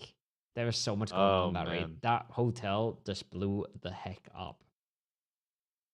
Woo! What a good set of games we had today. Yeah. I was really scared of Armory. Armory was probably the highlight. The only reason that this wasn't crazy exciting at the end is because we had a team fighting that wasn't going to qualify anymore, right? If that would have been Owen versus Crit Solo there, right? That would have been a different story. That way, it was a nice clutch, but one that just didn't do enough. Okay, recap. Top 2 makes it. Bottom 3 are out. We have another set of gamers tomorrow, and we have a final leaderboard immediately ready for you guys. They're cooking. They're cooking up in the math department. They summed up all the points. And we have, broke off. 100 mil. They just made 100 mil in 5 raids. How many times have you done that, Seal? Oh man, like it's so tragic just looking at like these guys like just making basically as much as my net worth in the game in a day. Like it's just like, I'm good at the game, I swear. And I look at this, and I'm like, oh man, these guys are cracked. What an incredibly close set of games in the last 2 rounds. They're obviously, first and second, very, very much so solidified here. But just even going into that last Northridge game, if either Ima or Vega had gotten 2 clean team wipes, I think they could have wrested second place away from Solo. Yeah. Yeah. I mean, if they get that third party here clean and they kill Solo and they wipe that hotel, they're qualifying, right? That's a big ask. There's a lot of teams in there. There was a third party, everything. There was a chance. For them to pull through here in the end, it didn't end up being enough. And then Elzeta makes a good move up the scoreboards towards the end, but it doesn't matter. I think consistency was the name of the game for Solo. I think they got basically almost all good games. Their worst game was the farm game where Crit couldn't extract, I think the first one. But consistently excellent, for sure, was Rockstar. Absolutely. Unfortunately, I think that the kind of name of the game for iMouse Crew is attempting big, flashy plays, and it would have been sick if they worked. On TV station, it did, but just committing too much and honestly not quite being able to secure those pushes and secure those extracts specifically is really what made them unable to secure second place. But God, I'm just thinking of the leaderboard again with Nate, dude. That leaderboard could have been like 20 mil higher than it already was. That's bonkers. Yeah, for sure.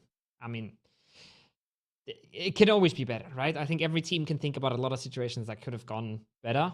That's the way of the game. When a game's so complex, there's always a lot of things that could have been a million times better. But I think their strategy has really worked. And I think the other teams are going to take note. Other teams are going to see, okay, these guys were giga passive for the first 10 minutes.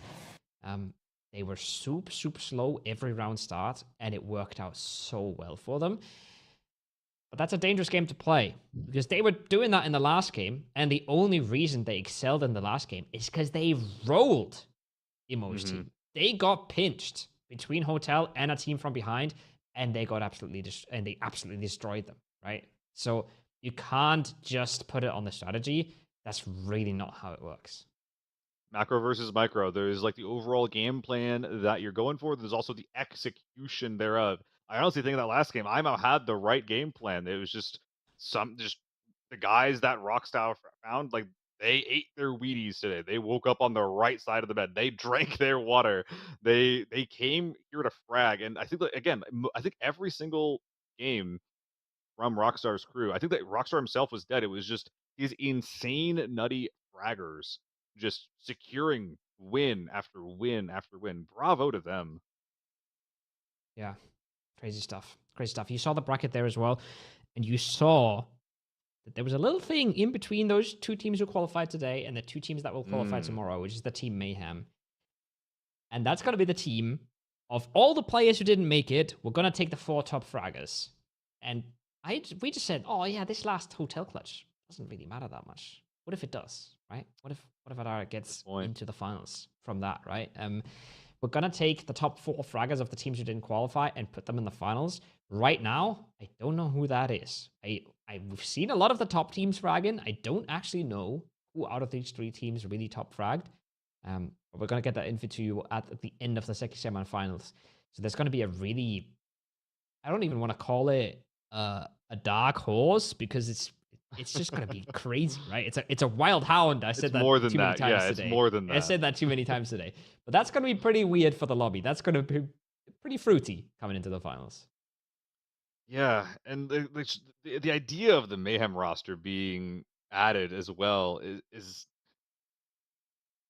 I like because we're gonna know around the 9th to the 10th who the Mayhem roster is. I don't think it's gonna be announced on stream tomorrow, but I think it will be announced on social media. So I'm just wondering, come the 9th, are they gonna spend that time before the 15th to try to get some prep in, to try to get a strategy going? How serious are they gonna take it, or is it just truly going to be the namesake? Are they just gonna run around and cause mayhem?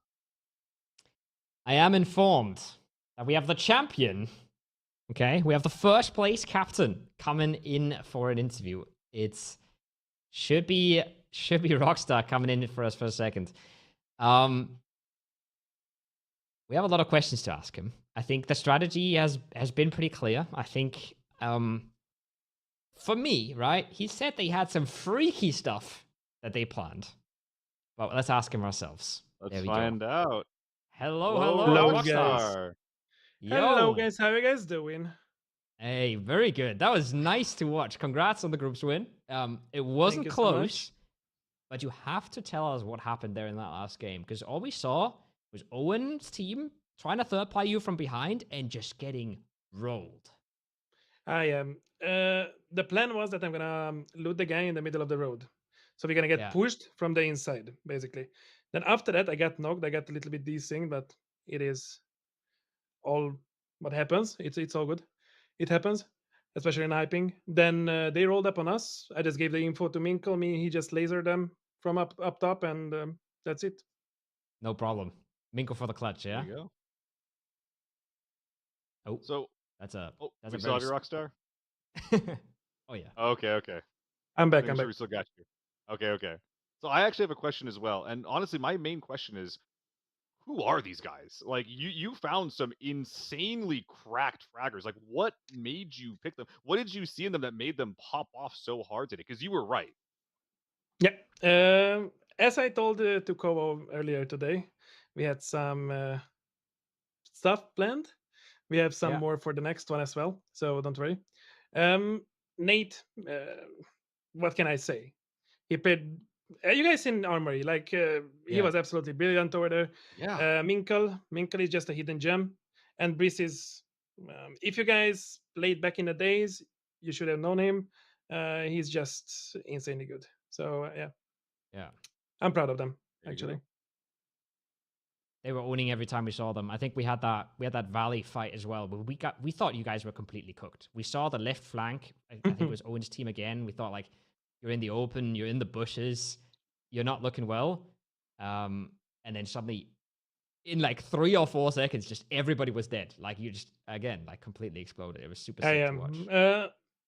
We have this new split, what we're trying right now. It's a 3-1 split, and it works insanely good. It works insanely good, especially with Nate. That's it. Like, it was just a better strat than anyone else's, I think. That's all I can say.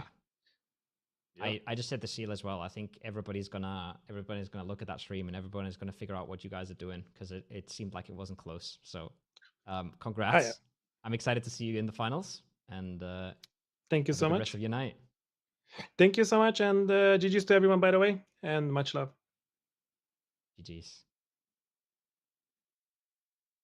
What a humble guy. Yeah, what a guy. That was chill. Good interview. I wonder. So he mentioned his strategies.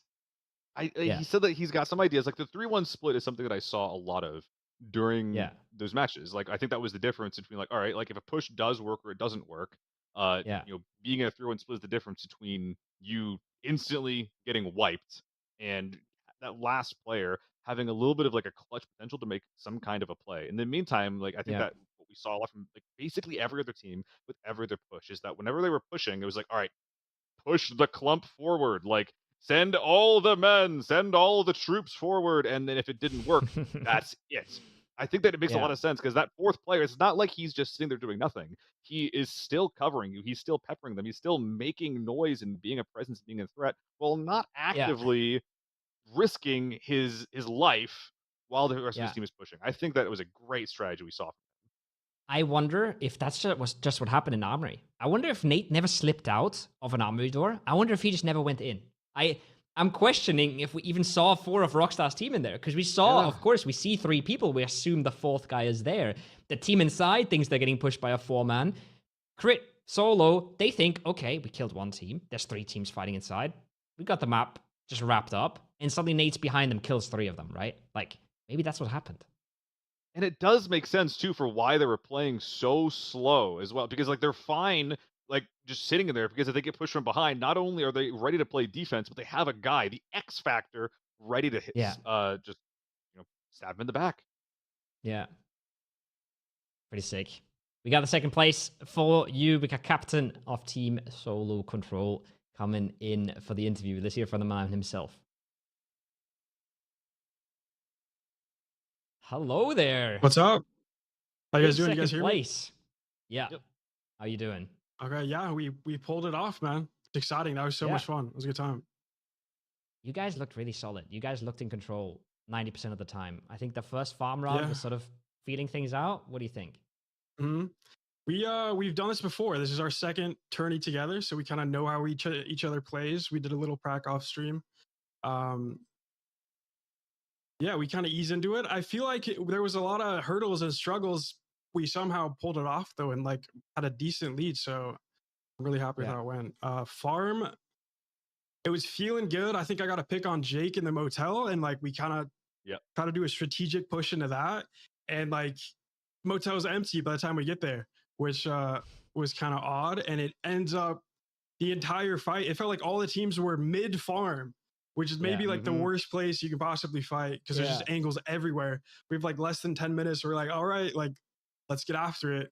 And we push up to artillery and it's just like crossfire everywhere. And we had crit up. It was looking like we might make it. And he MIAs because like he's juggling all this loot. And I think he dropped the cash is what happened. And he went to car. Okay, So, yeah, we were wondering about that. Like why isn't he going to the car? Like, what's his plan? Yeah. Yeah, we all brought cash because we're like, we'll just take car, and it worked out. And then he's, you know, it's just so much going. There's so many factors. Like we've never really done something like this before, so it's trial and error. And yeah, you make a lot of mistakes. I mean, despite the mistakes that like your team may or may not have made, I think that the really crowning achievement that you guys showed was your consistency. Like rather than like big flashy plays, Right. what do you think like went right with your team to actually like be that consistent, just continually secure A lot of that little bits of loot here and there? A lot of that is critical. It's his brain. He's the IGLing, so I'm captain, but that's just a title. Like Crit was our IGL, so we're just following his calls for the most part. He's very smart. We wanted some aggression, but you know, at the end of the day, like you don't want to get third party. There's 5 teams on these maps. Usually there's just 4, so there's already a ton of chaos with that. You just good positioning, patience, looking for opportunities, and I mean on Valley that was our best map. We found huge opportunities. We got the best spawn for Villa, I think, which has the most safes. No red, unfortunately. And then I think one team was down a man. It seemed like for that Valley raid. Yeah. And they ended up pushing Villa, and we got an early pick, and we didn't know it was just 2 left. So like that was perfect. A third party never came, so they pushed up into garage and got that wipe, free team, and then we were gonna send out Brit to the beach to go extract, send one guy off to extract with the loot from that team, and then we catch another team rotating on the road just up ahead toward I think maybe the same extract. And it was just luck with that as well. The timing was perfect. No team really came to contest, and we were out with like some like 20 mil there. So Nice right time. Yeah, it was Yeah, sick. for I real. think we watched Crit hit like a double heady with the Mosin as well to get that first entry knock. And I then heard about that. we were like, and we were like, That should not be possible. Yeah. And we were like, oh, it's a 4v2, but they don't know. They think it's a 3-man still. Like you guys are like looking for the third guy the whole time, but the team loaded in. Exactly. So. That Mosin duo shot was crazy to watch. Like I wonder if that's repeatable or I gotta not. see. It's crazy. I don't know. We just tuned Could be in new to meta. see him just destroy a guy. But yeah, it was sick. The breach into the building was super sick for us to watch as well. Just the flashlights and everything. FBI, open up! I heard Well, about that's it. kinda I funny. was just out in the back watching flank doing nothing, but Yeah. they did well. Somebody has to do They're the so dirty good. work. Someone's got to do it. Yeah. Sick. All right. Looking forward to seeing you guys in the finals. Very well played today. Thank you. And yeah, I mean, keep cooking. It was good. Good night. Oh yeah, I appreciate it. Thanks for having me. Later. Sick. Humble gentleman. Yeah, very humble. First and second. Chilling. No problem. Not close. No contention. I mean, dominant showing, I think, from both of them. And I think I think the consistency is what does it for me. I think both teams just putting points on the board, putting kills on the board, not really just getting caught off guard completely in any of these rounds. Super sick. It's also cool because I feel like Rockstar and solo teams had different approaches to the game that end up kind of having similar results. Like Rockstar's overall macro game plan, as well as their approach to fights, let them confidently take fights without ever really being at risk of a total full elimination, which is, I think, really what let them build their own money. Whereas Solo's approach to the game, whereas I guess Crit is you could put it, Crit's approach to the game was definitely a little bit more like, commit what you need to do. If something needs 4 people, then you go for it. But more so, just having like a focal voice on your team that everybody trusts and believes in, and just having that Yeah. voice, like like Solo said, apparently being a giga brain. So lucky Solo, he found himself a great IGL. Yeah, it's great. I think watching Solo's team was a lot more of what I expected, just taking space, looking for opportunities, Yeah. doing the basic things right.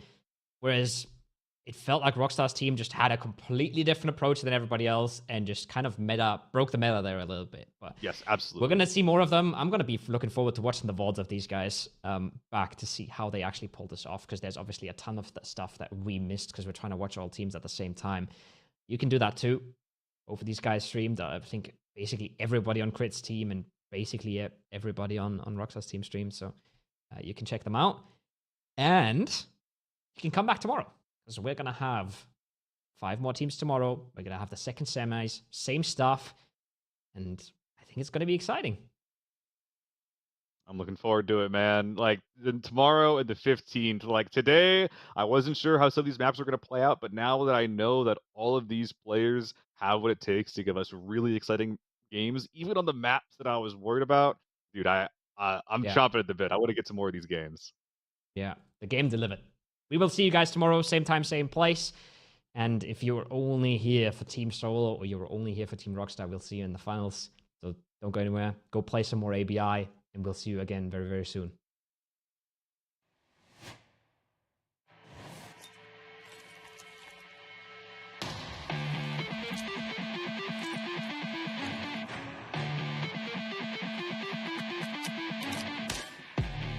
Tiptoe, careful what you wish for. You don't wanna end up in my section. Wishful thinking you might get home. You might have to gamble with your life on my. Keep on testing on my patience. There's an open invitation. 'Cause when you say, then you better say it. Just know that you're so. Close my eyes and I see all these demons in my head. They beat me blue, they want me dead. I close my eyes and I see all these demons in my head. They beat me blue, they want me. I close my eyes and I see. I close my eyes and I see. Careful who you choose as a target. Get it over wall, yeah, think I'm on. I don't think you know what you started. 'Cause one of us is ending up in a coffin. Keep on testing on my patience. There's an open invitation. 'Cause when you say, then you better say it. Just know that you're so. Close my eyes and I see all these demons in my head.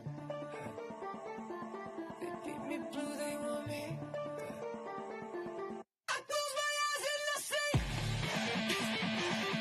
all these demons in my head. They beat me blue, they want me. I close my eyes and I see.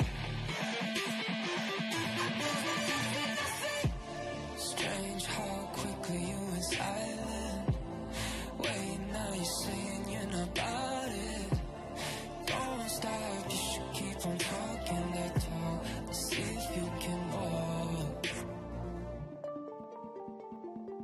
Close my eyes and I see all these demons in my head. They beat me blue, they want me